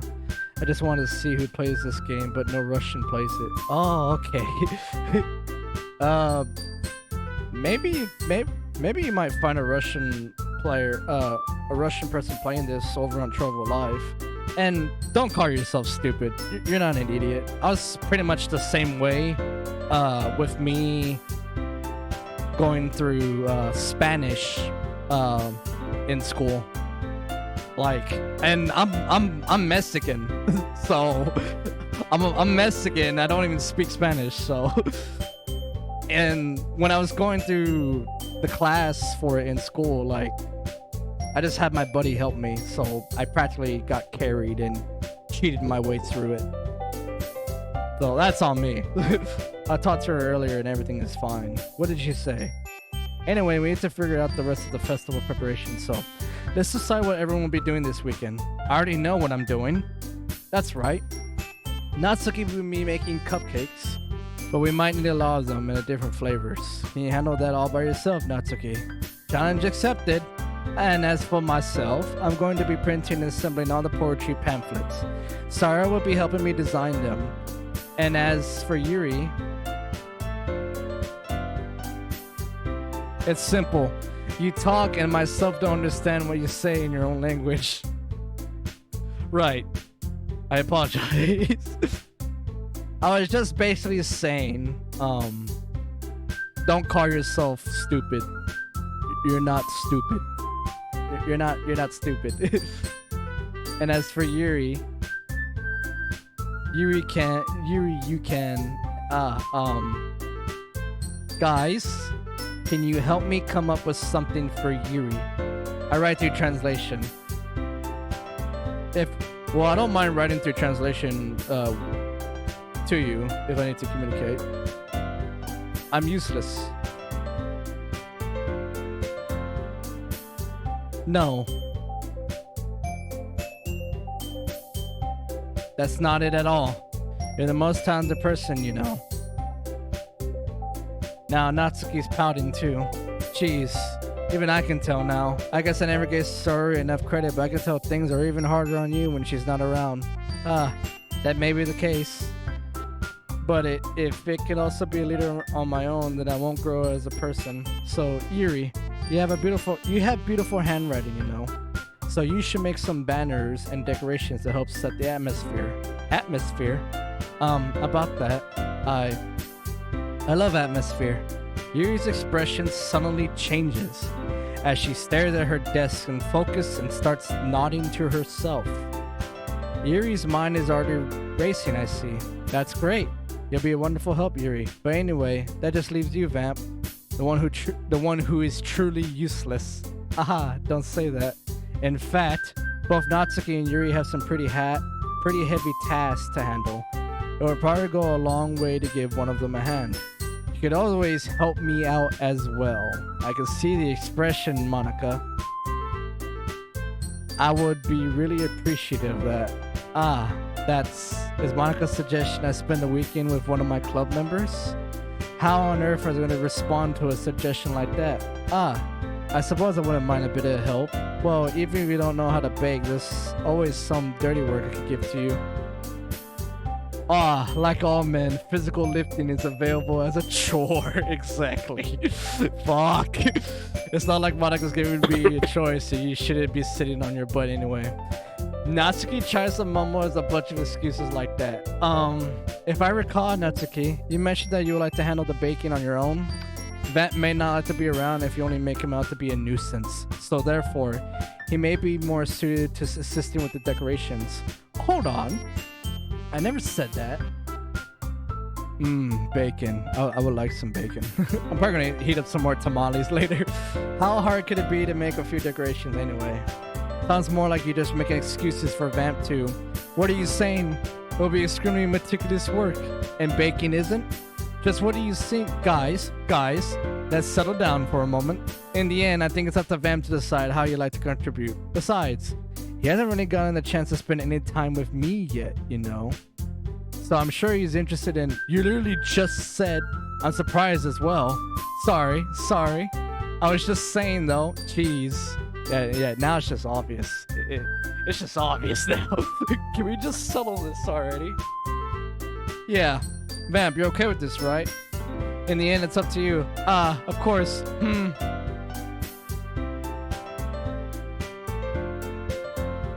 It'll be cooler. You see, Tim, it'll be cooler if there were subtitles. I'm assuming subtitles for me. If that's the case, I'll duly noted. Because I like to make sure that, I guess, you know, since like you said, since you can't speak my language, I think the subtitles will be better. You see, Koreana, Vampire wants to be the next... Wait, what? Okay, before I even read it, Koreana, okay, Vampire wants to be the next Donald Trump. Quick, do a fashion show. I can walk backstage on... What the fuck, Koreana? Very well. In that case, everyone looks straight at me. But of course, I'm gonna go with Yuri. Well, I'll probably be the most useful helping out Yuri. Me? Are you serious? Why would you... Natsuki, I can already tell you're about to say something mean. Of course you will. Oh, I'm sorry. Don't give me that, Koreana. Don't give me that face. No, I was just saying AFK dinner. Alright, let me know what you eat. So you'll be helping Yuri's and Vamp. Yes, Monika, I'm not spending time with you, already know. That's what I'm going to do. I'm glad.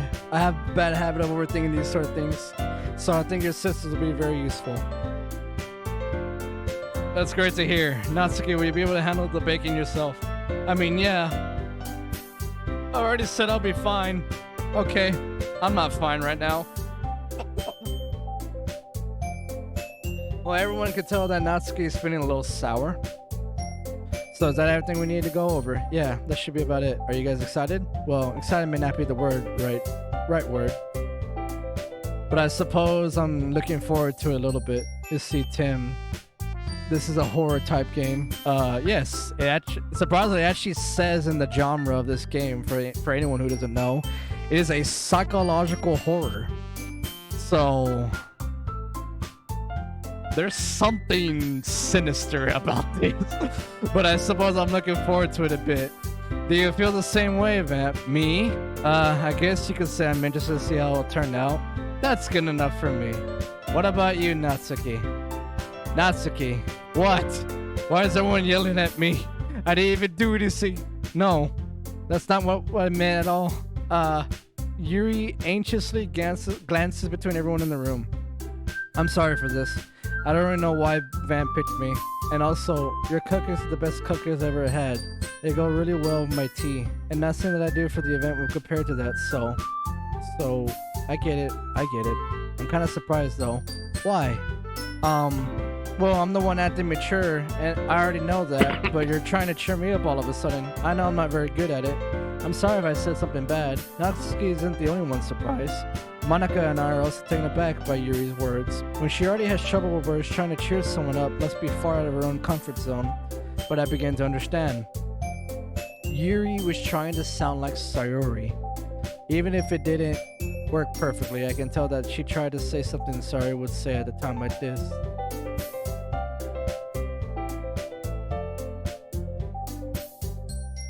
I'm waiting for the twist. I'm waiting for the twist, Tim. So far, it's just like layering breadcrumbs right now.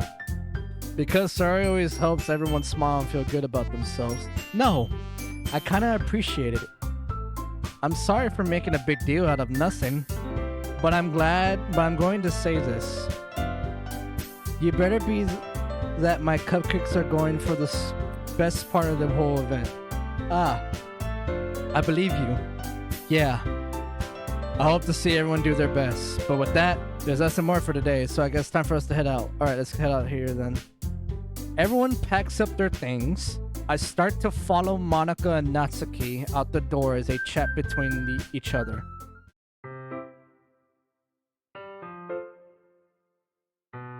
I'm not sure, Michael. I turn around. Sorry. I realize I don't have any way of contacting you this weekend. Oh, you're right. I can't believe that slipped my mind. Should I give you my phone number? I think that would be the best way, yes. Alright then. You and I exchange phone numbers. Okay.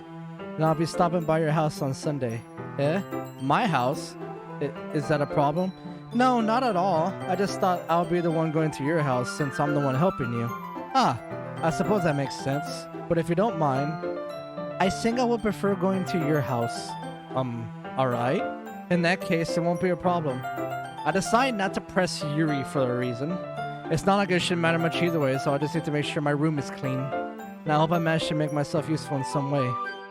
I'm not nearly as creative as you are. Don't undermiss yourself, vamp. I think that we'll make a very productive team, even if you only chose me because you felt bad or something. Wait.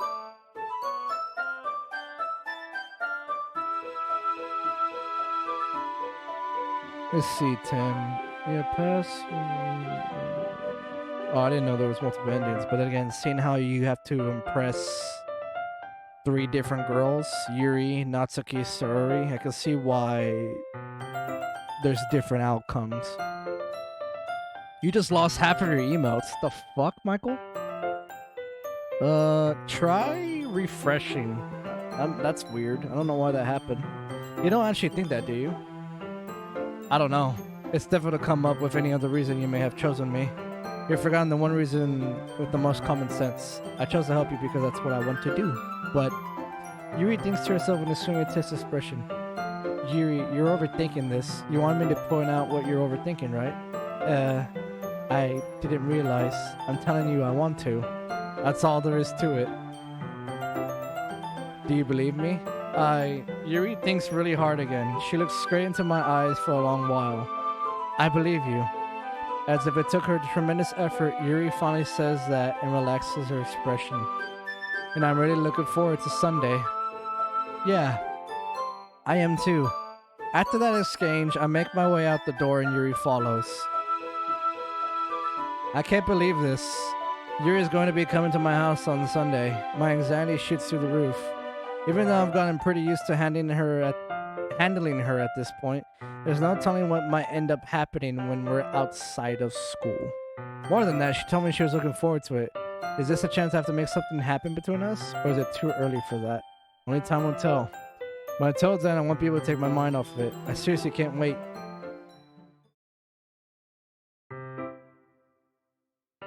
It's already Sunday. It's been getting increasingly anxious about Yuri's upcoming visit. I keep telling myself there's no reason to be nervous, but it doesn't help much. Yuri is clearly an introvert and also an intimate person in general. There's no doubt she'll open up a little bit when it's just the 2 of us. Meanwhile, we've been texting occasionally. She was extremely apprehensive at first, but it wasn't long before I was already learning more about her. But putting Yuri aside,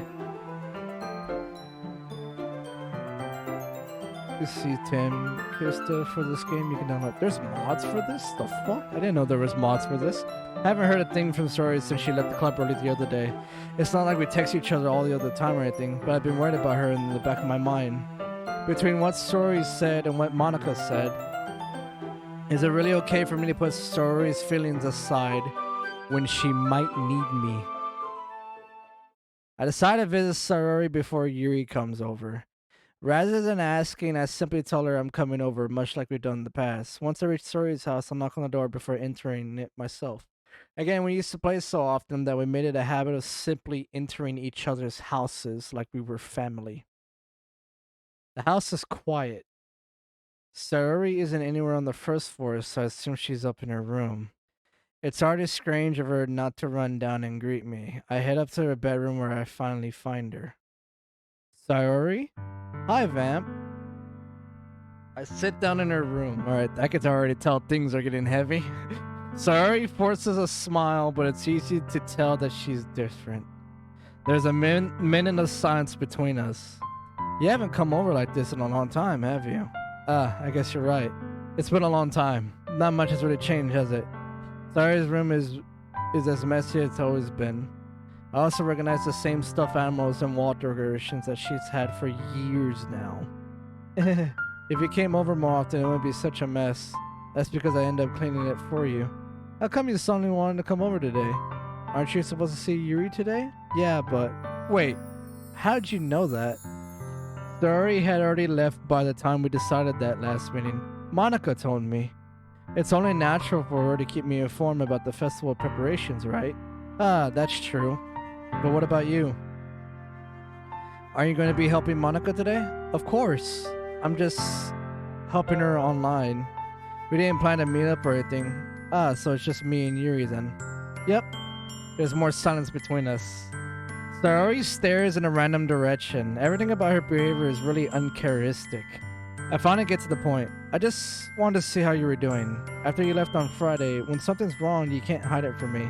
I know you too well. So, Sayori smiles, shaking her head. That's no good, Vamp. Why can't it just be like it's always been? This is all my fault. If I didn't get so weak and accidentally express my feelings, if I didn't make that stupid mistake, then you wouldn't have been worried about me at all. You wouldn't have come here.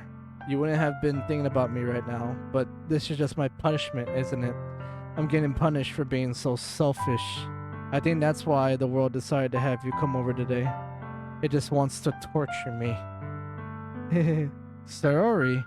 I grabbed Sayori by the shoulders. What on earth are you saying? Are you listening to yourself right now? I know something happened to you.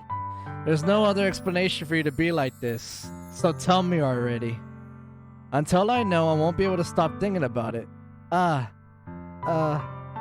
gives me an empty smile. You really put me in a trap, Vamp. But you're wrong. Nothing happened to me. I've always been like this. You're just seeing it for the first time. Seeing what? What are you talking about, Sayori? You're really just gonna make me say it, aren't you, Vamp? I guess I have no choice this time. The thing is, I've had really bad depression my whole life.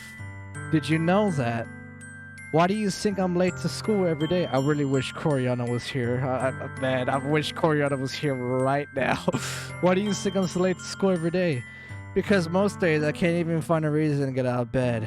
What reason is there to do anything when I finally know how worthless I am? Fucking Michael, and there it is. Yes, Michael. There it is. Why go to school? Why eat? Why make friends? Why make other people put their energy in carrying to waste by having them spend it on me?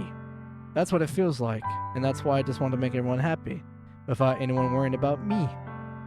I'm in shock. I can't even figure out how to respond. How is it possible that Sayori kept this from me the entire time that I've known her? Did she really want so badly for me to just not think about her? Why, Sayori? Yeah? Why is it that you never told me about this? It almost feels like that I've been betrayed as your close friend. Yeah, those are not the right words you want to say right now. Because if I knew, I would have done everything I could to support you. Even if there's only so much I could do right now. I would have tried a little bit harder to make every day a little better for you. That's why I'm your friend, Sayori. All you had to do was tell me. You don't understand at all, Vamp. Why do you think I didn't tell you? Because if I told you, you would have to waste effort caring about me instead of doing important things. I don't want to be cared about. It's bittersweet when people try to care about me. It feels nice sometimes, but it also feels like a bat being swung against my head. That's why I wanted so badly for you to make friends with everyone else. Helping everyone else be happy together is the best thing for me, but then I discovered something else too. Seeing you make friends and get closer with everyone in the club, it feels like a spear is going through my heart. So that's why I decided the world would just wants to torture me. Every path leads to nothing but hurt. You're right that I don't understand, but I don't understand your feelings. I don't understand your feelings at all, Suri. But I don't need to understand. Whatever it takes for me to help you stop hurting, that's what I'll do. No, Vamp. There's nothing. Nothing at all. The only thing that could have helped is if everything could be like it always was, but I was selfish. I finally showed you what a horrible person I am. Tears streaked down Suri's face. I made you join the literature club because I was selfish, and I was punished by my heart hurting in a way that I couldn't understand. And now you came here and I made you hurt too. I'm just weak and selfish. That's all I am. And that's why I'm going to accept these punishments. Because I deserve every last one. Without thinking, I once again grabbed Suri's shoulders. This time I pull her into a tight embrace. Ah! Vamp. Sayori. I don't care if you feel selfish.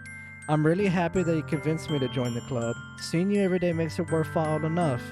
If I make friends with everyone else, then that's just a bonus. But please never underestimate how much I care about you. I wouldn't have it any other way. Vamp, Sayori isn't hugging me back. Despite my arms being wrapped around her, Sayori's arms remained at her sides. She starts sobbing next to my ear. No. Don't do this to me. Please don't do this. Vamp. Sayori barely managed to speak between her sobs. I don't know if I'm doing the right thing, but all I want is for her to know that I care. If you have it in you to call yourself selfish, then you have to let me be selfish too. No matter what it takes, I'll figure out what needs to change. I'll make these feelings go away, and if there's anything other that you need me to do, then you better tell me. I'll get mad if you don't. I don't know. I don't know. I don't know.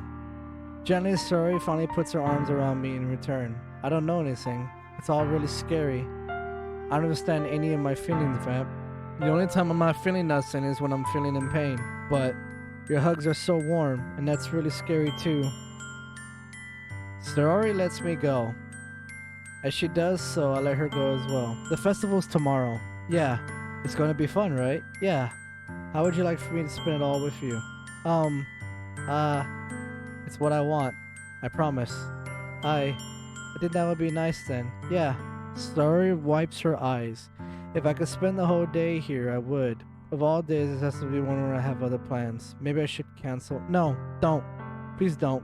If you did that, then I really wouldn't forgive you. But it's almost time for Yuri to meet me at my house. At the very least, do you want me to come along and help out? It would be fun. To my surprise, Sayori shakes her head. I'm sorry. I don't know if that would be very good for me today. You understand, right? It's kind of hard for me to fully understand, but I'm trying my hardest. It's okay. Don't worry too much about it. I see you tomorrow, okay? Alright. I look forward to it. I say goodbye to Sayori and exit her house. On the way home, I find myself still feeling uneasy. But it's hard for me to keep thinking about it when Yuri's about to come over too. I think Sayori's right. I shouldn't be worrying too much, and we're definitely going to have a great time tomorrow. I should focus on what's ahead of me. As I approach my house, I see something that makes me feel a moment of panic. Yuri!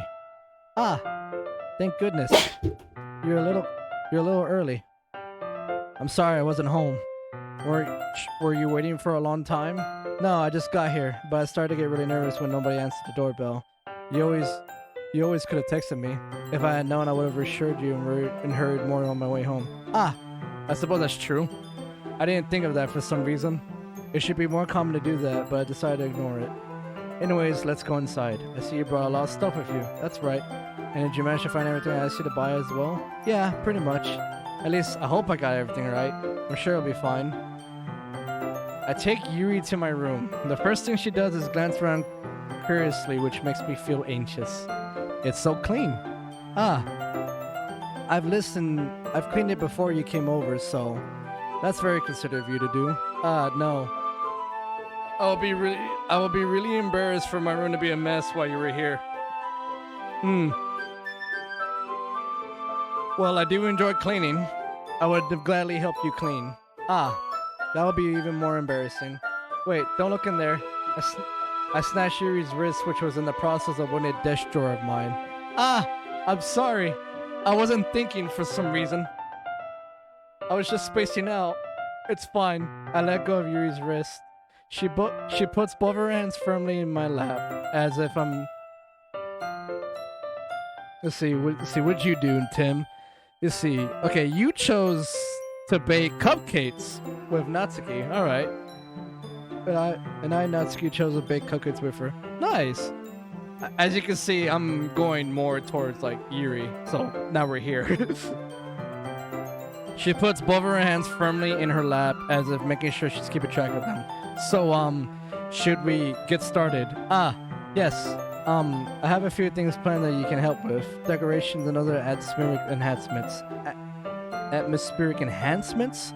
You know, mood lighting, aromatherapy candles. Oh, wow. I didn't know you plan on taking it that far. Of course. I want to help take our guests to a faraway place.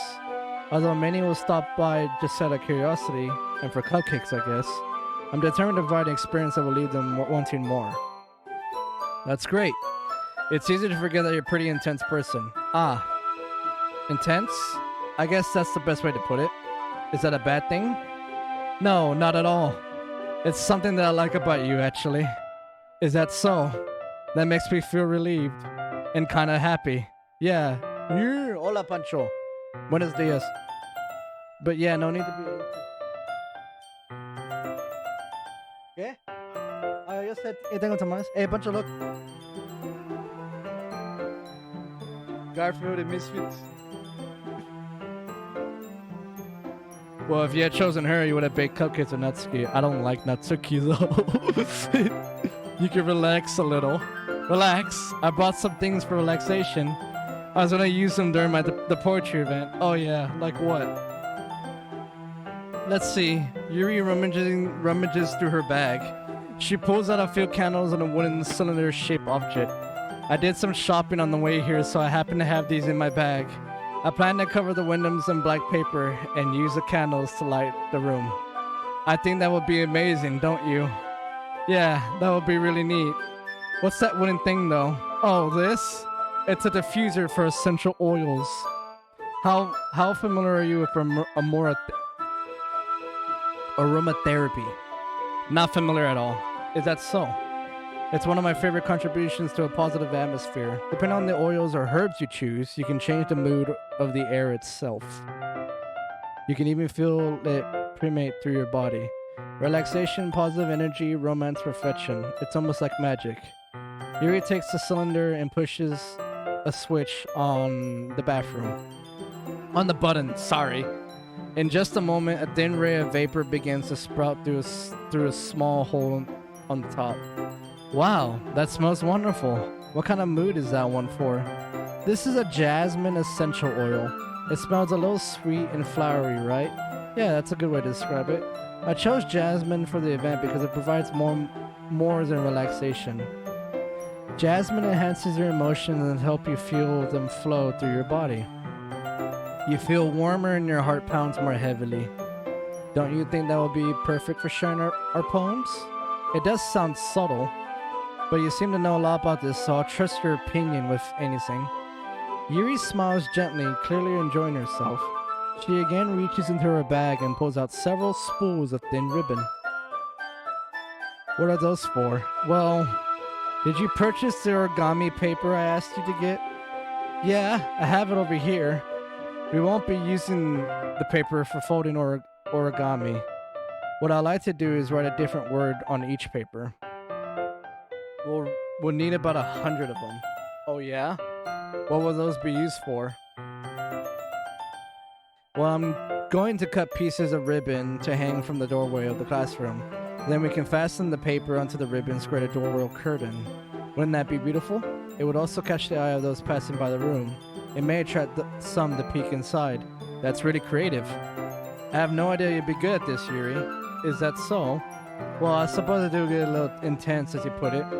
Ooh, Yuri giggles with red cheeks. Is it just me, or is it more relaxed when it was just the two of us? Or maybe it's the excitement she feels from sharing something that she enjoys. Here's a marker, Vamp. You can write any characters you want. I'll help you once I finish cutting the ribbons. Ah, alright. Sitting on the floor together, the two of us get to work. I carefully draw a different character on each paper, doing my best to manage my bad handwriting. Yuri unravels a long strand of red ribbon to her desired length. Then she reaches into her bag once more and pulls out a pocket knife. The knife is strangely beautiful. The silver handle has an intricate pattern of waves etched into it. The blade itself is gently tinted blue. That's no ordinary pocket knife. It looks really fancy. Ah, well, embarrassed, Yuri looks away. What is it? You're going to think it's weird. Yuri, whatever it is, I have no reason to judge. To each their own, you know. If you promise, you won't be weirded out. Yeah, I promise. Alright. The thing is, I'm kind of into knives. They're just so pretty. I can't help it. I don't know what it is. The combination of craftsmanship and feeling of danger, maybe. What am I saying? Please don't think I'm weird for this. Ah, you're laughing at me. No, I'm not laughing at you. It's just funny how nervous you got about sharing. It's an interesting thing to be into, I guess. But I think it kind of suits you. Suits me? Yeah, it's kind of intense. Besides, it's a really cool looking knife. I can't deny that. Is it? Isn't it? Yuri relaxes. You see, Tim? Okay, well, I'm going to go watch a movie, then I'll come back. Alright, Tim. I appreciate you sticking around. Thank you so much. Yuri relax. Enjoy your movie, by the way. What movie will you be watching? Yuri relaxes her expression once again. Would you like to hold it? Sure, I'll check it out. Yuri carefully hands me the knife with the handle facing me. I take it and turn around in my hands. It feels heavy and extremely solid. Where do you even get a knife like this? Curious of its sharpness, I feel the point of my knife with my index finger. Ow! Vamp! Why did you do that? I didn't expect it to be that sharp. I barely touched it at all. It's my fault. I should have warned you. That knife is extremely sharp. It can cut through skin like it's paper. Oh no. A small drop of blood trickles down the side of my finger. Yuri takes my hand and gives the wound a closer look. She stares at it and noticeably fidgets. If you're squeamish, I'll go wash it off now. Without warning, Yuri puts my finger in her mouth and licks the wound. I feel her tongue curl around my finger. Startled, I instantly pulled my hand back. Uh-oh. Please forgive me. I wasn't thinking. Yuri lowers her hand, her face burning up. Yuri. That changed quickly. Fucking Michael. That changed quickly. I bet you Ash. I wonder... Ash. Ash, put in chat about what you think just happened just now. Yep, I tell Ash she always likes the purple girls. That's the most embarrassing thing I've ever done. How could I do something like that? I'm sorry. Sure, it was a little weird and it took me by surprise, but I guess she was just trying to help, right? Yuri, I think you're overreacting a little. She doesn't lift her head. What if she doesn't recover from this for the rest of the afternoon? Hey, Sparzard, keep going. I will. Alright, you know what? This might be a stupid thing, but I do it anyway. I take Yuri's hand and lick her index finger in return. Vamp, did you really just do that? Now we're even. Yuri looks at me like I did something wrong. I knew that would be a bad idea. It's not for the sweet aroma of the jasmine, the air would be extremely heavy right now. Fucking Michael. Ah! You're so weird, man. Yuri giggles shyly. Yuri calling me weird. I have no response to that. Where do you keep your bandages? I don't think I need one actually. It was a tiny cut. Look, it already stopped bleeding. I see. That's relieving. The tension is quickly lifted. We each resume our respective activities. I watch Yuri's knife cut through the ribbon like it's nothing but air. Meanwhile, I continue to make progress on the paper. After we finish attaching the paper to the ribbons, we lay them all side by side. It looks better than I expected and will be very effective as a door curtain. It looks great. Good thinking coming up with this, Yuri. Ah, thanks. It's just something I saw online, really. Are you ready to move on to the next task? Yeah, let's do it. What do you have in mind? I like to create a banner. That's why I asked you to buy the paint tablets. Fucking Michael. This game. I can't stop coughing. It's fucking killing me. Come on, Michael. It's not that bad. You know you like it. You know you like it, Michael. Oh my god. Hold on, let me just... Alright, there we go. Let's send something up. Holy shit, I didn't realize the company I have over on Twitch. Hey, nice. That's why I asked you to buy the paint... I hate you. What the fuck, Michael? That's why I asked you to buy the paint tablets. Ah, that's right. One of the items Yuri... You see, Ash, you can't watch on Trovo. It keeps buffering. Okay, well, I appreciate you being over here. Ash, thank you. One of the items Yuri had asked me to buy was a bit of a watercolor paint tablets. Hey, good morning, Kami. What's up, dude? Appreciate you stopping by. Welcome, welcome. Yo, Koreana, welcome back. You're missing out on some juicy things, like a lot of juicy things just happened. No spoilers, please. I haven't seen this. Yes, please, no spoilers. That goes across all chats, Twitch and Trovo. We read about 6 cups of water to put each of the tablets in. Do you mind fetching those for us? Of course not. 6 cups of water. I'll be right back in a minute. Thank you very much. Oh, and just a little bit of water is okay. If you fill the cups too much, it'll be too diluted. Taking Yuri's advice, I decide to use small plastic bathroom cups rather than full-size glasses. I put them on a plate to catch any paint that drips, then bring it back into the water. I see the appeal for this game. The artwork. Yes, Kami. Also, good morning, man. Welcome. Appreciate you stopping by. Yuri. Also, how was dinner, Koreana? Yes. I come in to see Yuri quickly unrolling her sleeve, pulling it back over her arm. Ah, nothing. Your face is a little red. Is it too hot in here or anything? Ah. No, not at all. There's something wrong. There's nothing wrong, so let's mix the paint. Yuri hurriedly dismisses me. She's into knives. And since I went back into the room, she quickly unrolled her sleeve. So something tells me she's into knife play. So something. Yuri hurriedly dismisses me and takes it upon herself to unwrap the tablet, dropping them into the cups. So, I thought we would do something simple that would look very nice. I like to paint a granite across the banner, starting with the colors of a sunrise and daytime, then sunset in the nighttime. Once it dries, I'll write an inspirational quote across the banner. We can hang it on the wall behind the podium at the front of the classroom. Ah, neat. What are you going to write? Well, it'll be more fun to surprise you. Yuri smiles at me. If you say so. After rolling out the banner, Yuri and I kneel on opposite sides so we don't get in the way of each other. Yuri uses a brush and adds a few dots of different colors across the banner to serve as a color guide when we paint. This kind of reminds me of elementary school. Painting on a banner with watercolor feels a lot like art class, parts we had back then. It's relaxing. Ah, I'm sorry that feels too childish. No, I didn't mean that at all. It's kind of fun, you know. Yeah, it is fun. I'm glad you feel that way too. Yuri stops painting for a moment, thinking to herself. For me, I don't need to go out and do crazy things to have fun. In fact, I usually don't even want to. I just like when I can spend time with one other person.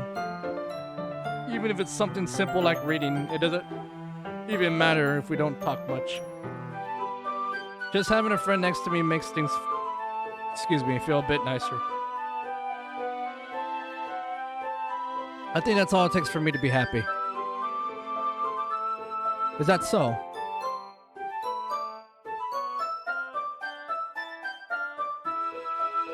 Even if Yuri and I are quite different, I can understand where she's coming from.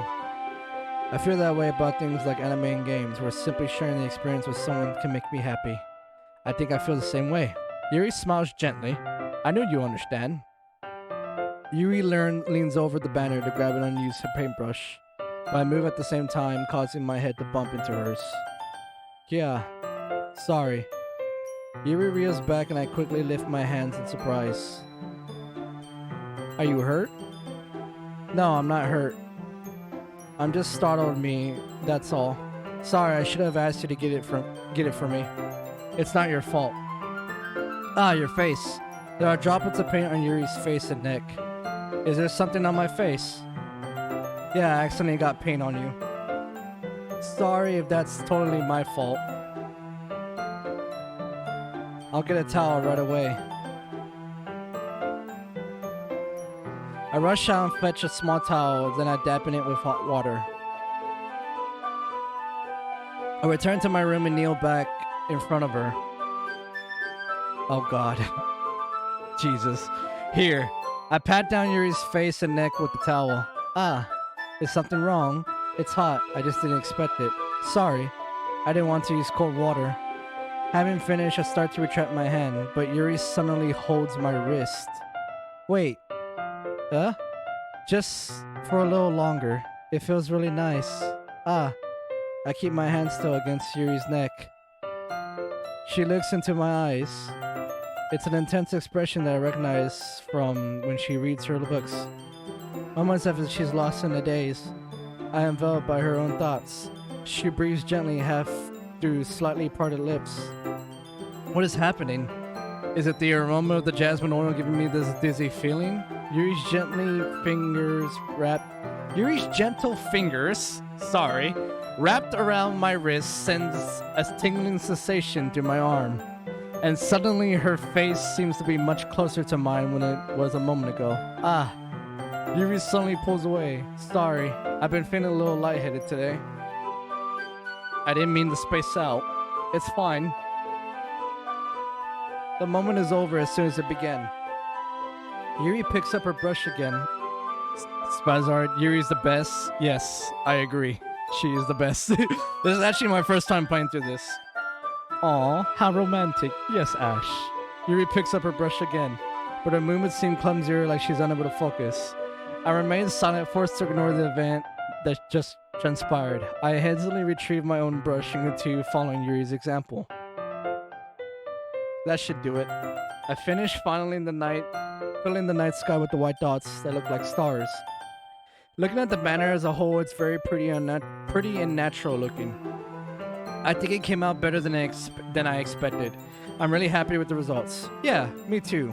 Are you going to add the lettering now? Not yet. It needs to dry first. That's true, but won't that take a while? Well, perhaps it'll be best to leave it here, then have you bring it in the morning. I can do the lettering in the classroom before our event starts. Is that okay? That's totally fine. Wonderful. In that case, I don't think there's anything more for us to do here. Phew. Alright. You say that like you're glad it's over. Was I wrong to assume that you're at least enjoying yourself a little bit? Oh no, it's not that. I'm just glad that we managed to get everything done.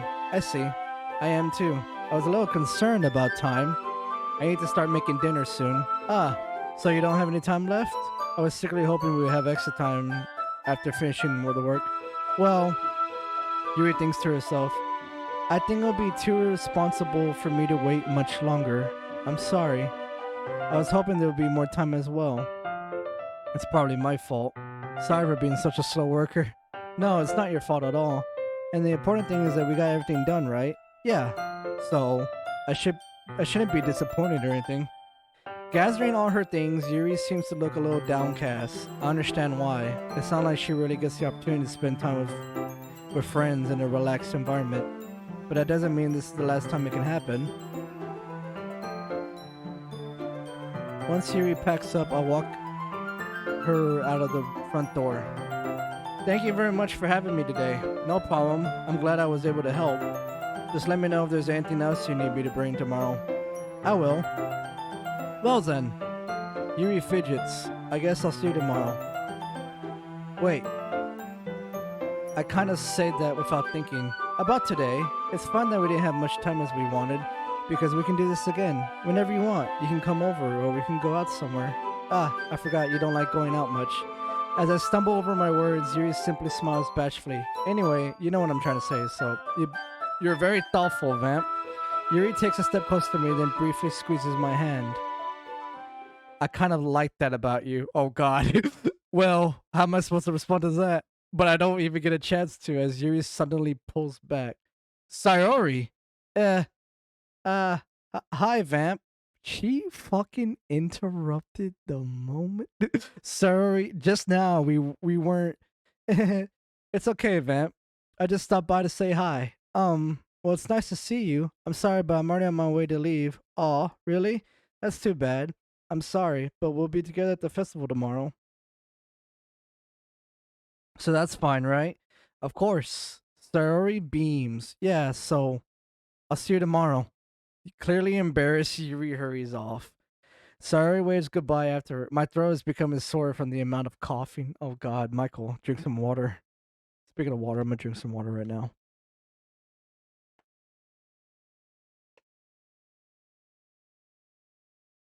Fuck.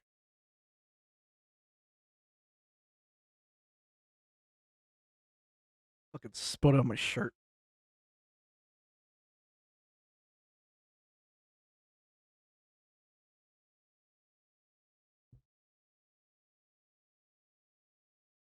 Hold on. One moment, please. It's so cold. Man, it's fucking cold outside, too. I'm like fucking freezing in here. What's the temperature outside? It's fucking barely 50 degrees. God damn it. You see. Hey, Spezard. Appreciate that follow. Thank you so much. And I'm happy to hear that you're excited for this. Nice. Sayori waves goodbye after her. Sayori? I thought you didn't want to come over today. Well, I tried staying in my room, but my imagination was being really mean to me, so I had to come here and see it for myself. See what? What are you talking about? You know, how much fun you were having with Yuri, and how close you got to her. It makes me really happy that you made such good friends. That's all that matters to me. Tears start to fall down Sayori's face. That's all that matters to me. Why am I feeling this way, Vamp? I'm supposed to be happy for you. Why does it feel like my heart is splitting in half? It hurts so much. Everything hurts so much. This would be much better if I could just disappear. Sorry, don't say that. It's true, Vamp. If I wasn't here, then you wouldn't have to waste your sympathy on me. You wouldn't have to put up with me being selfish. Monika was right. I should just... Monika? Monika was right about what? Sayori. What I said before is true. I'm not going to let this continue. Caring about you like this is the burden your mind is making out to be. It's something that makes me happy. It's something that I wouldn't trade for anything else. So even if it takes an entire lifetime, I'm going to be by your side until you don't feel any more pain. But Sayori looks away. I put a hand on her shoulder to reassure her. I'm scared, Vamp. I'm really scared. What are you scared of, Sayori? I'm scared that I might like you more than you like me. Sayori, it's true, isn't it? I was weak and started to like... I thought so, but ouch. Yeah, it sucks. It sucks. And this happens in real life, so even sucks even more. I was weak and started to like you too much. I did this to myself. Vamp, I like you so much that I want to die. That's how I feel. And that's enough, Sayori. I don't want you to hurt anymore. I slide my hand down Sayori's arm and squeeze her hand in my own. Do you remember how I said I always know what's best for you? Do you still believe me? Wordlessly, Sayori nods. Even if you don't understand all of your own feelings, I know what you need the most right now. And that's what I'm going to give you.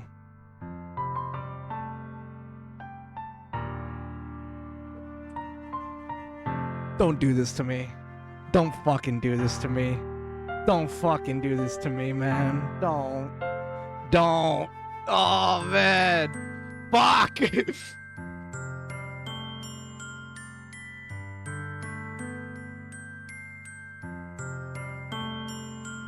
Oh, man, dude. I don't want to say it, though, because it doesn't feel right, especially in this circumstance. Sorry. You'll always be my dearest friend. What you need most is for things to be like they've always been. Monika told me the truth. She told me how happy you seemed after I joined the club. I've known you're struggling with some really difficult feelings right now, but please trust me that I know what's best and what will make you happy in the end. I promise I'll help set things back the way they were. I see. Sorry forces a smile through an incredibly pained expression. Is this what it feels like? To get stabbed in the chest? I should write a poem about this. Sorry, it's okay. This is just my punishment. Don't take it like that. Don't take it like that for being so selfish. So please don't worry about these stupid feelings. I know you're right. I knew this whole time that there's no happiness down that path. That's why I came here. Just so I can get the answer I needed to hear. And the other thing, you're also right that I just want to go back to the way it was. I realize that now. You really do know me better than anyone, Vamp. I'll trust you for anything. Anything at all. So, Sorry's smile finally breaks. All of a sudden, she turns around and drops to her knees. Ah! Clutching her head with both hands, she screams as loudly as she can. I'm so shocked that I don't know how to react. Starry looks over her shoulder and flashes me one more weak smile before turning around and running off. Sorry! I'm left helplessly standing in front of my house. Why am I feeling so horrible about this? There's nothing more that I could have done. The most I can do is support Sorry through her feelings and help her on the path that's right. But I'm having as much trouble understanding Sorry's feelings as she is. Even though I can confront her, I keep wondering if I should be doing something more or something different. I know these thoughts will continue to plague me until things are back to the way they were. I'm going to give it everything I've got. Sarah will always be my dearest friend. I'll do whatever it takes to put a smile on her face every day.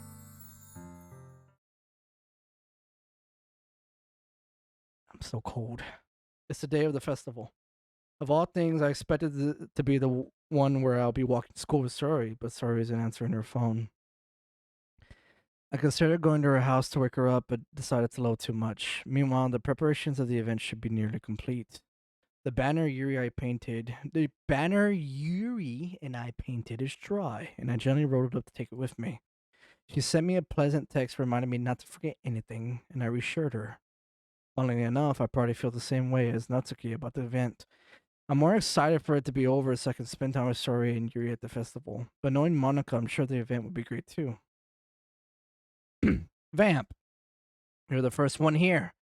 Thanks for being early. That's funny. I thought at least Yuri would be here by now. Monika is placing little booklets. Man, something tells me she did it. But we'll see. Monica's placing little booklets on each of the... I saw what you said, Michael. Monica's placing little booklets on each of the desks in the classroom. They must be the ones she prepared that have all the poems we're performing. In the end, I found a random poem online that I thought Monika would like and submitted it. So that's when I'll be performing. I'm surprised you didn't bring Sorori with you. Yeah, she overslept again. That dummy. You'd think that on days on this point she'd try a little harder. I say that, but I suddenly remember what Sorori told me yesterday. And I suddenly feel awful knowing it's not nearly that simple for her. I only said it because it's the way I'm used to thinking. But maybe I should have gone to wake her up after all. You should take a little responsibility for her, Vamp. I mean, especially after your exchange with her yesterday. You kind of left her hanging this morning, you know? Exchange? Monika, you know about that? How the fuck do you know? Of course I do. I'm the club president after all. But I stammer, embarrassed. Did Sora really tell her about it that quickly? About how I basically turned down her confession That makes me really seem like the bad guy here. But I'm the one who knows what's best for her, right? Jeez. You don't know the full story at all, so don't worry. I probably know a lot more than you think. Eh? Monica's being as friendly as usual, but for some reason I felt a chill down my spine after hearing that. Hey, do you want to check out the pamphlets? What did she say? Right, Sparzard? Like, what the fuck did she say? That came out really nice. Yeah, sure. I grabbed one of the pamphlets, laid down on the desk. Oh yeah, they really did. Oh, something like this would definitely help people take the club more seriously. Yeah, I thought so too. I flipped through the pages. Each member's poem is nearly printed on its own page, giving it an almost professional feel. I recognize Natsuki's and Yuri's poems from the ones they performed during our practice. What is this? I flipped to Sarori's poem. It's different from the one she practiced. It's one that I haven't read before. Whoa. Whoa, what the? Get out of my head, get out of my head, get out of my... It just repeats. Get out of my head, get out of my head, get out of my head, get out of my head, get out of my head. Get out of my head before I do what I know is best for you. Get out of my head before I listen to everything she said to me. Get out of my head before I show you how much I love you. Get out of my head before I finish writing this poem. Get out of my head before I listen to everything she said to me. But a poem is never actually finished. It just stops moving.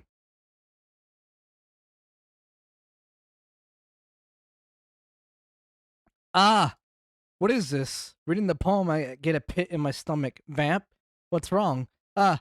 Nothing. This poem feels completely different from everything else Sori's written. But more than that, I changed my mind. I'm going to get Sori, so... Ah! Well, alright. Try not to take long, okay? I quickly leave the classroom. Don't strain yourself. Monika calls that out after me. I quicken my pace. What was I thinking? I should have tried a little bit harder for Sorori. It's not a big deal to at least wait for her or help her wake up. Even the simple gesture of walking her to school makes her really happy. Besides, I told her yesterday that things will be the same as they always have been. That's all she needs, and that's what I'm about to give her. I reach Sorori's house and knock on the door. I don't expect an answer since she's not picking up her phone either. Like yesterday, I opened the door and let myself in. Oh god. Sorori, she really is a heavy sleeper. I swallow. I can't believe I end up doing this after all. Waking her up in her own house. Isn't that more like something a boyfriend would do? In any case, it just feels right. Outside Sorori's room, I knock on her door. Sorori? Wake up, dummy. There's no response. I really didn't want to enter her room like this. Is it kind of a breach of privacy? Oh man, dude. Okay. But she really leaves me no choice. I gently open the door. Stop. No! What the fuck? No! No! An exception is a... What the fuck is this?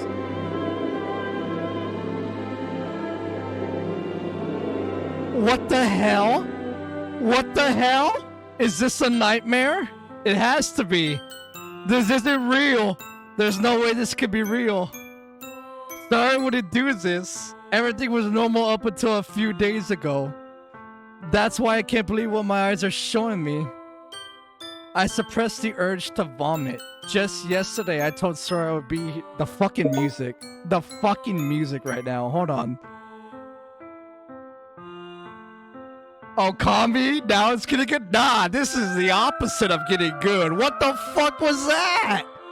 Part of me was like, maybe she did it, but nah. Like, no, she fucking did it! She fucking did it! I told Sora I'll be there for her. I told her I know what's best and that everything will be okay. Then why? Why would she do this? How could I be so helpless? What did I do wrong? Turning down her confession? That has to be what pushed her over the edge. Her agonized scream still echoes in my ears. Why did I do that to her when she needed me the most? Why was I so selfish? This is my fault. My swarming thoughts keep telling me everything I could have done to prevent this. If I could just spend more time with her, walked her to school, and gave her what I know she wanted out of her relationship, and I could have prevented this. I know I could have prevented this. Screw the literature club. Screw the festival. I just lost my best friend. Someone I grew up with. She's gone forever now. Nothing I could do to bring her back. This isn't some game where I could reset and try something different. I had only one chance and I wasn't careful enough.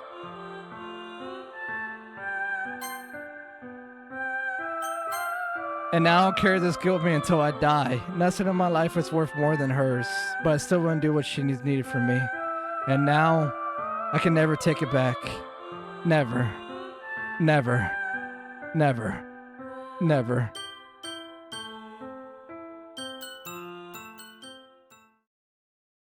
The end. No. No. Oh, what the fuck? Is this some kind of... Hold on, Tim. Right now, all the saves will disappear from you. What do you mean? No, they won't. They're still right here. They're still right here. Okay. So this is clearly a file glitch. Did anyone notice that when she died and it zoomed up, it did show like file scripture or like code? And now look at this. Why does it also look like Monika? Why is it Monika shifting towards it? I forgot how this game went. That was actually pretty bad. I wasn't expecting it. This is my first time. What the fuck? What the fuck?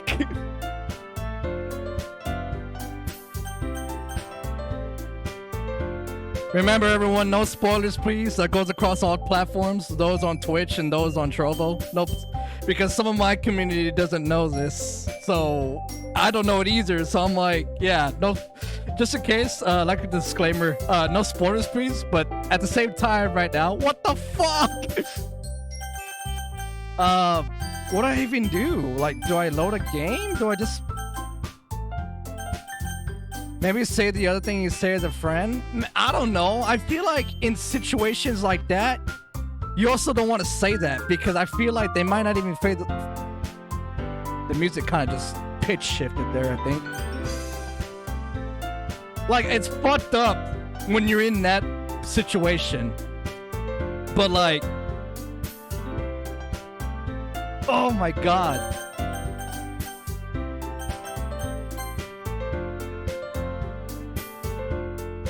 File error, character / sorority dot character. The file is missing or corrupt. This save file is corrupt. Start a new game. Wait, what? Okay.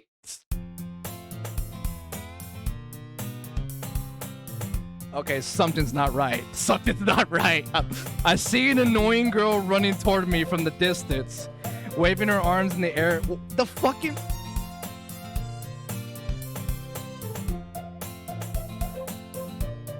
The music. I see an annoying girl running toward me from the distance, waving her arms in the air like she's totally oblivious to any intention she might draw to herself. That girl is my neighbor and a good friend, so this is all corrupt. It's a corrupted file. She doesn't exist. You know, the kind of friend you never see yourself making today, but it just kind of works out because you've known each other for so long. We used to walk to school together on days like this, but starting around high school, she would oversleep more and more frequently, and I would get tired of waiting up. It went so far that she got deleted, right, Michael? Like, what the fuck? But if she's gonna chase after me like this, I must feel better running away. However, I just sighed and idled in front of crosswalk and let redacted catch up to me.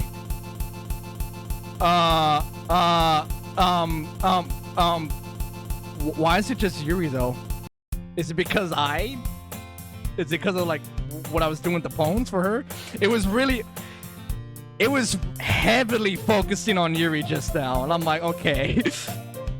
It's an ordinary school day, like it's not an ordinary school day like any other.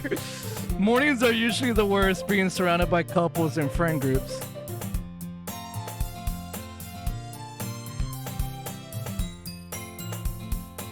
Let's see, Tim. Ash, I'm scared. Ash, I'm scared. Tim, let's see, you mentioned go to the game, its folders, and find the character folder, and there'll be sorry file. It will be the nuh-uh. Will it actually be deleted? Hold on. Oh, what the fuck? You're right. All my saves are gone. What the fuck?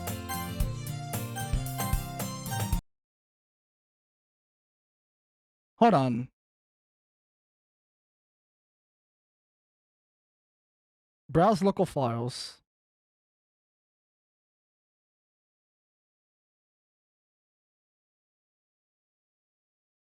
Characters. She's actually gone. Monika, Natsuki, Yuri, there's no Sarori. She's actually gone. What the fuck? No. No. Okay. Hold on. Michael, that's some fucked up anime games only type bullshit.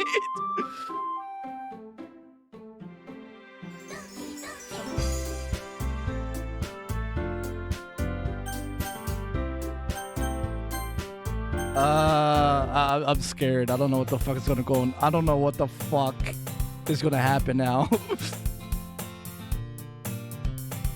Is that merch? I think that was. I need it. Of course you do, Ash. Let's see, Koreana. I hate these sorts of meta games. Oh. This is honestly... I haven't played a game like this. Just a text support. Oh, okay. That's what you mean. Okay. I need it. Sorry, was removed. Yeah, like, pretty much fucking deleted. What the fuck? It triggers me to have games work like this. Oh, okay. And like you mentioned, from a tech support perspective, since it's not, for me, like, somewhat a little bit, not as much knowledge that you have, Koreana. That's fucking crazy, though. She's actually not in the files. She doesn't exist. That's what it meant when it showed her up close of her hanging. It was literally showing like, hey, the file's deleted. It's gone. So yeah, I would just fix it from a backup. I don't have a backup. Mornings are usually the worst, being surrounded by couples of friends to work in school together. Meanwhile, I've always walked to school alone. I've always told myself it's about time I meet some girls or something like that.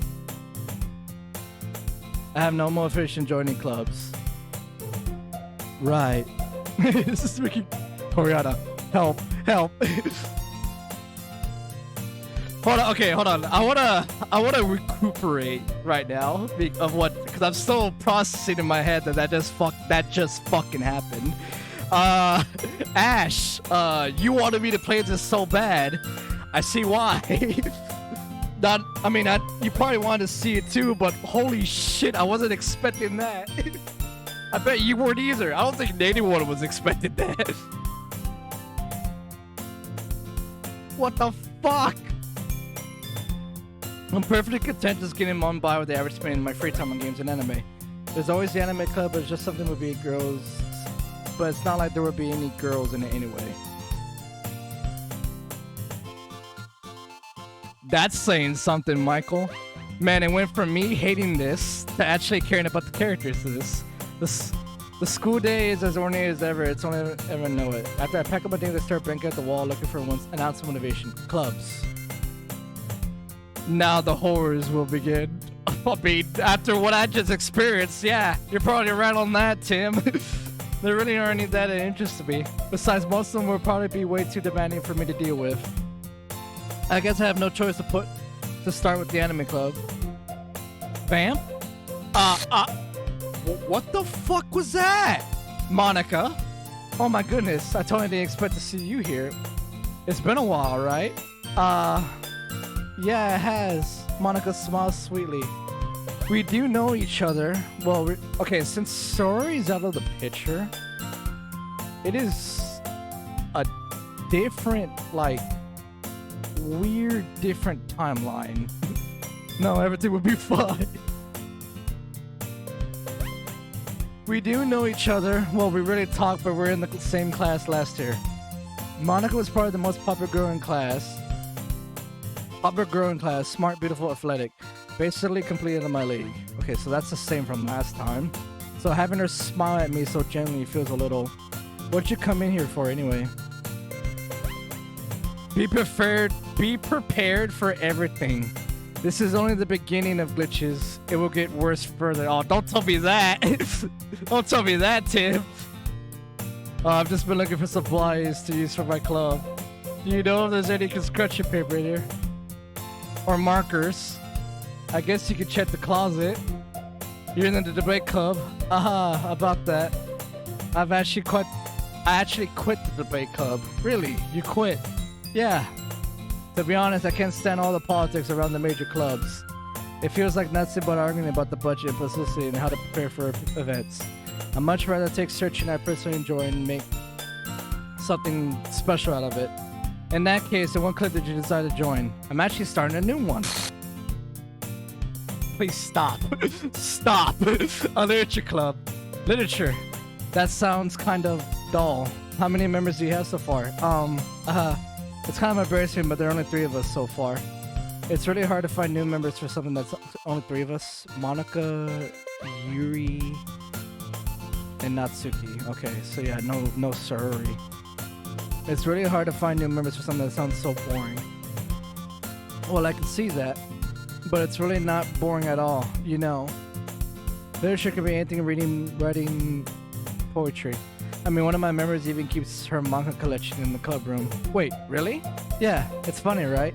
She always insists that Monika is literature too. I mean, she's not wrong, I guess. And besides, a member is a member, right? Did Monika say she? Hey, Vamp. By any chance, are you still looking for a club to join? I mean, I guess so, but in that case, is there any chance you could do me a big favor?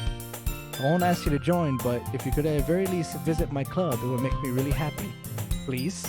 Well, I guess I have no reason to refuse. Besides, how could I refuse someone like Monika? Sure, I guess I could check it out. Ah, awesome. AFK. You're really sweet, Vamp. You know that? It's really nothing, really. Shall we go, then? I'll look for the materials another time. You're more important.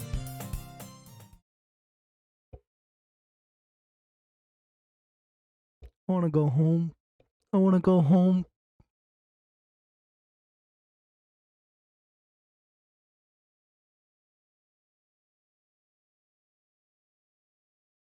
And thus today marks the day I sold my soul to Monika and her irresistible smile. I timidly follow Monika across the school, and upstairs a section of the school I rarely visit, being generally used for dirtier classes and activities. Monika, full of energy, swings open the classroom door. What the fuck was that? I'm back. I brought a guest with me.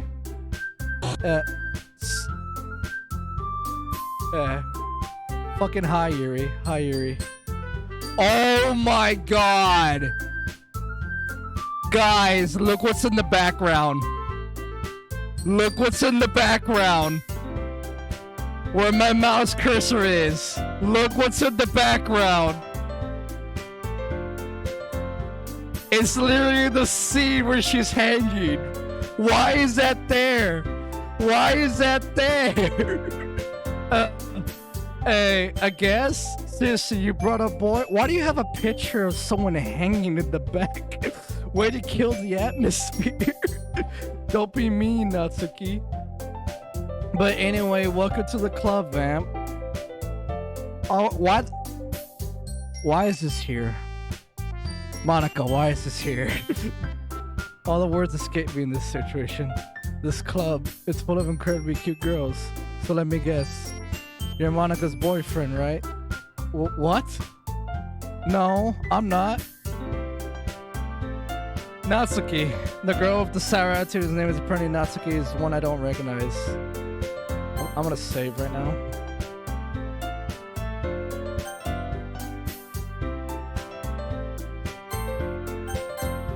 Vamp killing himself after she died is now canon. He's in hell. What the fuck, Michael? Then, like, fuck, dude.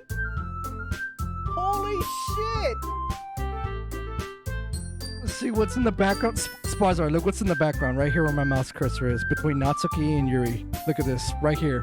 It's literally the scene where she's hanging. Why the fuck is that there?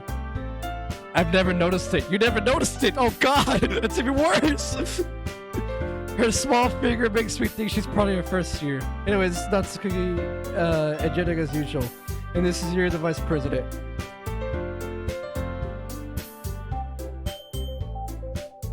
It's nice to meet you. Yuri, it's nice to meet you again.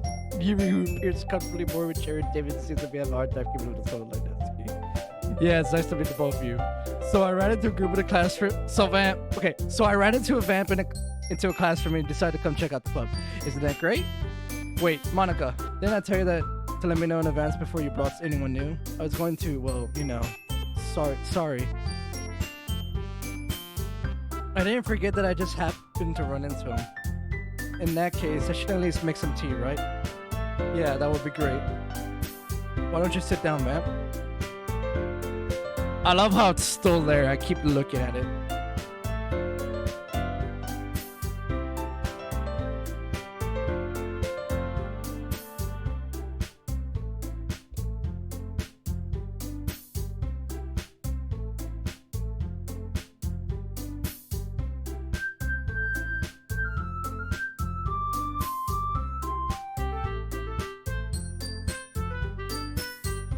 I'm hungry and I want to take a break from this. Michael, you think you're uncomfortable? I'm the one fucking playing through this shit! It's so fucking uncomfortable and it's insane how uncomfortable.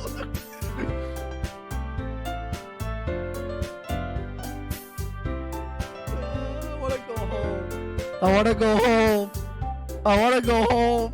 Meanwhile, Monika and Natsuki sit across from each other.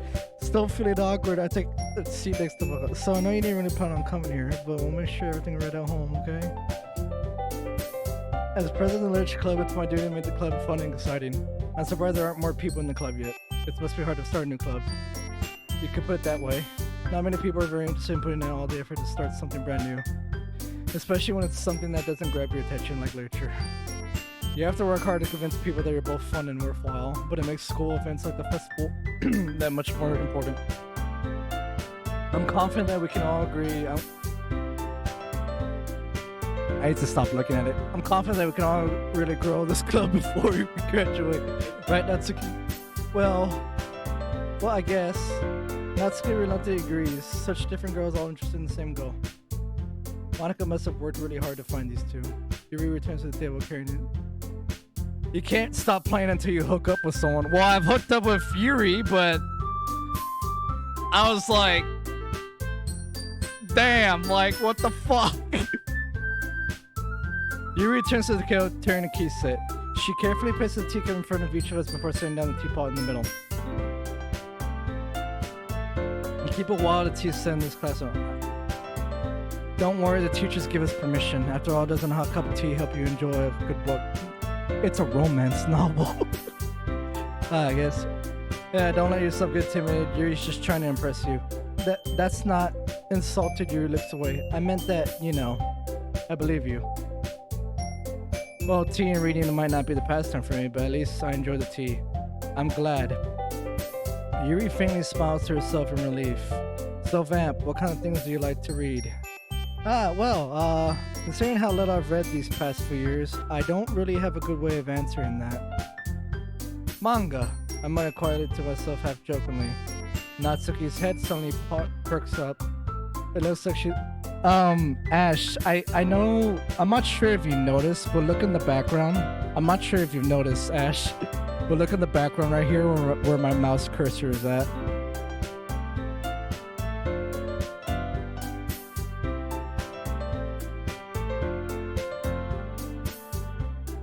Oh god, okay, she hasn't noticed it. Fuck. I thought she already did. Holy shit. Exactly, Ash. What the fuck? What the fuck? It looks like she wants to say something, but she keeps quiet. Not much of a reader, I guess. Well, that could change. What am I saying? I spoke without thinking at the series yet spell. Anyway, sad about Yuri.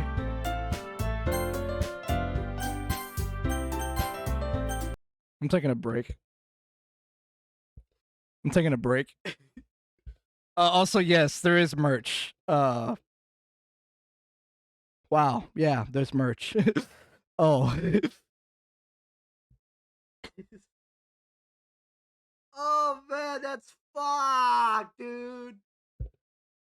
Oh, Jesus fucking Christ. Vampire Lord played Doki Doki for the first time. Oh, he's gonna have a fucking fun time playing this. Nice. So fucking, it's no,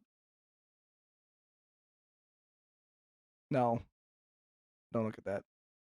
I don't want. I don't want to see any spoilers. Say something about this game to your friends. It is. It is a wonderful romance comedy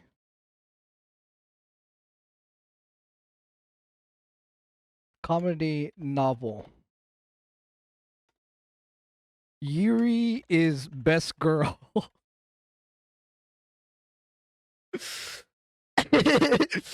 Oh my god, fucking hell. Everything that happened is just goddamn. Exactly, Michael. Fuck. I need a break. I'm hungry and I want to rest my voice from reading. My brain is kind of mushed right now. Especially after that fucking shit. I don't think I want to fucking I also need a break. Yes, same. I need a break. Oh my god. Hold on, I need to look at that again. I need to look at that again. Browse local files. Go to character folder. Yeah, she's not there. There's no file for Starori. She's literally gone.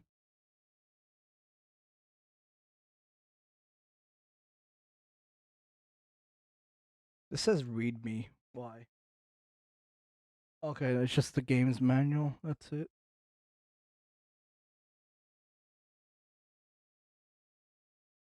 So it's definitely one of those games. I wonder if you mess with the files.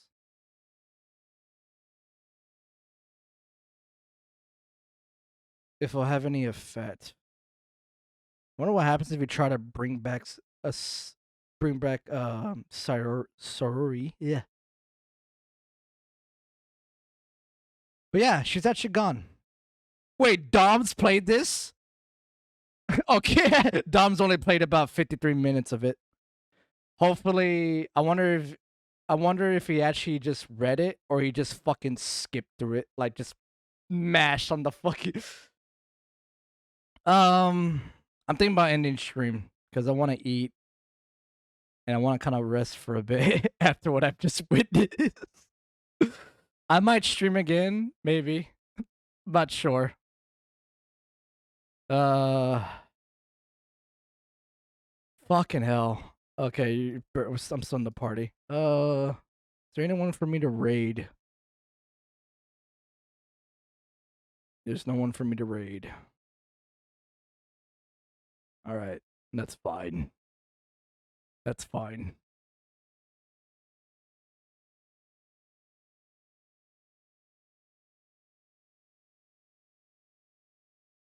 See you later. Good luck recovering for this. You too, man. We're definitely gonna come back though. We're definitely gonna come back though because fuck. Have good bell. Appreciate that, Spazard. Thank you so much. Fucking hell, man. Appreciate everyone, those who stopped by on Twitch as well. I noticed a bunch of y'all stopped by, so thank you so much. It's nice to see y'all there. Just remember, I do stream on Trovo. I'm dropping the command for the link. Literally, it's just exclamation mark and then Trovo. This is the main platform I stream on. This is pretty much where the heart of my community is at. So if you want to be part of it, feel free to make an account on Trovo live on their website and then come by when I stream. that being said, I appreciate everyone stopping by for today's stream. We've been live for about 8 hours and 13 minutes. Good 3 hours. No, good like 4 hours of Fallout 4. And Later, 4 hours about goddamn, I can't believe I've been playing this for 4 hours. Yeah. Oh yeah, it's right here. You've played for 4 hours. Would you recommend this game to yeah, sure, I'll recommend it. I don't feel like writing a review right now. Oh man. That's it? Oh my god. All right. Thank you guys so much for so much. I'll see y'all later. Bye.